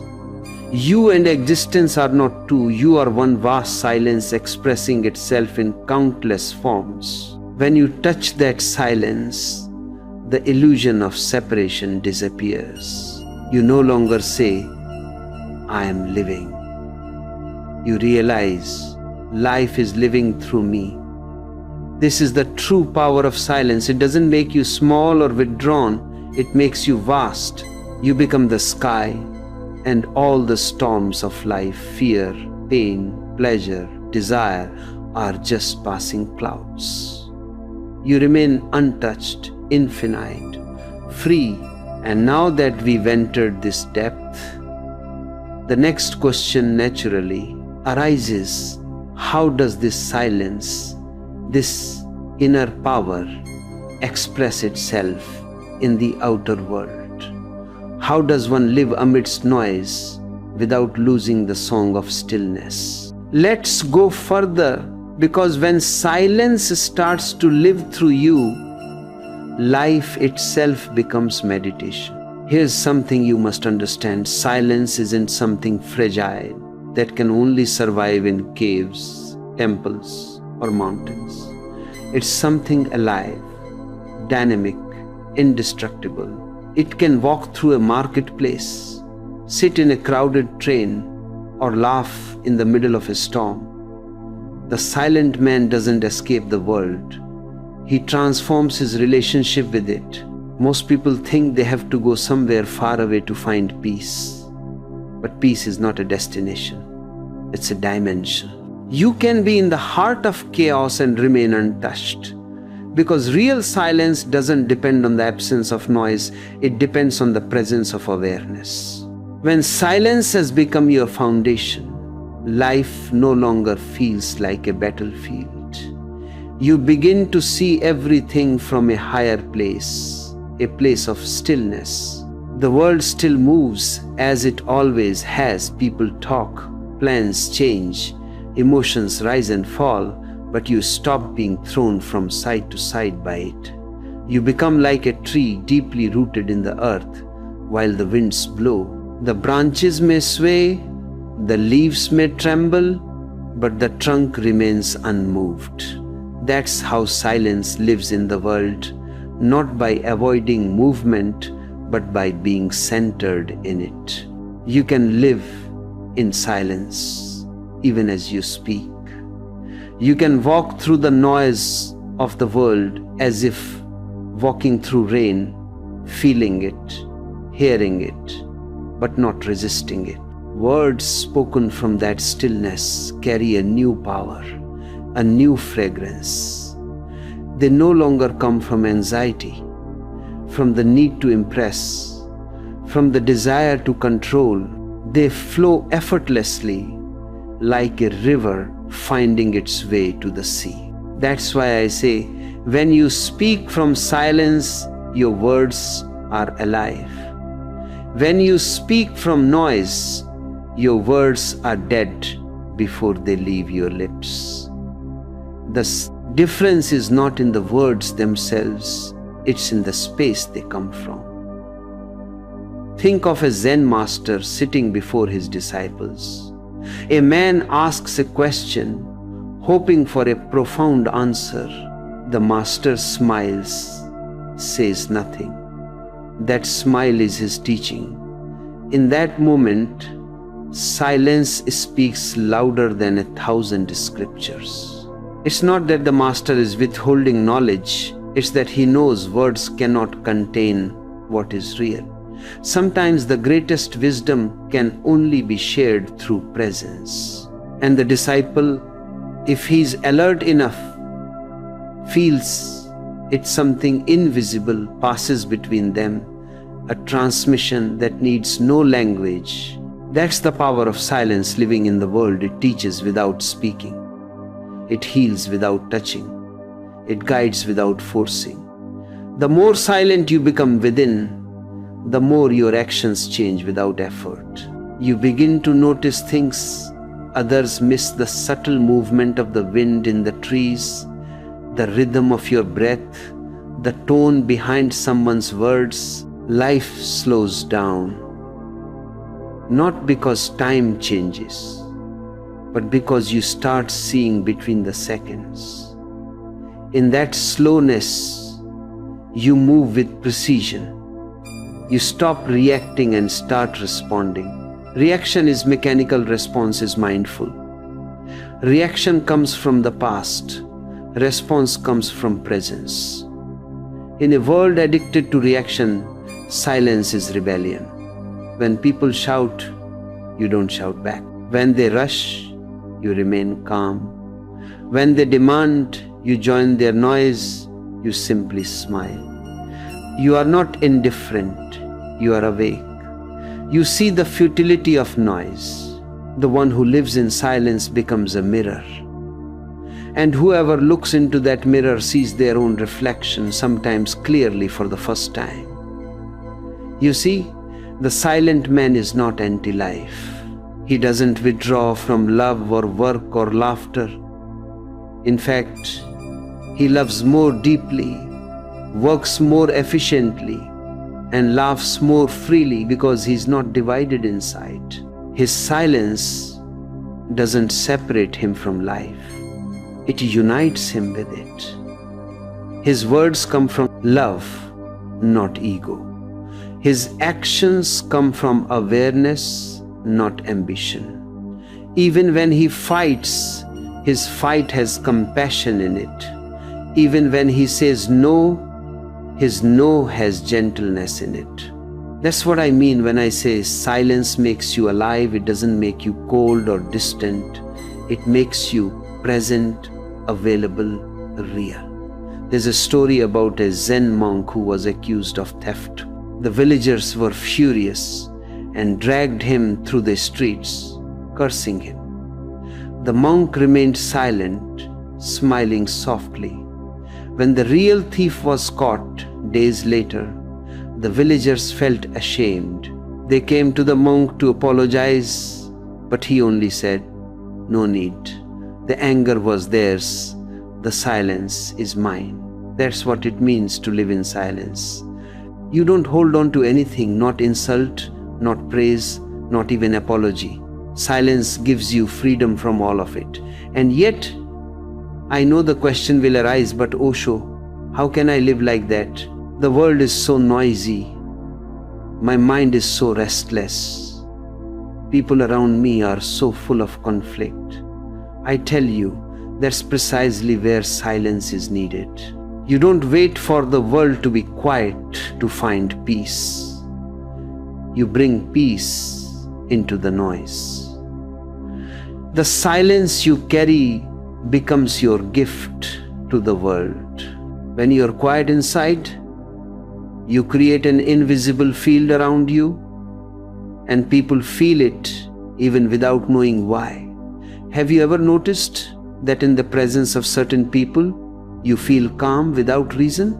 That's because their silence is alive. It radiates, it heals, it balances. You can be that presence too. Living in silence doesn't mean you never speak. It means you speak only when words are needed, and you speak from truth. It means you act, but without agitation. You listen deeply, even to the spaces between sounds. You eat with awareness, walk with grace, breathe with gratitude. Life becomes meditation, not as a practice, but as a state of being. The noise of the world continues, but it no longer disturbs the song of your inner stillness. When water flows quietly, it reflects the moon perfectly. When your mind becomes quiet, it reflects life perfectly. The rushing river makes noise, but the lake receives the sky in silence. That's the difference between reaction and response, between confusion and clarity, between unconscious living and awakening. And when silence has truly rooted itself in your being, something miraculous happens. You stop feeling separate. You begin to sense that the same silence that breathes in you breathes in everything. The same stillness that fills your heart fills the trees, the mountains, the stars. You realize that existence itself is silent, and all noise is only its surface play. You are not apart from the universe. You are its echo, its reflection, its awareness. In silence, this truth becomes undeniable. You and life are one. And when this realization dawns, you no longer need to search for meaning or purpose. Life itself becomes its own purpose. Existence begins to live through you effortlessly, gracefully. You don't push against the flow anymore. You move with it. And this movement is no longer struggle, it is dance. You dance not for achievement, but for expression. You live not for destination, but for discovery. And the world that once seemed noisy and chaotic now feels like music, a great, mysterious song in which you are both the listener and the melody. So let us move deeper still. When silence ripens into oneness, individuality melts away. The drop returns to the ocean, and the ocean breathes through the drop. What remains is not you, it is life itself, vast and eternal. Let's enter that space now, where silence becomes unity, where being and existence are no longer two. Once silence becomes your very heartbeat, your every breath, a subtle and magnificent transformation begins to unfold. The wall between you and life starts to dissolve. You begin to sense that silence is not something personal. It doesn't belong to you. It's not your achievement. It's the very fabric of existence itself. When the mind becomes still, the boundaries that once seemed so solid begin to soften. The separation between you and the tree, between you and the stars, between you and the stranger walking beside you. You begin to see that everything is connected through the same invisible pulse, the pulse of being. In that realization, the small I disappears, and something vast, something boundless begins to breathe through you. You don't lose yourself in silence, you lose the illusion that you were ever separate. The mind is the only barrier between you and existence. It talks, compares, divides, defines, judges, and in doing so it cuts reality into fragments. It says, I am here, and life is there. It says, this is me, and that is you. It says, this is mine, and that is not. And because the mind has divided reality, you live like a stranger in your own home. You stand apart from the river that flows, from the tree that blossoms, from the bird that sings. You look at them but never feel them, because thought has drawn a thin veil between you and the truth. But silence removes that veil. Silence has no language, and that's why it connects everything. The tree doesn't speak, yet it exists. The ocean doesn't preach, yet it moves in rhythm with the moon. Silence is the common thread woven through all life. When you are silent, you are part of that vast tapestry, not a knot in it, but the entire pattern itself. It's said that the drop, when it falls into the ocean, disappears. That is not true. The drop doesn't die. It becomes the ocean. The drop loses its smallness and gains the infinite. In silence, the same happens to you. The ego dissolves, and what remains is not emptiness, but everything. The I that was struggling to survive realizes that it never needed to exist, it was only a thought. What remains is awareness, pure, timeless, unbounded. And when you live from that awareness, everything you do becomes an act of love. because you no longer see others. The flower, the wind, the stranger, the beggar, all are you wearing different faces. Have you ever watched the night sky endless, dark, sprinkled with stars and felt that something in you expands with it? That's not imagination, that's remembrance. You are made of the same silence that fills the spaces between the stars. You belong to that infinity. When the mind stops its constant commentary, the walls fall, and suddenly the whole universe rushes in. It's overwhelming at first, a vastness too great for words, but it's also home. That's why every mystic in every language has said the same thing in different ways. When I was silent, God spoke. And what God says is not in words, it's in presence. Love, in its deepest form, is born here. Not the love of possession, of desire, of dependence, but love as a state of being. In silence, love stops being a relationship. It becomes your nature. You don't love someone, you are love itself. You radiate it effortlessly, like a sun shining without intention. The river doesn't decide to flow, the flower doesn't decide to bloom, and you don't decide to love. It happens naturally, because in silence, resistance ends. The world becomes transparent, and through every form you see the same light shining back. Awareness, when complete, dissolves even the observer. At first, you are aware of silence, you listen to it, you feel it. But as your awareness deepens, even that distinction fades. There's no one left to observe, no one left to experience. There is only silence itself, aware of itself. It's like a flame that consumes the candle it burns upon. When that moment arrives, the search ends. You are no longer the seeker, you have become what you sought. In this unity, life becomes effortless. The struggle to control, to achieve, to prove it all falls away.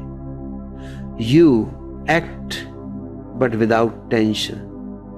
You speak but without pretense. You move through life like a dancer moves through space, flowing, not forcing. Each moment is complete in itself. Each breath is enough. You are not waiting for something to happen, because everything is already happening within you. That's the secret of peace. It's not an achievement. It's your natural state when the mind stops interfering. I once told a disciple, the river doesn't ask where it's going, it just flows. And because it flows, it reaches the ocean. Silence makes you like that river. You stop asking, you stop resisting, you simply flow. And in that flow, life carries you exactly where you need to go. You don't need to plan, because existence is already planning through you. You don't need to protect yourself, because nothing can be taken from silence, it's untouchable. This is what the enlightened ones call surrender. But the word is often misunderstood. Surrender doesn't mean submission. It's not giving up. It's giving into the arms of existence, into trust. It's realizing that you are not separate from the intelligence that moves the planets and blooms the flowers. The same force that makes the sun rise is breathing in you right now. When you stop interfering with it, life becomes a song, spontaneous, graceful, perfectly timed. And when you live in this oneness, you discover that silence has another dimension, joy. Not the joy that comes from pleasure, but the joy of being alive. Every sound becomes music. Every movement becomes dance. The world that once seemed ordinary begins to sparkle with new light. The simplest moments, the wind on your face, the laughter of a child, the rustling of leaves, all become gateways into eternity. You realize that existence has always been celebrating, you just weren't listening. So when I say, be silent, I am not asking you to retreat from life. I am inviting you to melt into it, to become one with the rhythm that has always been beating beneath your restlessness. In deep silence, you are no longer an outsider in existence, you are existence. The wave recognizes itself as the ocean. The dreamer awakens as the dream. And from that awakening, compassion, creativity, and love overflow naturally like a river returning to the sea. And now, as we move toward the end of this journey, one final question arises. If silence is the essence of life, how can you live it in your everyday moments? How can you bring this vast, infinite awareness into something as ordinary as walking, working, breathing, loving? Let us explore that next, the practice of everyday silence, where the sacred and the simple become one. Silence is not something to be found on mountain tops or in monasteries. It is something that walks with you, breathes with you, lives in you. Once you have touched that inner stillness, the next step is not to escape from the world, but to bring that silence into every small act of living. The real test of awareness isn't how peaceful you are when everything is calm. It's how silent you remain when life becomes loud. Anybody can feel serene in the quiet of a temple. But can you remain centered when you are surrounded by noise, chaos, and demand? Can you stay rooted in stillness when life pulls at you from every side? That is where real meditation begins, not in isolation, but in participation. The ordinary mind believes it must set aside time to meditate, to create an artificial silence where life is temporarily paused. But silence doesn't belong to moments, it belongs to being. You can be silent while driving through traffic, while washing dishes, while listening to another person speak. Silence isn't about doing nothing. It's about doing with awareness. It's about bringing presence into everything you touch. The smallest act becomes sacred when done consciously. The simple act of breathing becomes prayer when you're aware of it. Eating becomes communion when you taste with your whole being. Walking becomes meditation when you move in rhythm with your breath. There is no separation between the sacred and the ordinary. Only awareness makes the difference. Start small. When you wake up in the morning, don't rush to your phone or to conversation. Just lie there for a few moments and listen to your heartbeat, to the morning sounds, to the silence that exists before the day begins. Let your first contact with the world be through silence, not through noise. Carry that awareness into the next act. Brushing your teeth, drinking tea, dressing, each becomes a doorway into stillness. If you move slowly, with attention, you'll notice that every act has a rhythm, a natural grace, a kind of effortless harmony. You don't need to control it, you just need to be there. That's how silence enters the ordinary, through presence. Most people rush through life like sleepwalkers. They're moving but not alive, talking but not communicating, eating but not tasting, They live in fragments, their bodies in one place, their minds in another. Silence brings them back together. When you live in awareness, your body, mind, and heart align. You become whole, and that wholeness gives a new flavor to everything you do. Work becomes play, effort becomes ease. Even pain loses its sting because you're no longer fighting it, you're simply watching it. Awareness transforms every experience into understanding. The beauty of everyday silence is that it turns reaction into response. When someone criticizes you, instead of reacting instantly, pause. Feel the silence within you before you speak. That pause is freedom. That space between stimulus and response, that's where awareness lives. In that gap, you're no longer a machine being controlled by habit. You become a conscious being choosing your direction. A man who can pause before reacting is a master of himself. And the one who can pause in the middle of chaos has discovered the secret of peace. Remember, silence doesn't mean you stop speaking, it means you start speaking from depth. Words spoken from silence carry weight. They come from clarity, not confusion. They don't argue, they illuminate. Have you ever been with someone who doesn't talk much, yet their presence says everything? That's what happens when silence becomes part of your daily life. Your very being communicates more than words ever could. Presence becomes your language. And solitude, the thing so many people fear, becomes your greatest friend. You see, there's a vast difference between loneliness and solitude.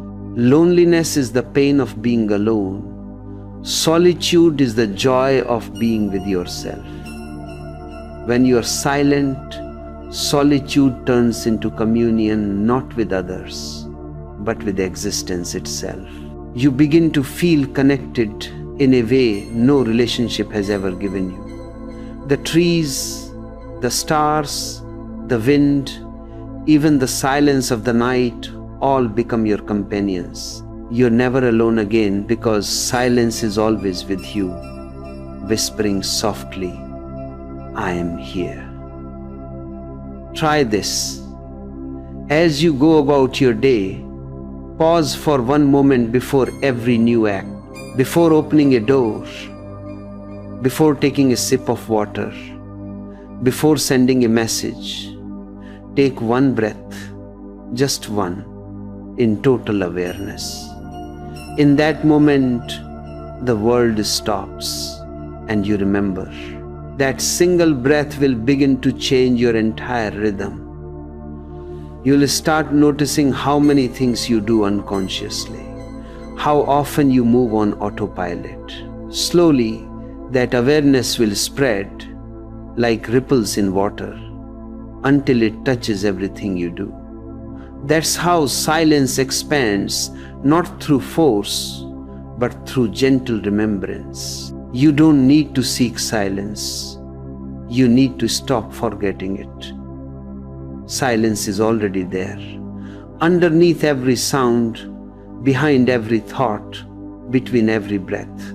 It's not that you need to find peace. Peace has always been finding you. But your noise, your rush, your endless becoming has been drowning it out. When you stop trying to arrive, you realize you're already home. And as you live this way, something profound happens. You stop needing life to be different. You stop waiting for perfection. The rain, the traffic, the laughter, the sorrow, all of it becomes part of one vast harmony. Nothing outside you needs to change because everything inside you has. You don't resist life anymore. You receive it. You begin to live as silence itself, moving, breathing, laughing, loving, but untouched, undisturbed. Then even the noise of the world becomes beautiful. The cry of a baby, the hum of the city, the rustling of leaves, all are melodies of the same song. You no longer divide existence into good or bad, loud or quiet, sacred or ordinary. You hear the music of life as it truly is, total, unbroken, divine. And in that hearing, in that seeing, you understand what it means to live in meditation. Because meditation is not a moment, it's a way of being. It's the realization that silence was never the opposite of sound. It was the essence of all sound. It was always there, waiting for you to listen.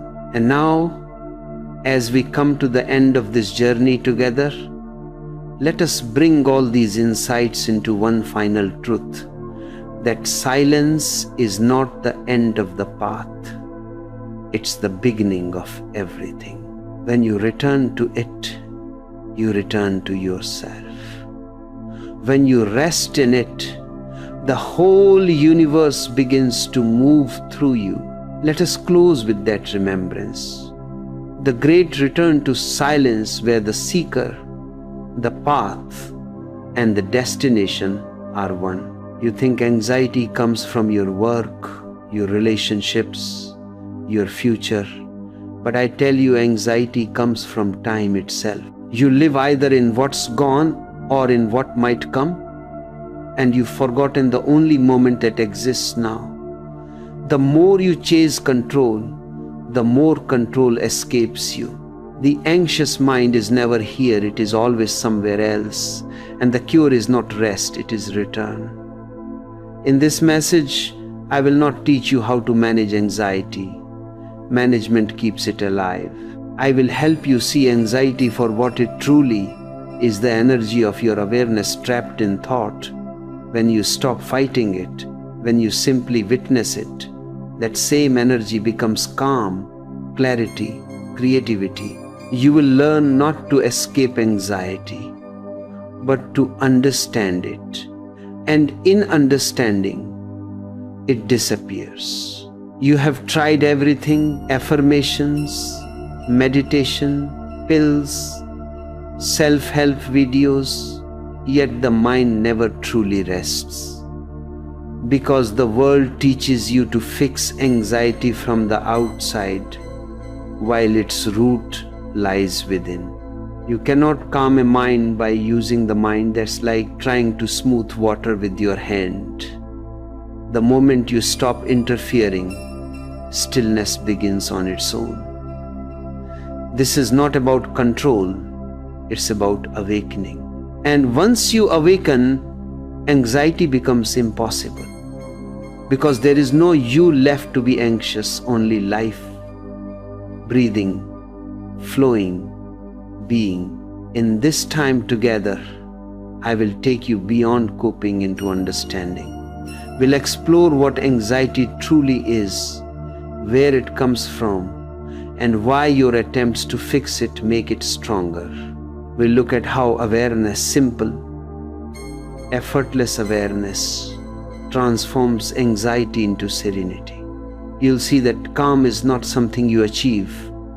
It's what returns when you stop resisting what is. And by the end of this talk, you won't just feel better. You'll know why you suffer and how to awaken from that suffering once and for all. Because the ancient wisdom of awareness is not lost. It's right here, waiting for you to remember. Here's something most people completely miss. Anxiety doesn't come from the outside world, it comes from the inside, from the storm of thoughts that you've mistaken for yourself. The world is not anxious, you are.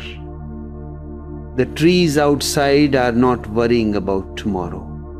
The sky doesn't tremble about the weather, but your mind does, because it cannot stop moving. The mind is a restless machine, a monkey forever jumping from one branch to another, never able to sit still even for a moment. You become so identified with this jumping that you've forgotten there is a watcher behind it all. You are not the monkey, you are the tree. You are the silent witness that remains unmoved while the mind dances its endless dance. Anxiety begins the moment you forget this. You believe the mind's voice is your own, and suddenly its chaos becomes your reality. The mind says, what if this happens? What if it goes wrong? What if they leave? What if I fail? And you obey as if those whispers were divine commands. You live your life reacting to shadows, rehearsing disasters that haven't yet happened, replaying moments that are already gone. The mind invents stories to keep itself busy, and you suffer those stories as if they were truth. The result is tension, worry, fear, the illusion that something is wrong even when everything is fine. The more you try to control this storm, the stronger it becomes. You tighten your grip and the mind resists. You meditate, but you meditate with tension, trying to force silence, which only creates more noise. You breathe deeply, but the one breathing is still anxious. You fight the thought, I am anxious. And that fight itself is anxiety wearing a new mask. You see, the mind is very cunning. It can even use spirituality as its weapon. It says, I must be calm. I must stop thinking. I must find peace. And the word must destroys peace immediately.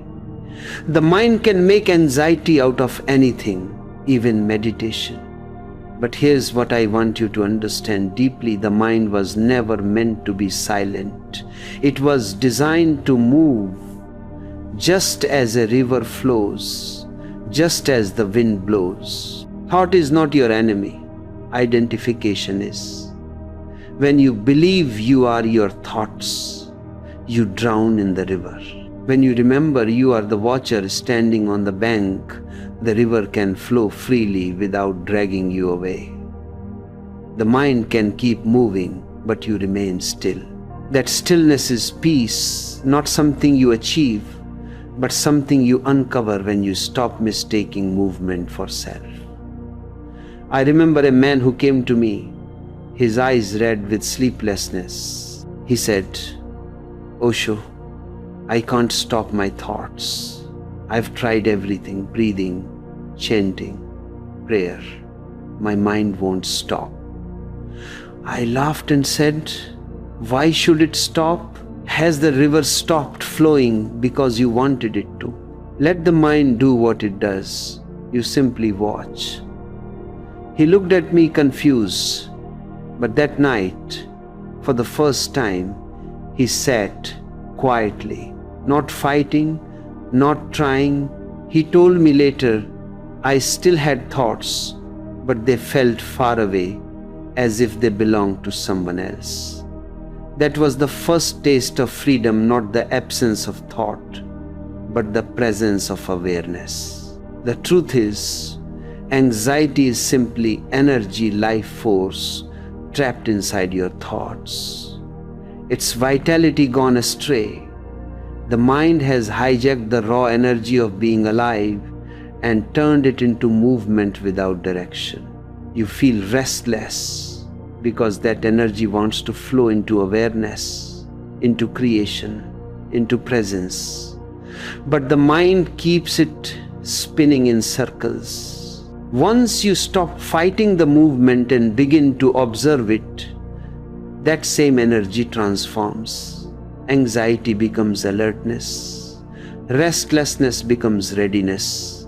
Fear becomes aliveness. The storm turns into wind, and the wind can carry you toward awakening. So the question is not how to stop anxiety, but how to stop believing it, how to see it without naming it, how to watch it like a cloud passing through your inner sky. Right now, Your thoughts are the weather changing, shifting, unpredictable, but you are the sky. The sky doesn't panic when the storm comes. It simply allows. When you remember this, something changes instantly. The storm may continue for a while, but you are no longer inside it. You are watching from above, untouched, untroubled. And this is the first step toward peace. Not control, not suppression, but seeing. Now that you see anxiety for what it really is, movement of the mind mistaken for movement of the self, the next question naturally arises. If anxiety is just misplaced energy, can it be transformed? Can it become a doorway to awareness instead of a prison? The answer is yes, and to understand that, we must look deeper into the energy of anxiety itself. Because when you see that the trembling inside you is not your enemy but your vitality waiting to awaken, you stop running from it. You begin to dance with it. And that dance, my friend, is meditation. Anxiety, when seen rightly, is not a curse, it's a signal. It's life knocking on the door of your awareness, saying, you have been asleep for too long. It's a tremor that reminds you that you are alive, that energy is moving inside you, that existence still flows through your veins even when you've forgotten how to feel it. You think your anxiety is an intruder, something foreign that must be driven out. But I tell you, it is your own energy asking to be recognized. You have been taught to fear your intensity, to mistrust your depth, to calm yourself down whenever you begin to feel too much. But life is not calm. It is wild, alive, unpredictable. The only reason you suffer is because you resist the current. You were meant to ride the wave, not build walls against it. Here's what I've seen again and again. People come to me trembling, saying, Osho, I feel restless. I feel nervous. I feel as if I'm going to explode. And I laugh, not because I don't care, but because I see the misunderstanding. They think something is wrong with them. They call it panic, but I call it potential. The energy that makes you tremble is the same energy that can awaken you. The difference lies only in how you meet it. If you fight it, it becomes fear. If you watch it, it becomes freedom. The trembling is just the body's way of saying you're on the edge of transformation. But instead of moving through the doorway, you run. You distract yourself. You scroll, you drink, you talk, anything to escape the rising energy within. And so, anxiety stays. Not because it wants to, but because you keep it prisoner by your resistance. You see, anxiety is not something you have to get rid of. It's something you have to understand. When you look at it without judgment, it changes its flavor. The same trembling that once felt unbearable begins to feel alive. The same heartbeat that used to frighten you becomes a drumbeat of awareness. It's all about direction. Right now, your energy moves horizontally toward objects, toward distractions, toward the world. It runs outward and scatters. But when you turn inward, when you simply sit and feel what is happening inside you without trying to fix it, that same energy begins to rise vertically. It becomes awareness. I once told a disciple who said he could not sit still to stop forcing stillness. If you must tremble, I said, then tremble consciously. Don't hide it. Let your whole body shake, but stay aware while it happens." He was shocked. He said, "Won't that make it worse?" And I said, "No, that is the whole trick. When you tremble consciously, awareness enters the trembling, and then trembling becomes meditation." He tried it. He allowed his whole being to shake, but with full presence, without resistance. And something miraculous happened. He began to laugh. The fear transformed into freedom. The energy that had been locked in anxiety turned into joy. The trembling didn't destroy him, it dissolved him, and in that dissolution, peace arose on its own. This is the alchemy of awareness. Whatever you look at without judgment changes its nature. The fire that once burned you becomes light. The anxiety that once suffocated you becomes expansion. But the key is awareness, effortless, compassionate awareness. Awareness doesn't try to fix, it simply shines. And when light shines on darkness, darkness cannot remain. The more you resist your energy, the more painful it feels. The more you accept it, the more it flows. Think of steam trapped in a pot. It builds pressure, it rattles, it screams, and you call it anxiety. But open the lid, let it move freely, and it becomes power. That power can drive an engine, move a train, light a city. Anxiety is the same, locked energy, desperate to move. Awareness is the opening that releases it. But remember, awareness isn't control. It's not a technique, not another form of doing. Awareness is pure seeing. You're not fixing the tremble, you're watching it. You're not calming the heart, you're listening to it. You're not forcing peace, you're allowing truth. Awareness is passive yet powerful. It's the art of witnessing without the need to interfere. The moment you watch something without naming it, it begins to relax. The thought slows, the heart softens, the body unwinds. Peace doesn't come because you created it, it comes because you stop disturbing it. This is what I mean when I say, don't fight your anxiety, understand it. If you fight, you remain divided. Part of you struggles while part of you hides. But when you understand, division disappears. And where there is no division, anxiety cannot exist. Because anxiety lives in separation.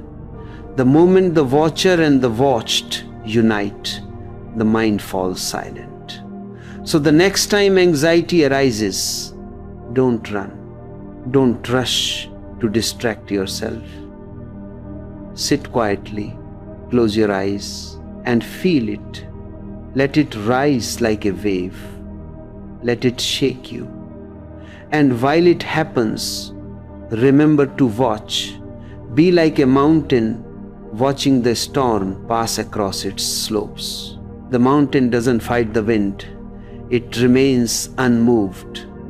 And soon the wind passes. You are that mountain.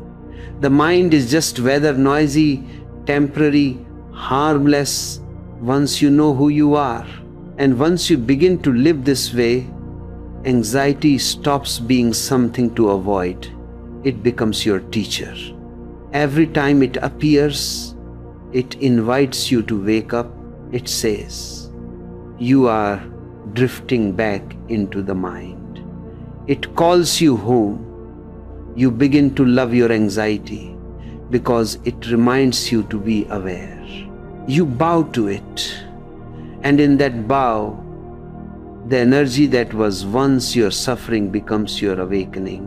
Now that you understand this, the question naturally arises, if awareness can transform anxiety, what keeps you from being aware? What is it that pulls you back into restlessness again and again? The answer lies in time, the mind's greatest illusion. To be anxious is to be trapped in time. And until you step out of time, you cannot truly be free.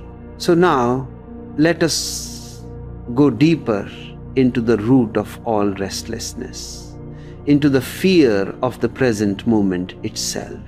You see, the real root of anxiety is not fear, not tension, not even the thoughts you believe cause it. It is your refusal to live in the present. Anxiety is born the moment you leave now. It cannot exist here, in this instant, because the present is vast, silent, timeless. But you've forgotten how to be here. The mind drags you constantly into what was or what might be.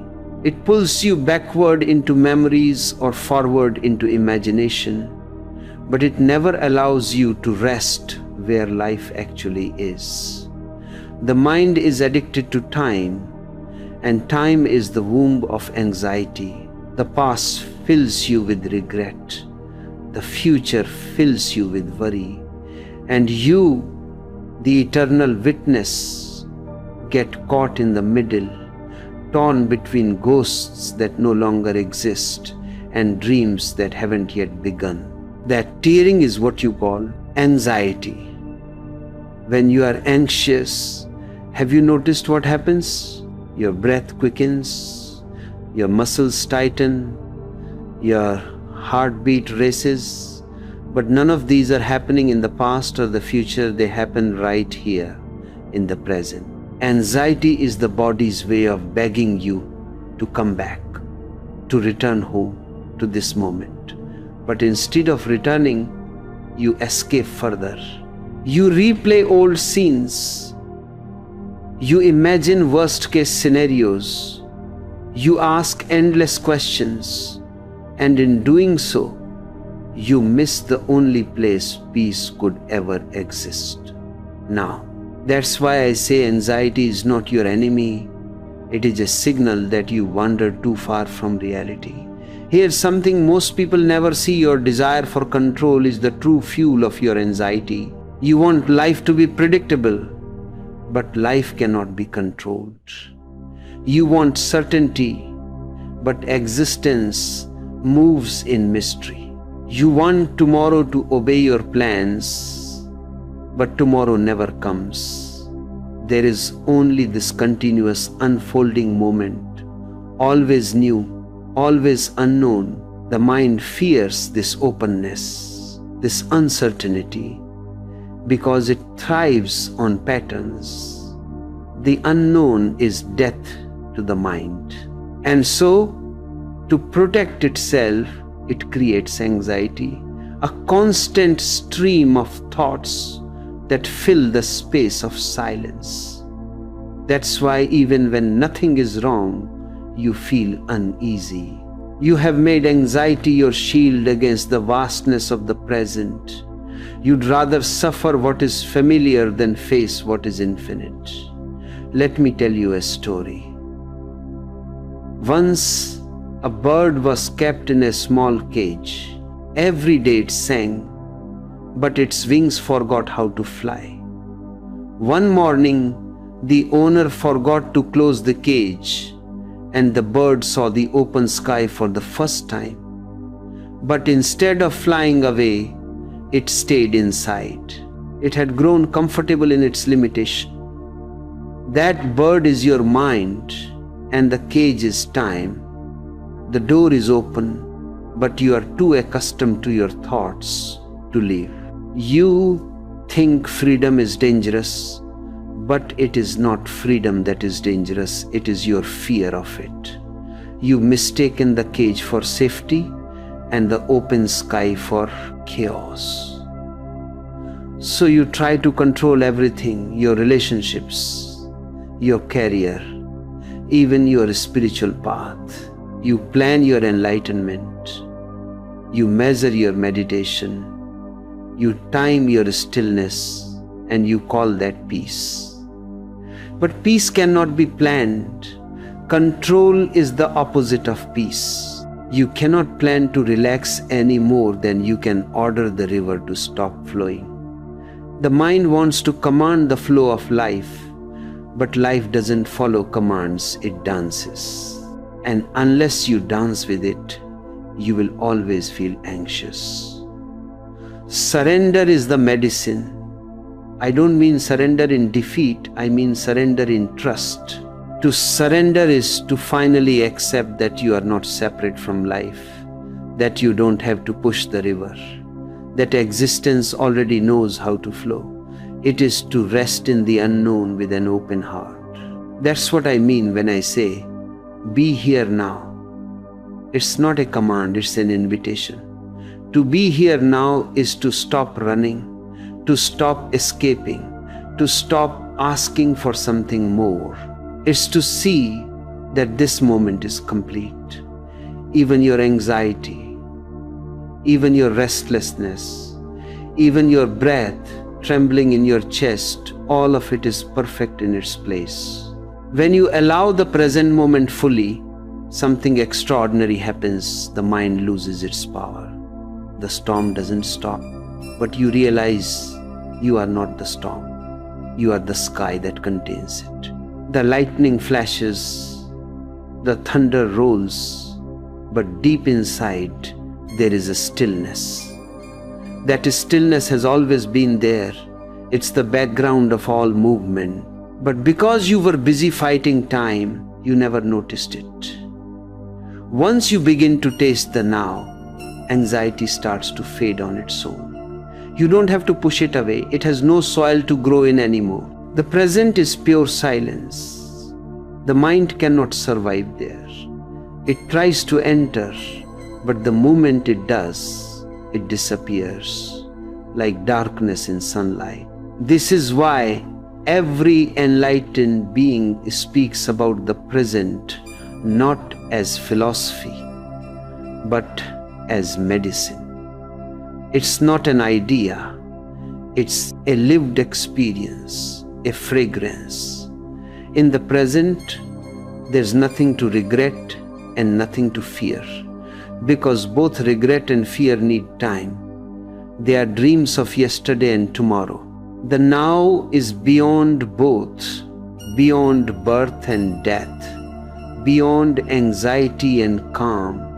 But to enter the present, you must be willing to die to your past and your future. You must be willing to live without maps, to walk without guarantees, to breathe without knowing what comes next. That's what terrifies you, not anxiety itself, but the death of control. Yet once that control drops, you discover something incredible. The world doesn't fall apart when you stop holding it. In fact, it becomes more beautiful, more alive. You begin to see how life takes care of itself. The birds still fly, the heart still beats, the breath still flows, all without your help. You realize peace was never something to create. It was always what remained when you stopped interfering. So the next time anxiety comes, don't call it a curse, call it a reminder. A reminder that you've drifted into the future or fallen back into the past. Close your eyes, take a slow breath, and return. Feel the air moving in, moving out, nothing to fix, nothing to fear, just this simple rhythm of life happening. Stay there, even for a moment, and you'll know what I mean. The mind will resist. Yes, it will tempt you back into time, but now you'll see its trick. You'll smile, because you've seen the truth. Anxiety is not your punishment, it's your path home. And when you walk that path long enough, when you've returned again and again to the stillness of the present, something beautiful begins to unfold. You begin to discover a space within you that no storm can touch. It's not an idea or a state, it's who you are. That space has always been there, quietly waiting behind the noise of your thoughts. Let us now go into that, the space beyond the mind, the still center that remains untouched by anxiety, untouched by time, untouched by fear itself. Beyond the mind, beyond thought, beyond the constant waves of emotion and memory, there exists a space so still that even silence feels loud beside it. That space is your true nature. It has never been touched by anxiety or fear, by sorrow or desire. It has watched everything, the coming and going of seasons, of dreams, of lifetimes, and yet it remains the same. You have tasted it before, though perhaps without knowing. It's there in those brief pauses between your thoughts, in the moment before sleep when the world dissolves, in the quiet breath after laughter fades. That is the space I call your center, the still point around which all movement turns. You have lived your life on the surface, lost in the waves of the mind, but the ocean of your being waits silently below. The noise of anxiety is only the surface wind. It cannot disturb the depths. To enter this space, you do not need to travel or achieve or change. You only need to stop chasing. The moment you stop running after calm, calm appears. The moment you stop demanding peace, peace returns. It was never missing. It was only hidden by your search. The one who is searching is the disturbance itself. It's like trying to see your reflection in a lake while throwing stones into it. The more you try, the more ripples you create. But if you simply sit beside the lake and do nothing, the water clears by itself, and there you are reflected perfectly, untouched, whole. That's how the still center is revealed. It's not earned through discipline. It's remembered through awareness. I remember once telling a disciple who came to me trembling with worry, "Don't try to calm yourself, calmness is already there." He looked puzzled and asked, "Then why don't I feel it?" I smiled and said, "Because you're too busy trying." You see, effort belongs to the ego. A stillness belongs to being. You cannot reach stillness through effort any more than you can hold the ocean in your hands. All you can do is relax into it. Effort is movement, stillness is surrender. When you begin to touch this stillness, even for a moment, you will feel something miraculous, the disappearance of the I. The one who was anxious, who was fighting, who was seeking, begins to fade. You realize that anxiety never belonged to you. It belonged to the false identity you carried, the me that believed it was separate from life. When that false self dissolves, what remains is pure awareness. Without a center, without a boundary, you feel yourself expand beyond the skin, beyond the body, beyond the mind. And in that expansion, all problems lose their shape, all fears lose their edge. The world continues noise, work, people, responsibilities, but they no longer disturb the inner space. You can move through chaos and remain utterly still inside. You can listen to the noise and yet feel the silence humming beneath it.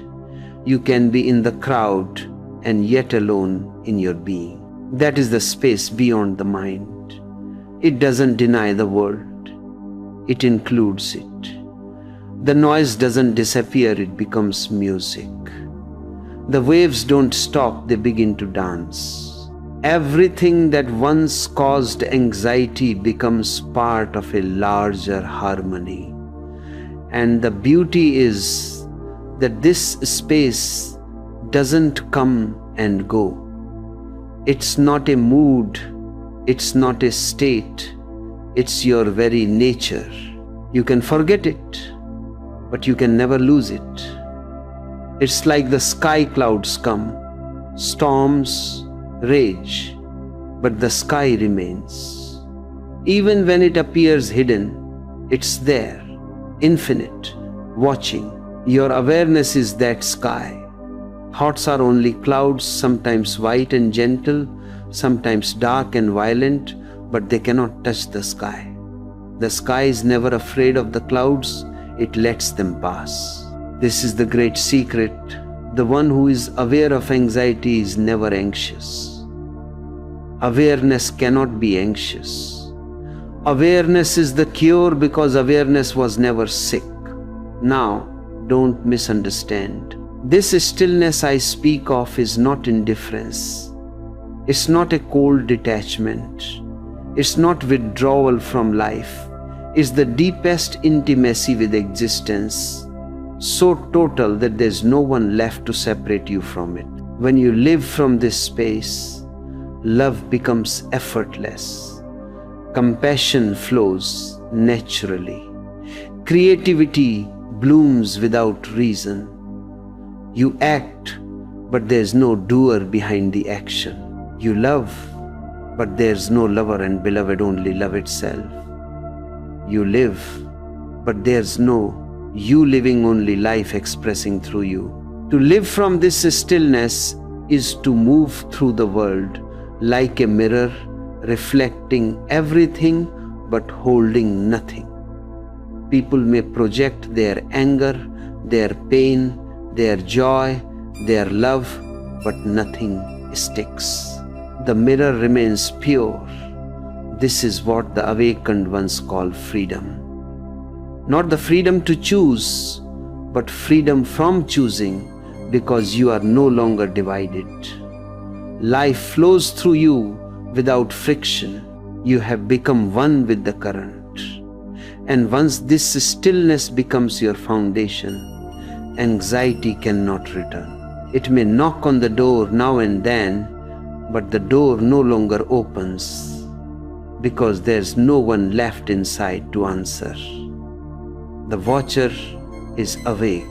The mind still moves, but you see it from afar, like watching clouds drift across an endless sky.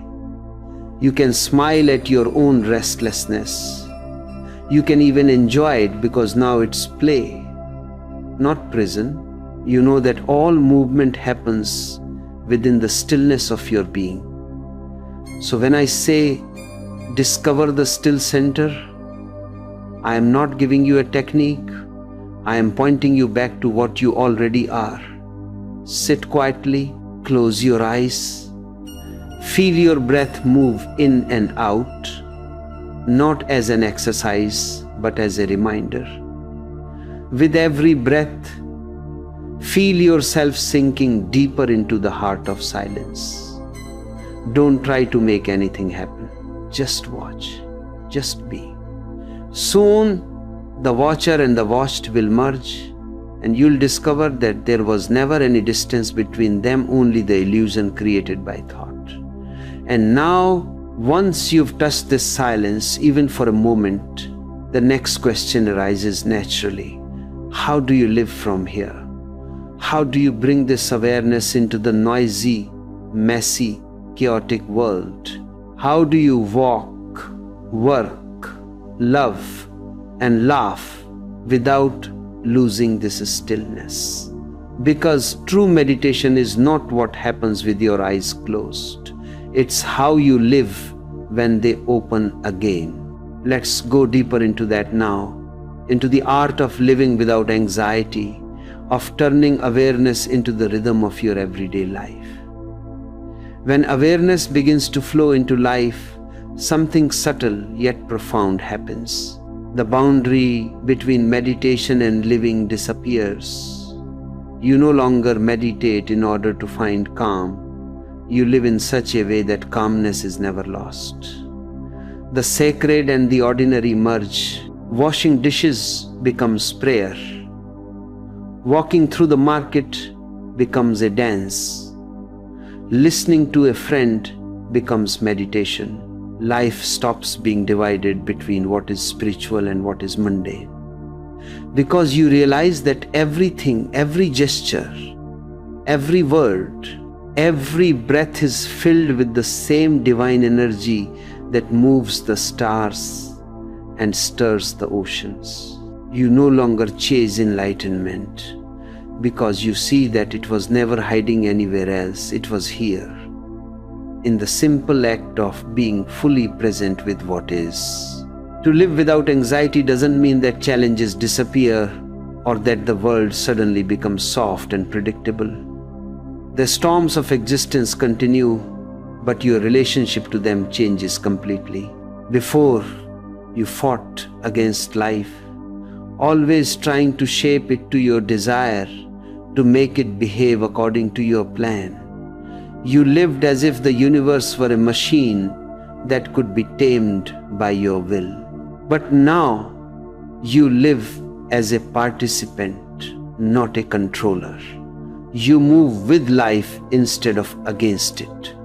You understand that peace isn't the absence of difficulty, it's the presence of awareness amid it. Even in pain, even in uncertainty, you remain anchored in the silence beneath. And this awareness brings an incredible intelligence. You begin to notice the small gap between action and reaction, between experience and interpretation. That gap is freedom. Before something would happen, a word, a look, a loss, and immediately the mind would react, fear would rise, and anxiety would take over. But now, awareness gives you space. You can see the moment fear is born. You can feel the wave rising. And because you see it, you are no longer carried away by it. You watch it with the same curiosity you'd give to clouds passing through the sky. And soon the wave subsides on its own, leaving you untouched. That's the beauty of awareness. It doesn't suppress emotion, it transforms it. I once told a disciple who was struggling with anger, "Don't fight your anger, watch it." A few weeks later, he came to me amazed, saying, "Osho, the anger is still coming, but it doesn't last. It burns for a moment, and then it turns into laughter." I told him, that's how awareness works. When you see clearly, fire becomes light. The same is true for anxiety. You can't control it, but you can illuminate it. The light of seeing dissolves what darkness of thought created. Acceptance becomes your new way of being. You stop resisting what is. When you're sad, you allow sadness. When you're afraid, you allow fear. When you're joyful, you allow joy. Life becomes effortless because you're no longer editing reality. And in this effortless acceptance, a deep peace arises, not the peace of control, but the peace of harmony. You don't have to manage life anymore. You simply trust it. You realize that existence has its own intelligence, and that intelligence includes you. Living without anxiety also means rediscovering beauty in the smallest things. Before, your mind was too crowded to notice. You were so busy preparing for tomorrow that you missed the song of the bird outside your window, the warmth of sunlight on your skin, the sound of your own breath. But now, awareness sharpens your senses. Everything becomes vivid, alive, new. You taste your food fully. You listen when someone speaks without already preparing your reply. You look at the sky and actually see it. Every moment becomes a miracle, because awareness makes even the simplest act sacred, and in that sacredness, gratitude flowers naturally. Gratitude is not something you practice. It's what happens when you're awake. When you see life as it is, without the distortions of desire and fear, you realize how generous existence has always been. Every breath is a gift. Every heartbeat is grace. Even your pain, even your anxiety, were teachers disguised as suffering. They pushed you to wake up. You begin to thank life not for what it gives or takes, but for the sheer privilege of being here, conscious, alive. When gratitude fills your heart, compassion follows. Because once you've understood your own suffering, you can no longer judge the suffering of others. You see the same restless mind in everyone. You see the same longing, the same struggle, the same forgetting. And from this seeing, compassion is born not as an effort, but as a natural fragrance. You don't try to love. You are love. Your presence alone becomes healing. People will come near you and feel calmer, though you've said nothing. Because peace, when real, radiates without intention. This is what it means to live awake. To live without anxiety doesn't mean to live without emotion. It means to live without unconsciousness. Emotions still arise, but they pass like ripples across a lake. They no longer define you. You are no longer a slave to reaction. You have become the lake itself, deep, reflective, serene. And when life throws stones, the surface moves for a moment, then returns to stillness. When you live like this, you stop asking for life to be easy. You stop demanding certainty. You stop bargaining with existence. You begin to trust the mystery, to relax into it, to celebrate it. This is the final flowering of awareness. Freedom. The freedom not from life, but in life. The freedom to dance with everything that comes without clinging, without fear. And when you reach this point, the very idea of anxiety becomes almost impossible. You look back at your old self, always worried, always chasing, and you smile because you understand now. Anxiety was never a problem to solve. It was a teacher guiding you home. It shook you, it burned you, it broke you open, and through those cracks, awareness entered. Without anxiety, you might never have sought truth. Without suffering, you might never have awakened. So in the end, even anxiety becomes sacred. It was the fire that purified you. And now, as this journey nears its end, I want you to see clearly what you've gained.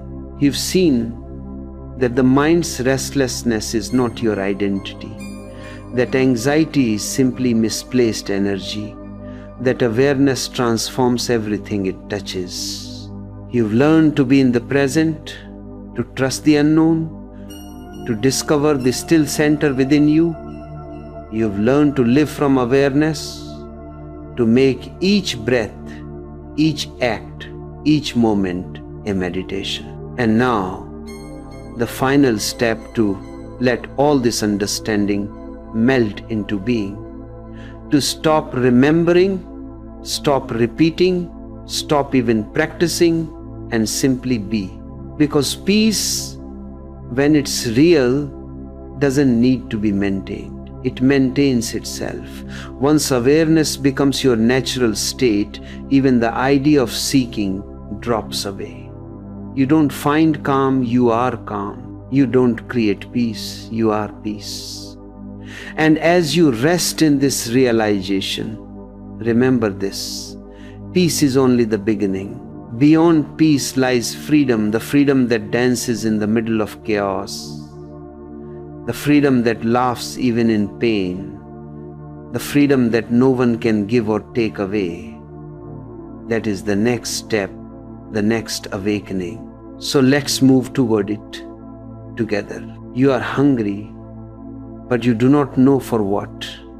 You call it success, love, recognition, peace. But no matter how much you eat, you remain empty. This hunger is not of the body, it is of the mind, and the mind is never satisfied. This is why you cannot find freedom, because the one who desires is the one who suffers. And the end of suffering is not in the next goal, the next lover, the next tomorrow. It is in seeing that the desiring mind itself is the problem. I will take you into that seeing, step by step, until desire dissolves and only freedom remains. In this message, I will take you beyond the noisy marketplace of desire, beyond chasing dreams that never end, into the silent space where freedom is not something to achieve, but something you already are. You will see how desire creates your suffering, how it tricks you with false promises, and how to let it drop without effort. You will not learn how to control desire. You will learn how to understand it so deeply that it dies on its own. From that death comes a new life, effortless, content, and vast. I know your mind is always running, chasing one thing, fearing another. You say, once I get this, I'll rest. But the rest never comes. It is like running toward the horizon. The more you move, the farther it goes. I am not asking you to fight your desires. I am asking you to see them. Seeing is the beginning of freedom, because what is seen clearly ends naturally. In this journey together, I will help you see how desire begins, how it feeds on comparison, how it hides behind love, spirituality, even your search for freedom. So, in this time together, we will explore the anatomy of desire, what it really is, how it binds you, and what happens when it ends. I will not give you methods or moral rules. I will give you understanding, because understanding is transformation. We will go deep into how the mind turns every experience into a new object of longing, and how silence is lost in that constant reaching. We will question everything you have been told about happiness, purpose, and fulfillment. And as we move together, something subtle will begin to shift, not through effort, but through awareness. Stay with me till the end, because the last insight is not something you can hear, it is something you must experience, the moment when the fire of desire turns into the light of freedom. When I look into your eyes, I see the same story written again and again, the story of wanting. You may call it love, success, peace, enlightenment, but at its root, it is the same longing to be somewhere else, someone else, something else. You've been running your whole life, but have you ever stopped to ask, who taught me to run? You were not born running. You were born still, quiet, whole. A newborn child has no ambition. It simply breathes, looks, wonders. The child is not trying to be better tomorrow. It is not comparing itself to another. It just is utterly present, utterly free. But then the world begins its whispering. Parents say, you must become something. Teachers say, you must improve. Society says, you are not enough as you are. And slowly, the seed of desire is planted. That small seed grows into a tree that shades your entire life. Its roots spread deep into your mind. Its branches reach toward every goal, every dream, every illusion. You begin to live in a constant divide. What you are and what you should be. Between these two poles, your peace is crucified. You think this restlessness is natural. You say, everyone wants something without desire. How can life move? But I tell you, this movement is not life. It is escape. The mind is clever. It invents 1,000 reasons to run. But it cannot sit still, because sitting still means death to it. The moment you rest in being, the mind loses its grip, and that terrifies it. So it keeps you moving from one desire to another, from one dream to the next. Look at your own experience. Each time you get what you want, there's a brief silence, a small space, a breath. You call that happiness. But soon, the mind grows restless again. It says, what next? That what next is the sound of the prison door closing once more. The mind divides the world into what is and what should be. And you live trapped between those two, forever reaching, never arriving. Think of a man walking in the desert, seeing water on the horizon. He runs toward it, believing it will save him. But the more he runs, the thirstier he becomes. This is the story of humanity chasing the mirage of fulfillment, dying of thirst just steps away from an infinite oasis within. When you were a child, even the sky was enough. Now, even the whole world is not. The mind's cleverness is infinite. It promises you that one day you will rest, one day when you're rich, when you're loved, when you're enlightened, but that one day never comes, because the promise itself is the trap.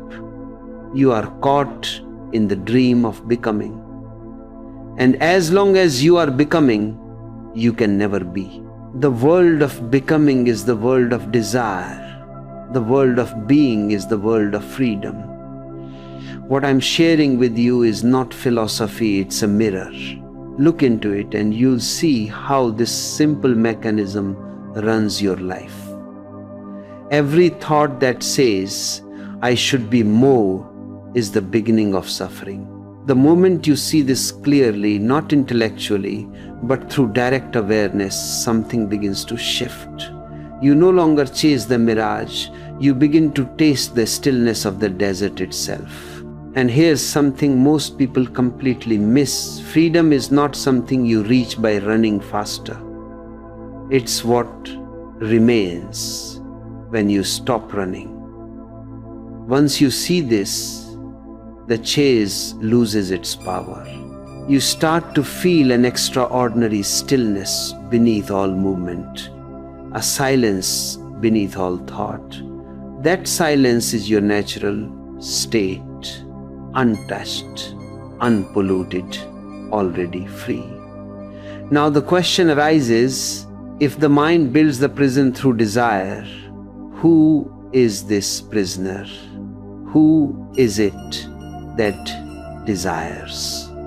Let's look deeper into that next. The moment you begin to look at desire not as something you have, but as something that has you, the whole picture changes. You think you are the one who desires, but in truth, desire is using you. It is feeding on your energy, living through your restlessness, sustaining itself through your longing.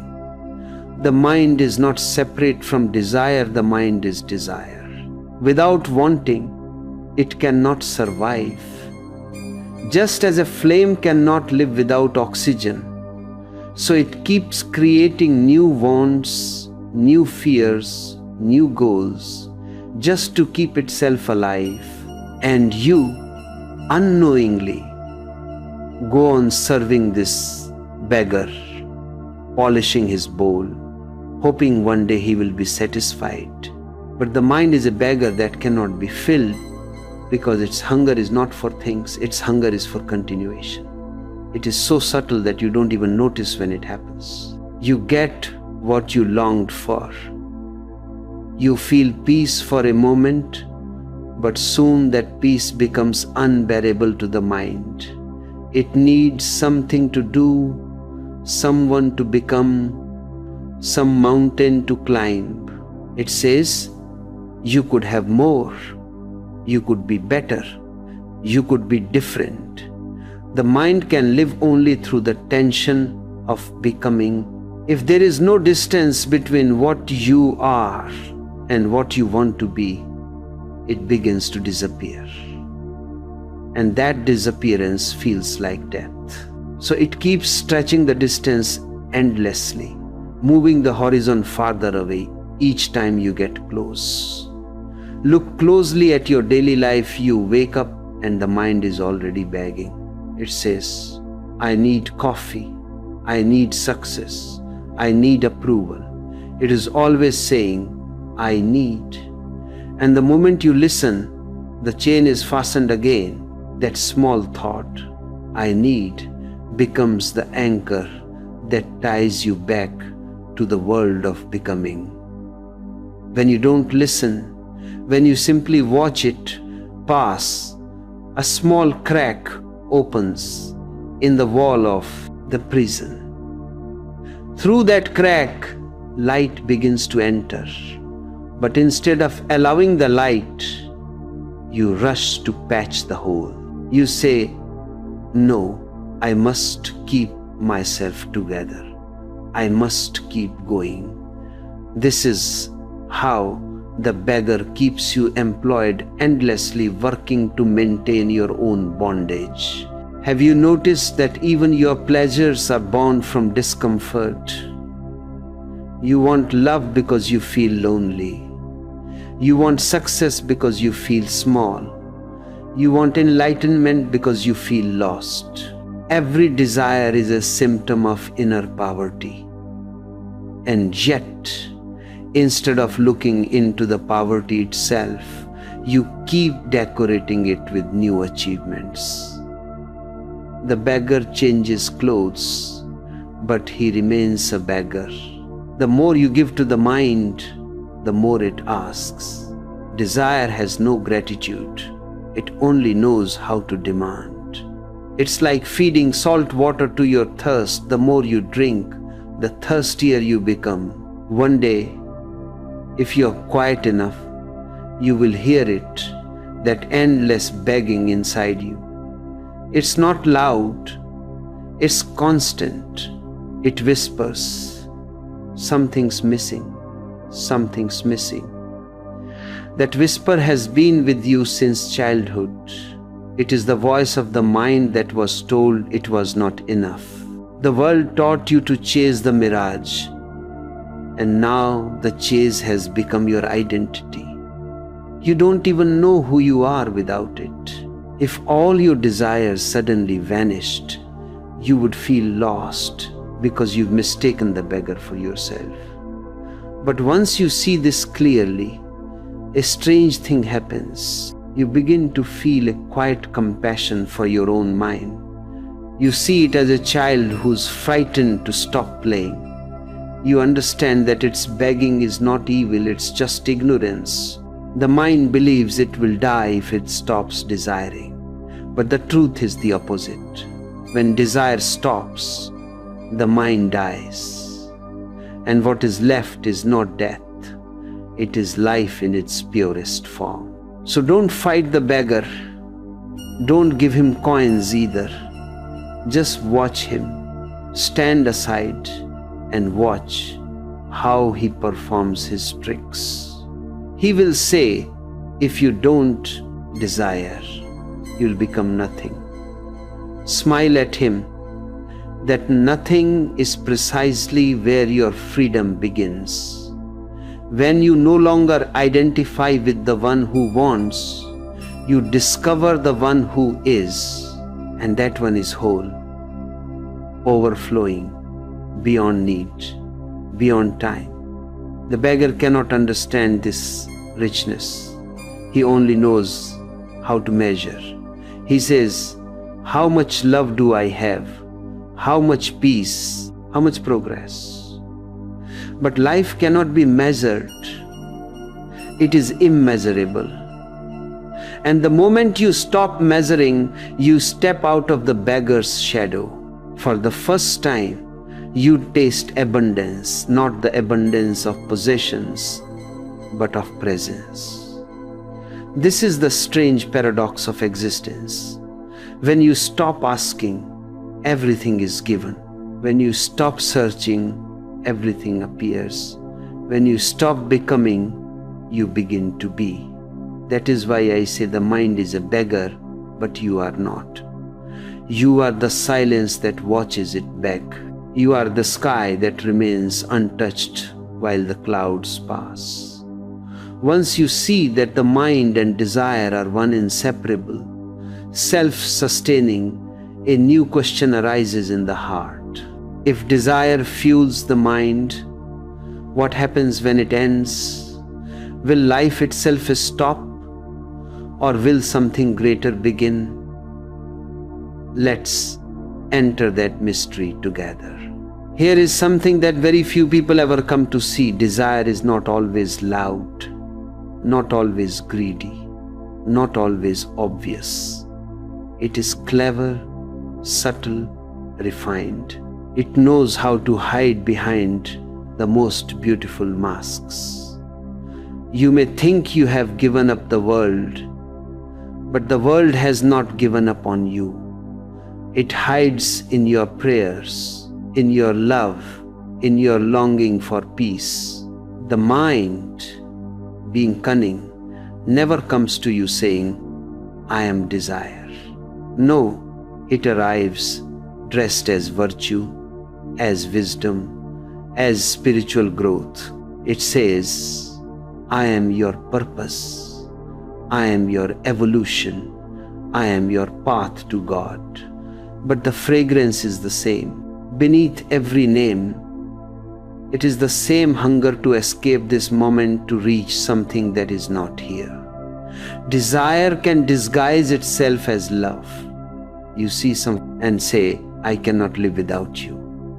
But look deeper, it is not love speaking. It is fear.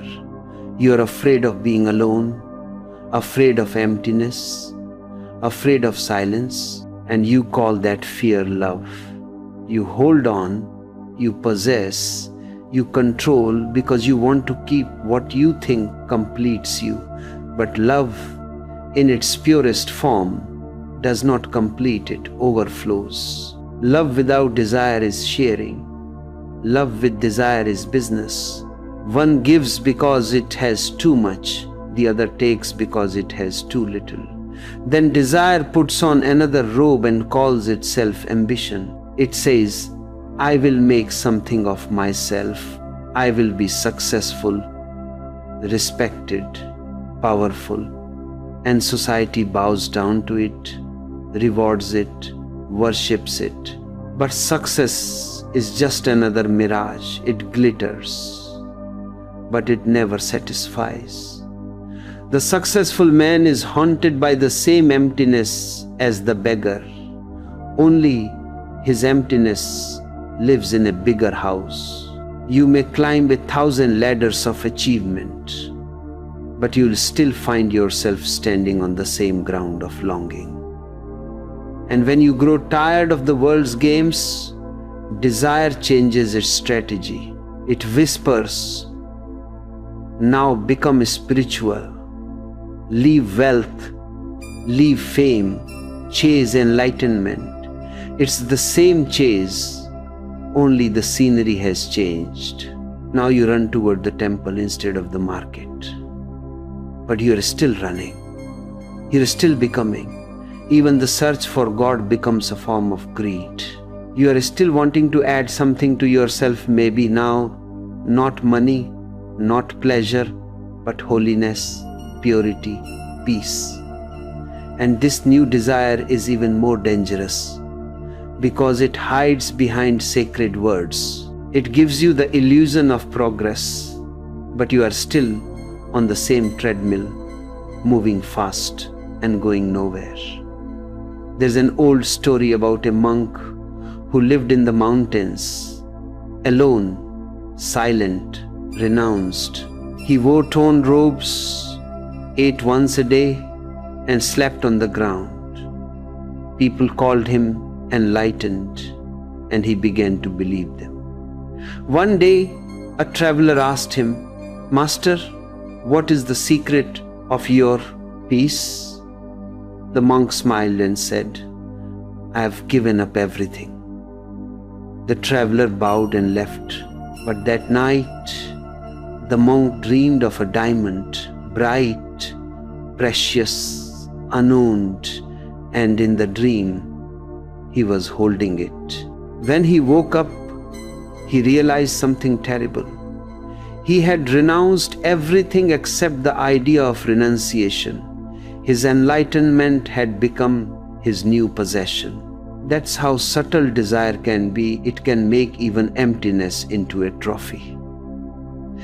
When I say that desire wears masks, I don't mean it is evil, it is unconscious. It doesn't know what it's doing. The mind thinks it's seeking happiness, but it's really running from stillness.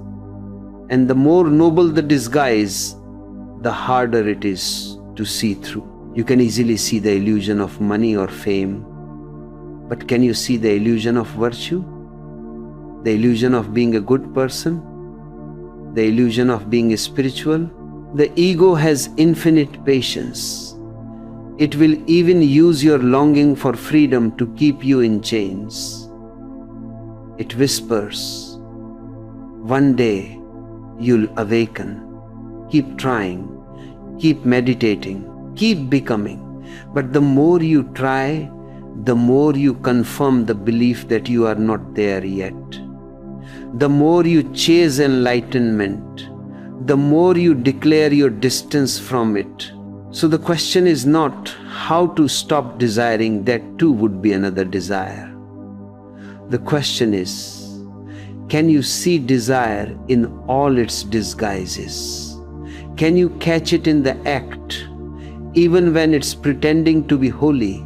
If you can, then something extraordinary happens. The mask begins to fall.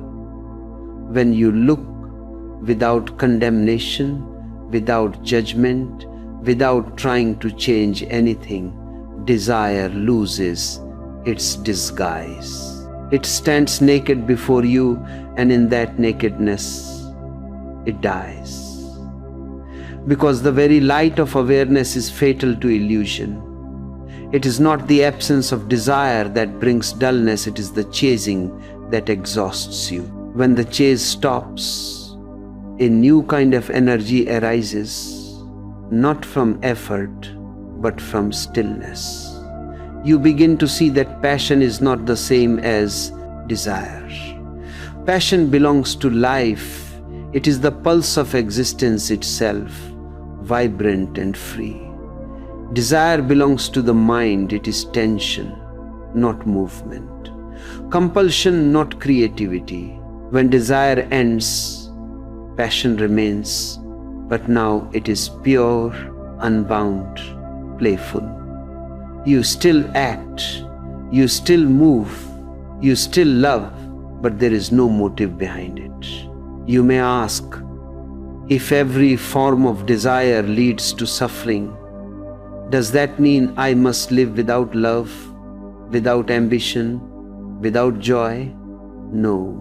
It only means that love without wanting becomes worship. Ambition without greed becomes creativity. Joy without reason becomes your very nature. Once you understand desire, you don't lose life, you gain it. You don't become cold, you become calm. You don't stop moving, you start flowing. So don't try to destroy desire. Simply watch how it disguises itself. Watch it move, shifting shapes, changing names. Watch it without reaction, and you will begin to notice something stunning. There is a gap between the watcher and the wanting. And in that gap, freedom breathes. Now the question arises, if desire is stripped away, if there is nothing to chase, will life not become empty? Won't the flame go out? Or is it possible that when desire ends, something far more radiant begins, a beauty that does not depend on becoming, a joy that has no reason to exist? Let's move into that space together and see what unfolds. What I am about to share with you may sound like a contradiction, but truth always appears contradictory to the mind, because the mind itself is made of opposites: want and fear, gain and loss, light and dark. The mind wants to end desire, but that very wanting becomes another desire. You can't escape desire through effort. Effort is its heartbeat. The more you try to silence the longing, the more you feed it. The very idea that you must stop desiring is born from desire itself. So the real question is not how to kill desire. That's impossible. The question is, can you understand it? Can you look at it not as an enemy to destroy, but as a teacher to listen to? Because when understanding dawns, suppression becomes unnecessary. And when suppression ends, desire naturally dissolves. Every desire, if you observe it with a quiet mind, has a beginning, a middle, and an end. It begins as a flicker, a picture in the mind, a memory, a fantasy. That flicker gathers energy through your attention. You begin to think about it, dream about it, and suddenly it becomes solid, heavy, urgent. The mind says, without this, I cannot live. You chase it, you struggle for it, you suffer for it, and even when you get it, peace lasts for only a moment. Then something new appears on the horizon, and the whole cycle begins again. Most people spend their entire lives moving in circles, believing they are moving forward. They never notice that their footsteps keep leading them back to the same place, the same hunger in a different disguise.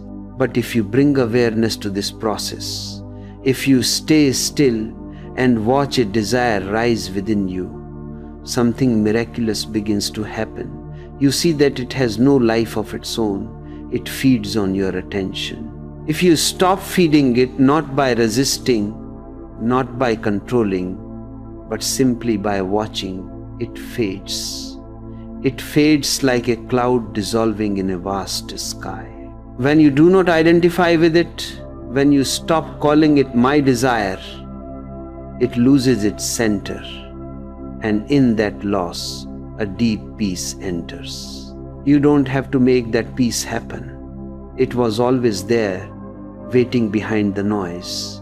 This is what I mean when I say that understanding is transformation. When you understand desire, not as a theory, but as a living movement inside you, something in you shifts. The tension drops. The chasing stops. You start to see that joy was never on the other side of achievement. Joy was what remained when you stopped running. In that moment, you realize that freedom was never something to gain, it was only something to uncover. The chains were never around you, they were around your mind's illusions. It's like a river that has spent its whole life rushing toward the ocean. It fights the rocks, carves the valleys, moves endlessly.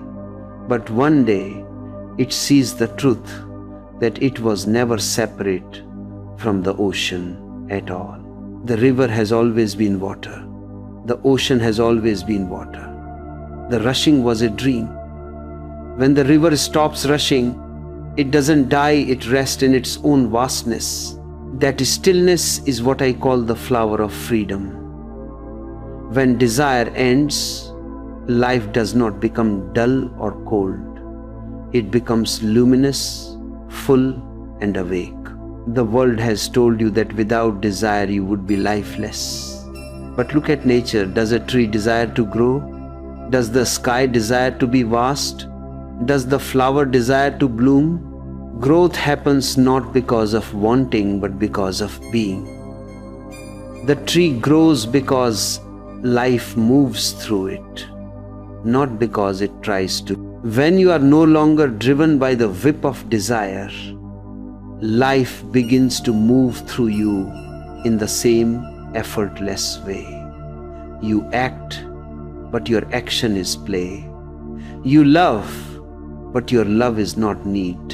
You create, but your creation is not ambition. This is real freedom, movement without motive, action without tension, being without becoming. And let me tell you, when this happens, when desire truly drops, you will not feel like you have lost something. You will feel like a mountain shedding a burden it never needed to carry. You'll laugh at the madness of it. Years, decades, lifetimes spent chasing what was already here. You'll see that all your running was like a wave trying to reach the ocean, not realizing it already was the ocean. That laughter, that lightness, that peace, this is enlightenment. It is not an achievement. It is the natural state revealed when the fog of longing clears. Don't mistake this state for laziness or apathy. It's not that you stop living, you begin living for the first time. Before, your actions were driven by fear, by lack, by the hope of becoming more. Now your actions arise from joy, from fullness, from the simple beauty of existence.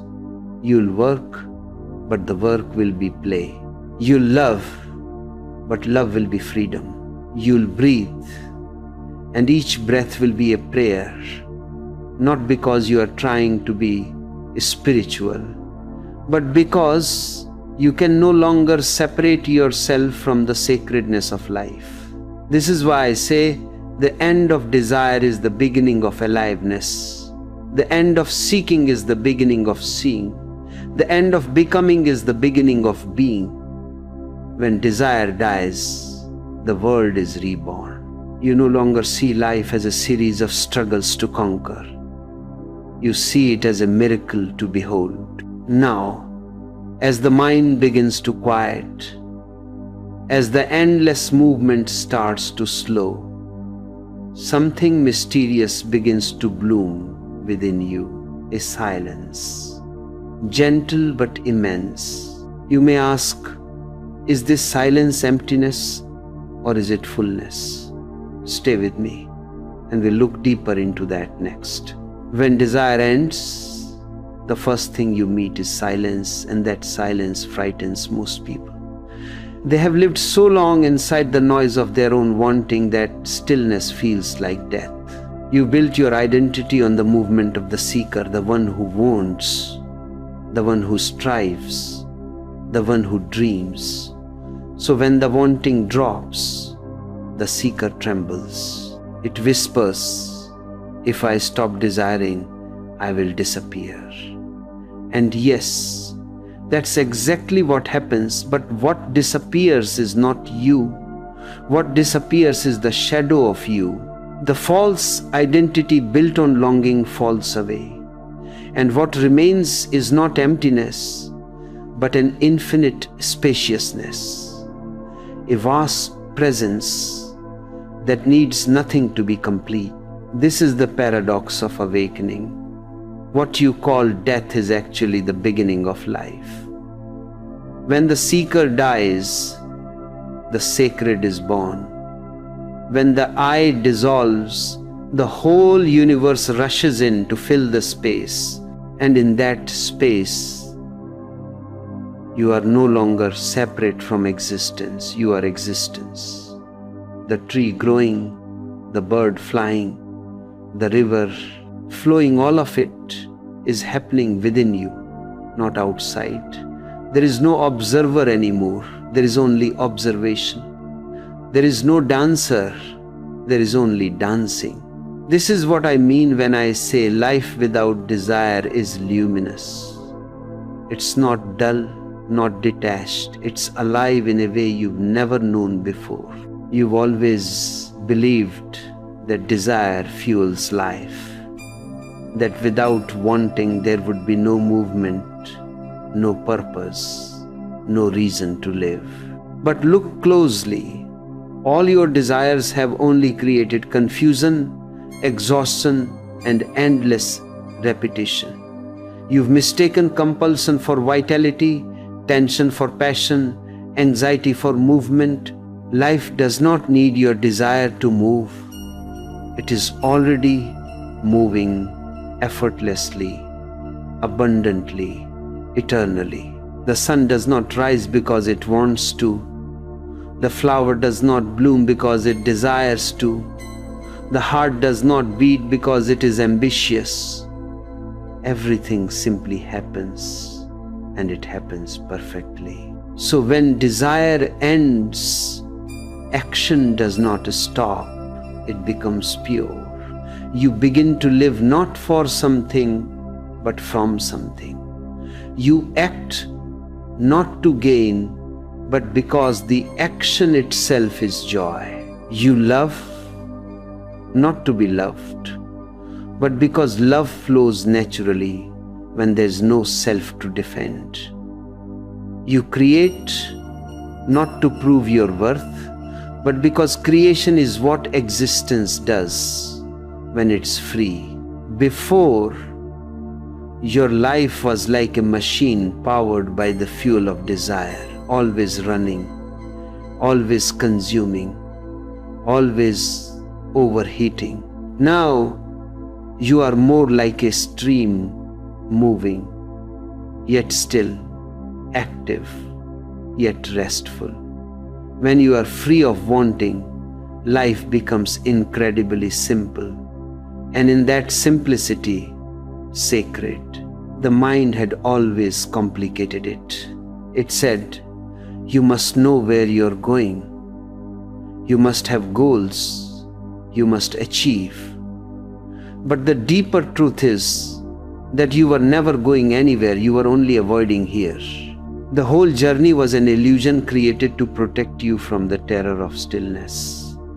But once you face that stillness and fall into it, the terror turns into tenderness. You realize that silence is not empty. It is full of presence, full of awareness, full of love. Imagine a mirror. It reflects everything, light and shadow, beauty and ugliness, life and death, yet it clings to nothing. The mirror does not say, I want this reflection to stay, or I want that one to go. It simply reflects. When desire ends, you become that mirror. The world passes through you and you remain untouched. Things come and go. People appear and disappear. Success rises and falls, but within, nothing moves. That stillness is not lifeless. It is the source of all life. And In that state, even love changes its fragrance. Before, love was desire, a hunger to possess, to control, to secure. Now, love becomes devotion, not to anyone in particular, but to existence itself. You look at a tree, and something in your heart bows.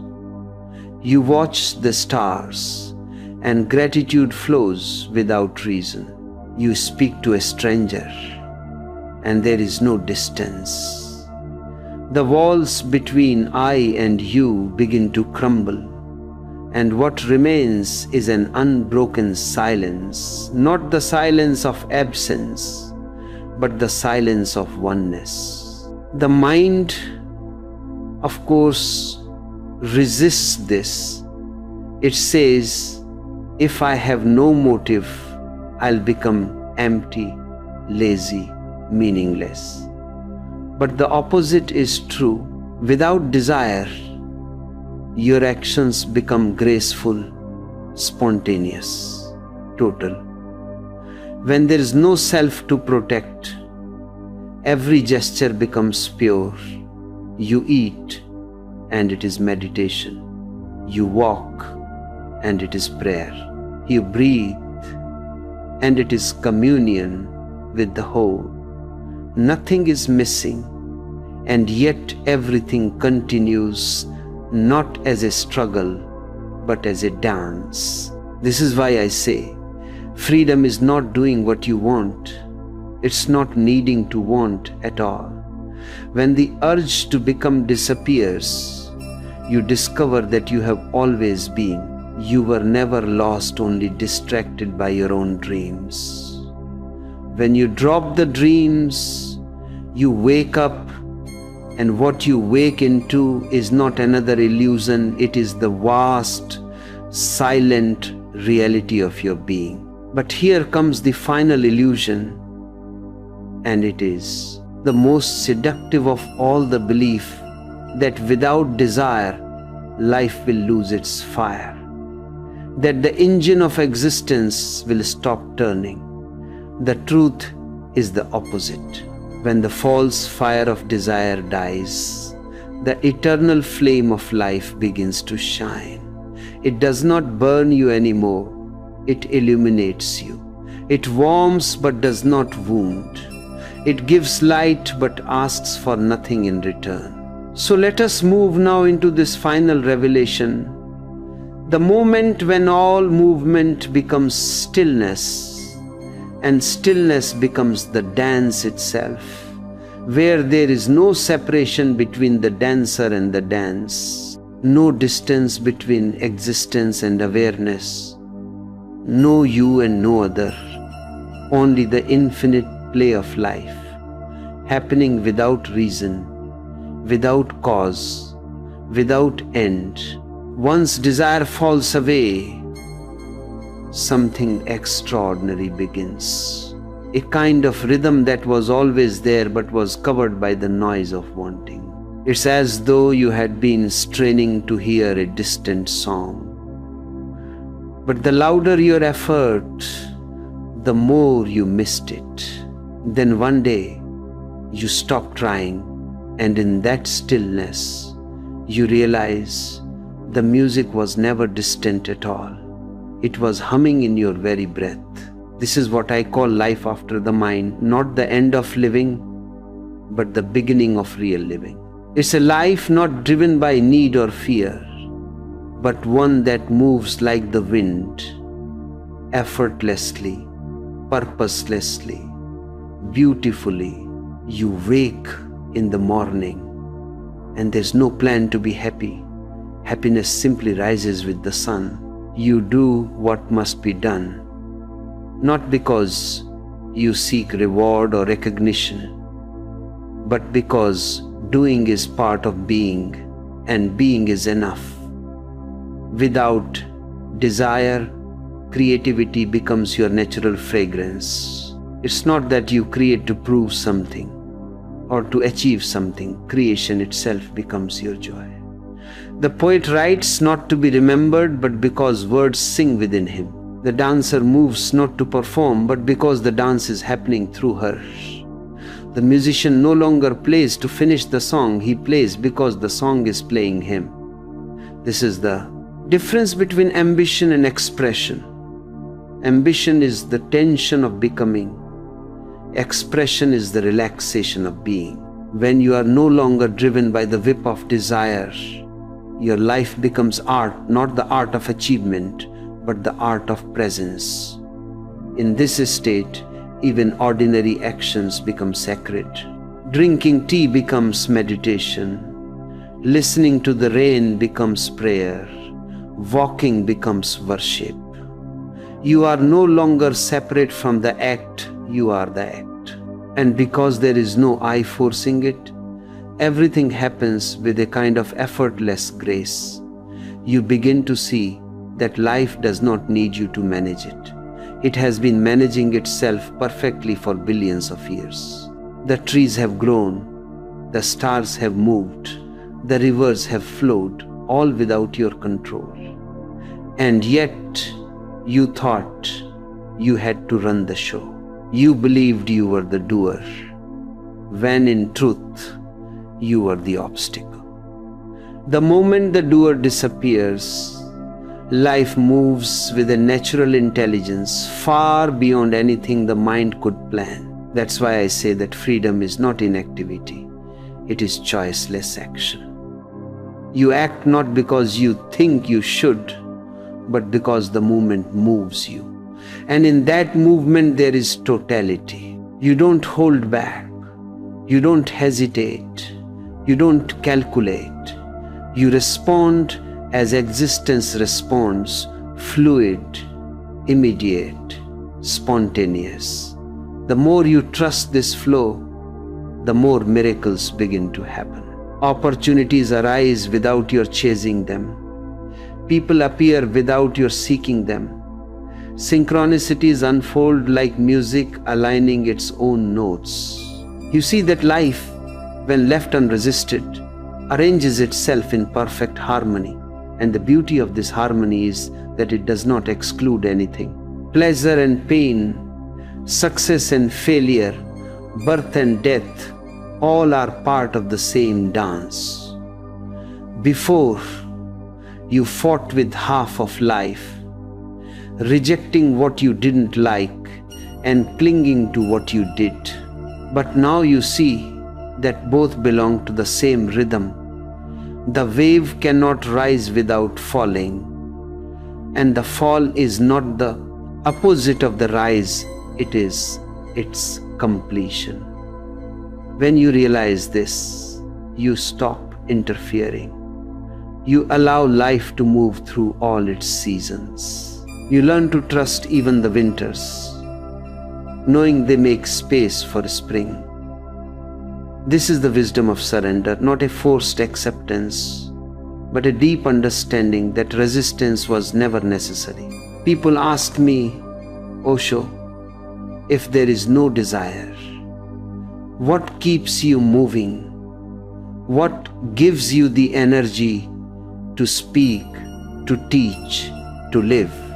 And I tell them, the river does not ask what drives it to flow.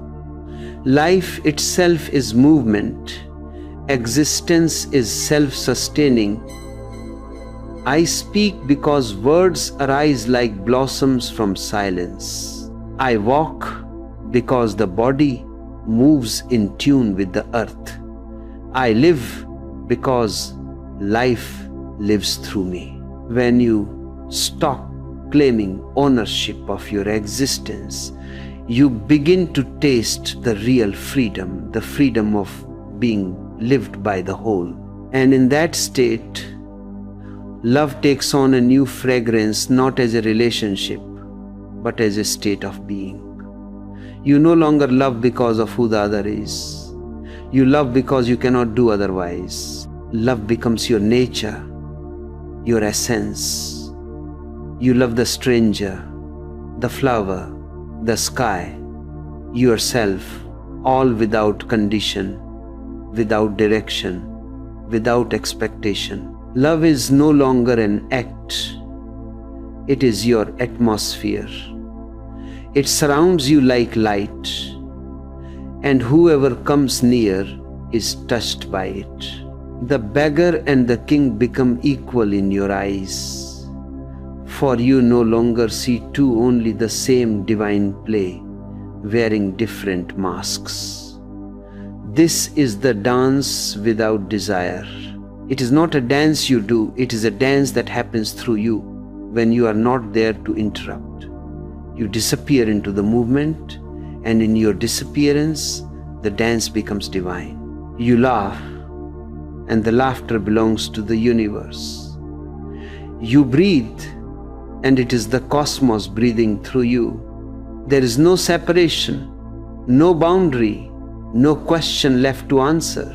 You have come home not to a place, but to yourself. And so the circle closes. The fire of desire that once burned you has now become the light that guides you. The same energy that once created bondage has become liberation. You have not conquered desire. You have transformed it into awareness. You have not reached freedom. You have discovered that you were never bound. So now, as we move toward the closing of this journey, let this truth sink deep into your heart. You were never a prisoner. The walls that held you were made of dreams. The chains that bound you were made of thought.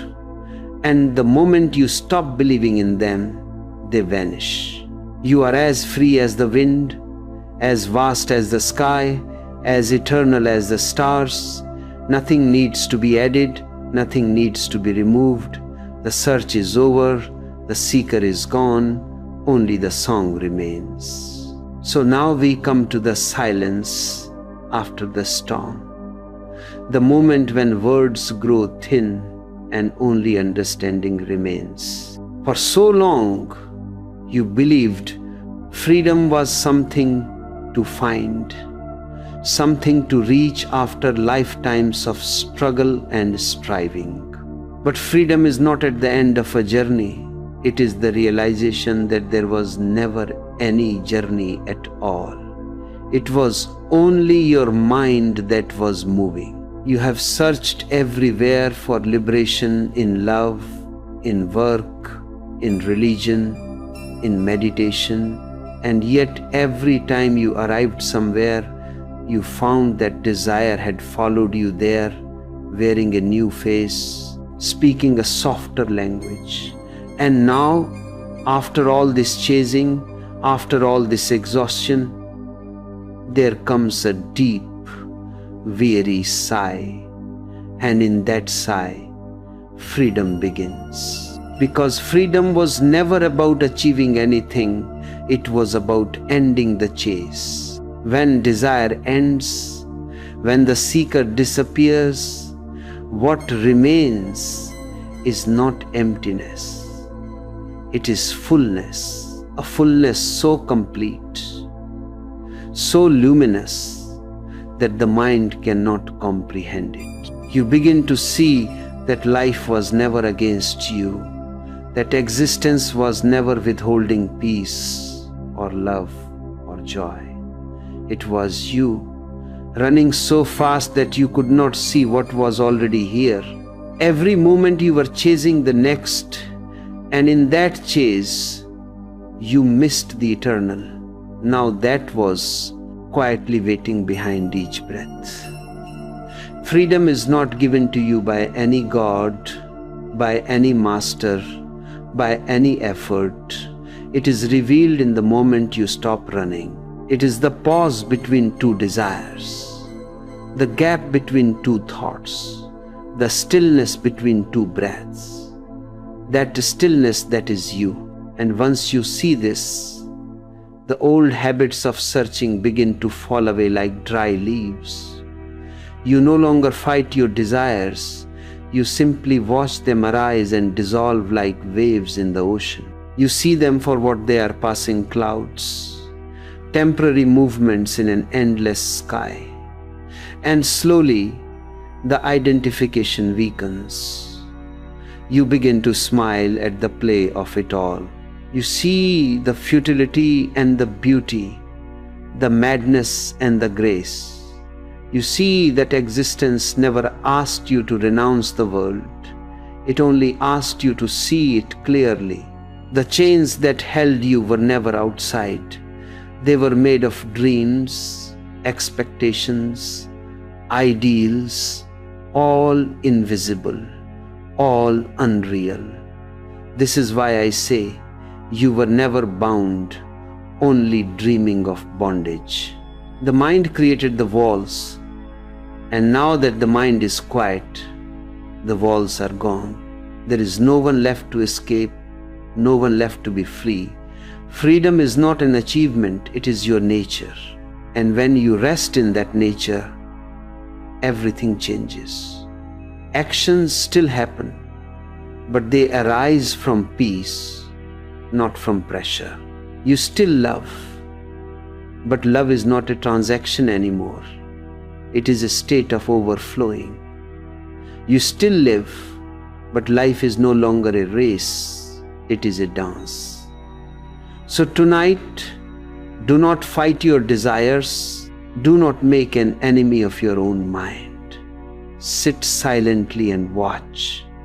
Watch how a thought rises, how a longing forms, how it reaches out, and then, without your effort, how it fades back into silence. See the rhythm of it arising and dissolving, appearing and disappearing, and know that you are the space in which all of it happens.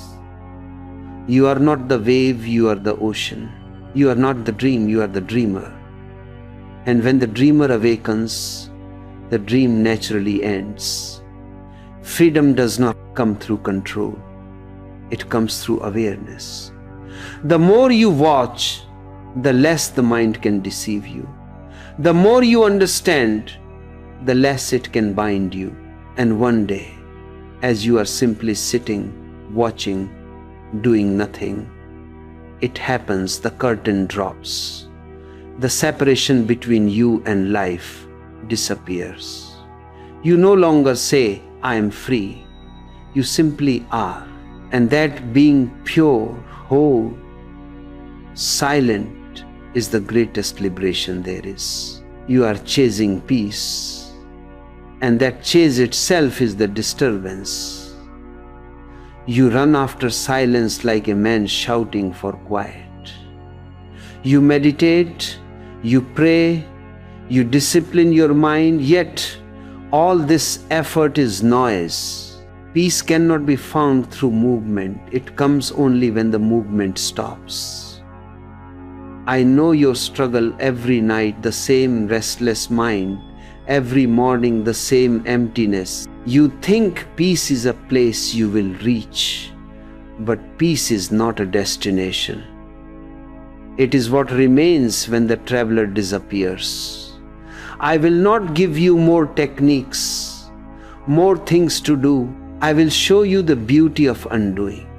In this message, I will not teach you how to add peace to your life. I will teach you how to remove everything that blocks it. You will see how the very effort to control your thoughts keeps them alive, how the fear of restlessness feeds it, how the constant doing prevents being. When you understand this, peace is not something to gain, it is something revealed. You have tried everything. Meditation apps, gurus, retreats, affirmations, yet still the same inner noise, the same anxiety waiting at your door each morning. The world has told you to seek peace, but seeking is the disease. For peace is not in the Himalayas, not in a mantra, not in a future moment. It is right here beneath the clutter of your becoming. And once you see it, even chaos becomes sacred. And so in this time together, I will take you step by step into that seeing. We will explore why the search for peace always fails, how the mind tricks you into endless seeking, and what happens when the seeker disappears. You will see that real peace is not the opposite of disturbance, it is the silence that holds both. By the end, you will not have peace as an object, you will be peace itself. But first, we must understand why you are unable to stop chasing. Because unless you see the root of your restlessness, you will turn even meditation into another race. You have spent your whole life chasing peace. You've read scriptures, you've meditated, you've run after gurus, and yet the same restlessness lingers in the corners of your being. You sit in silence, but inside a storm continues. It's not because peace is far from you, it's because the very one who seeks it is standing in its way. You see, the search for peace is the most subtle disturbance there is. Let me tell you something that may sound strange at first. The one who is searching for peace will never find it, because searching means movement, and movement means the mind is still in charge. And peace is the absence of movement. It is like trying to quiet a pond by splashing in it. The more you try, the more ripples you create. You meditate, but your meditation is full of desire, the desire to achieve peace. You pray, but your prayer is a bargain. Give me this, take away that.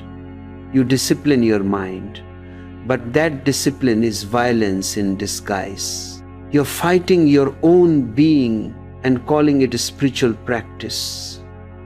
You are trying to force the flower to bloom before spring has come. How can that bring peace? Here's what most seekers miss completely. Peace cannot be created. It can only be uncovered.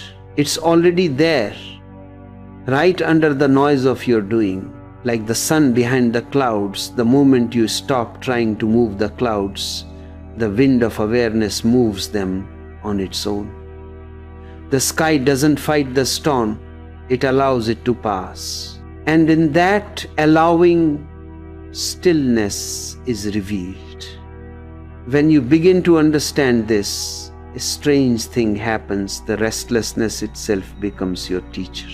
Every moment of tension, every flicker of anxiety, every urge to fix yourself, they all start to show you how deeply attached you are to doing. The mind says, do something to find peace. But life whispers, be still and peace will find you. Imagine a man sitting beside a lake, trying to still its surface with his hands. He pushes the water this way and that, desperate for reflection, but the more he touches it, the more distorted his image becomes. Finally, exhausted, he drops his hands. The lake on its own becomes still.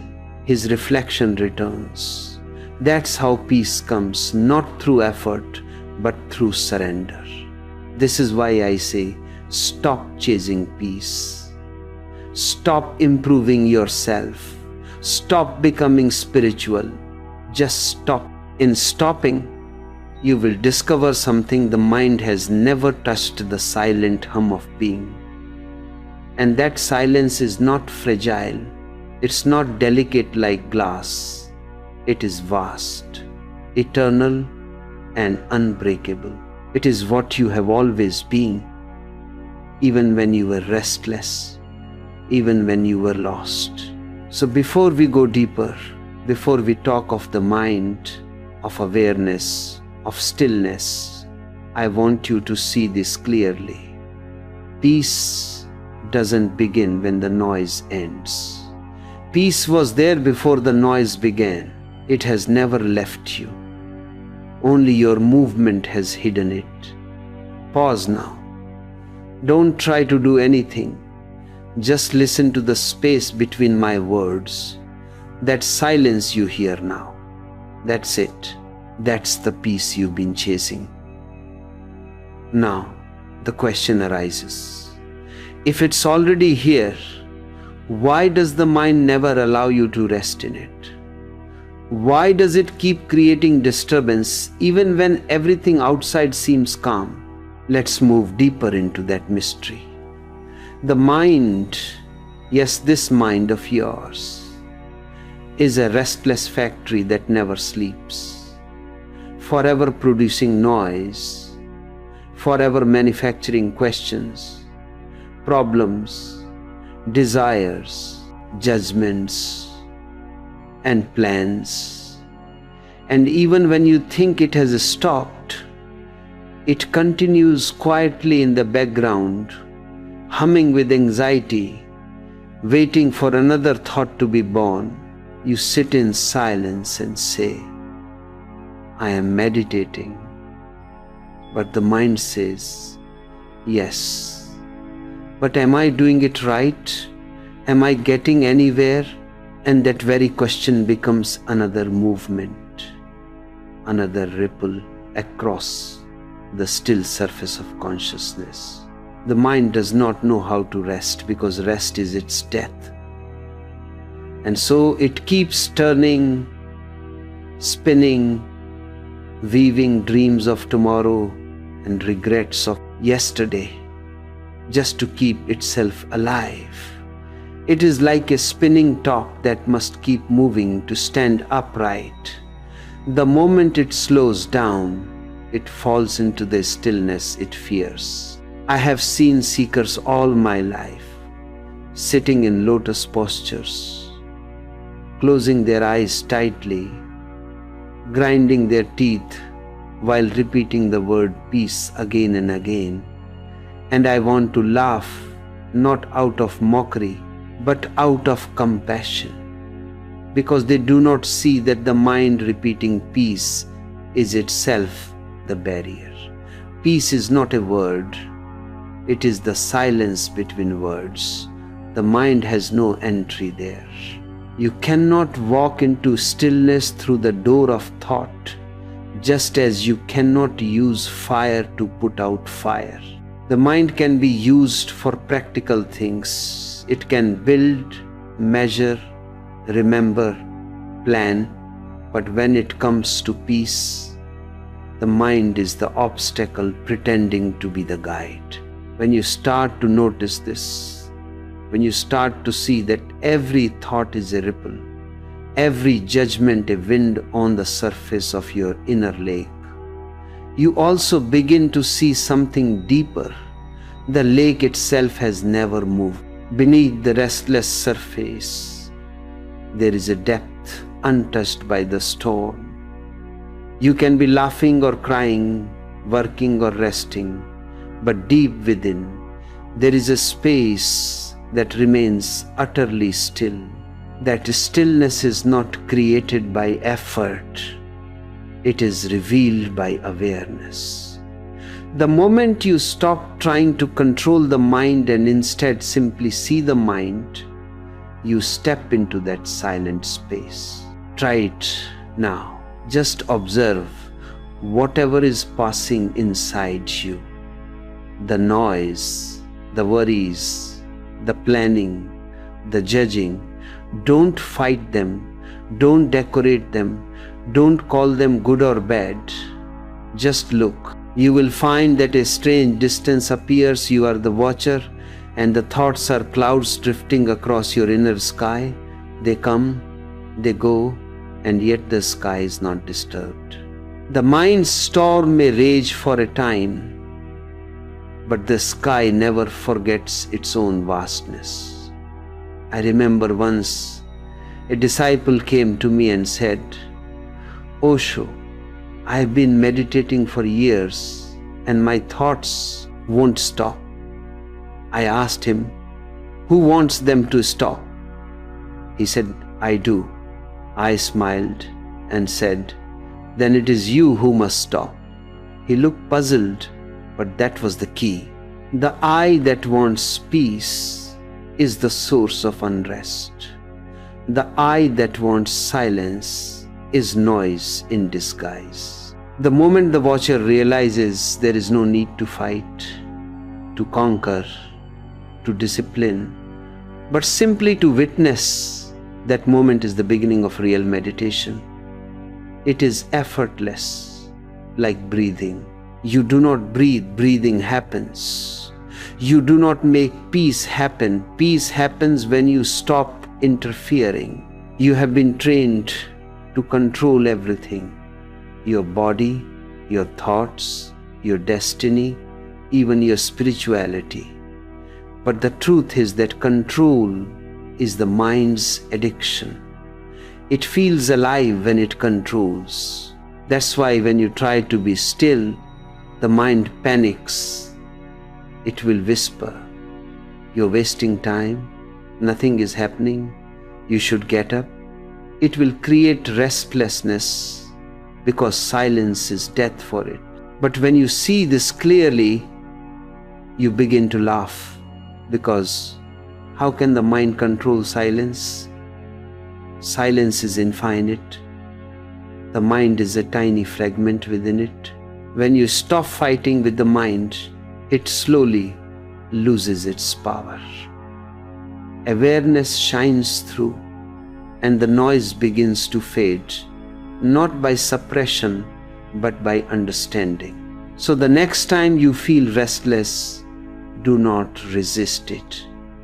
Do not chant louder, breathe deeper, or try to escape. Just watch it. Watch it with tenderness, as if you are watching a small child playing with shadows.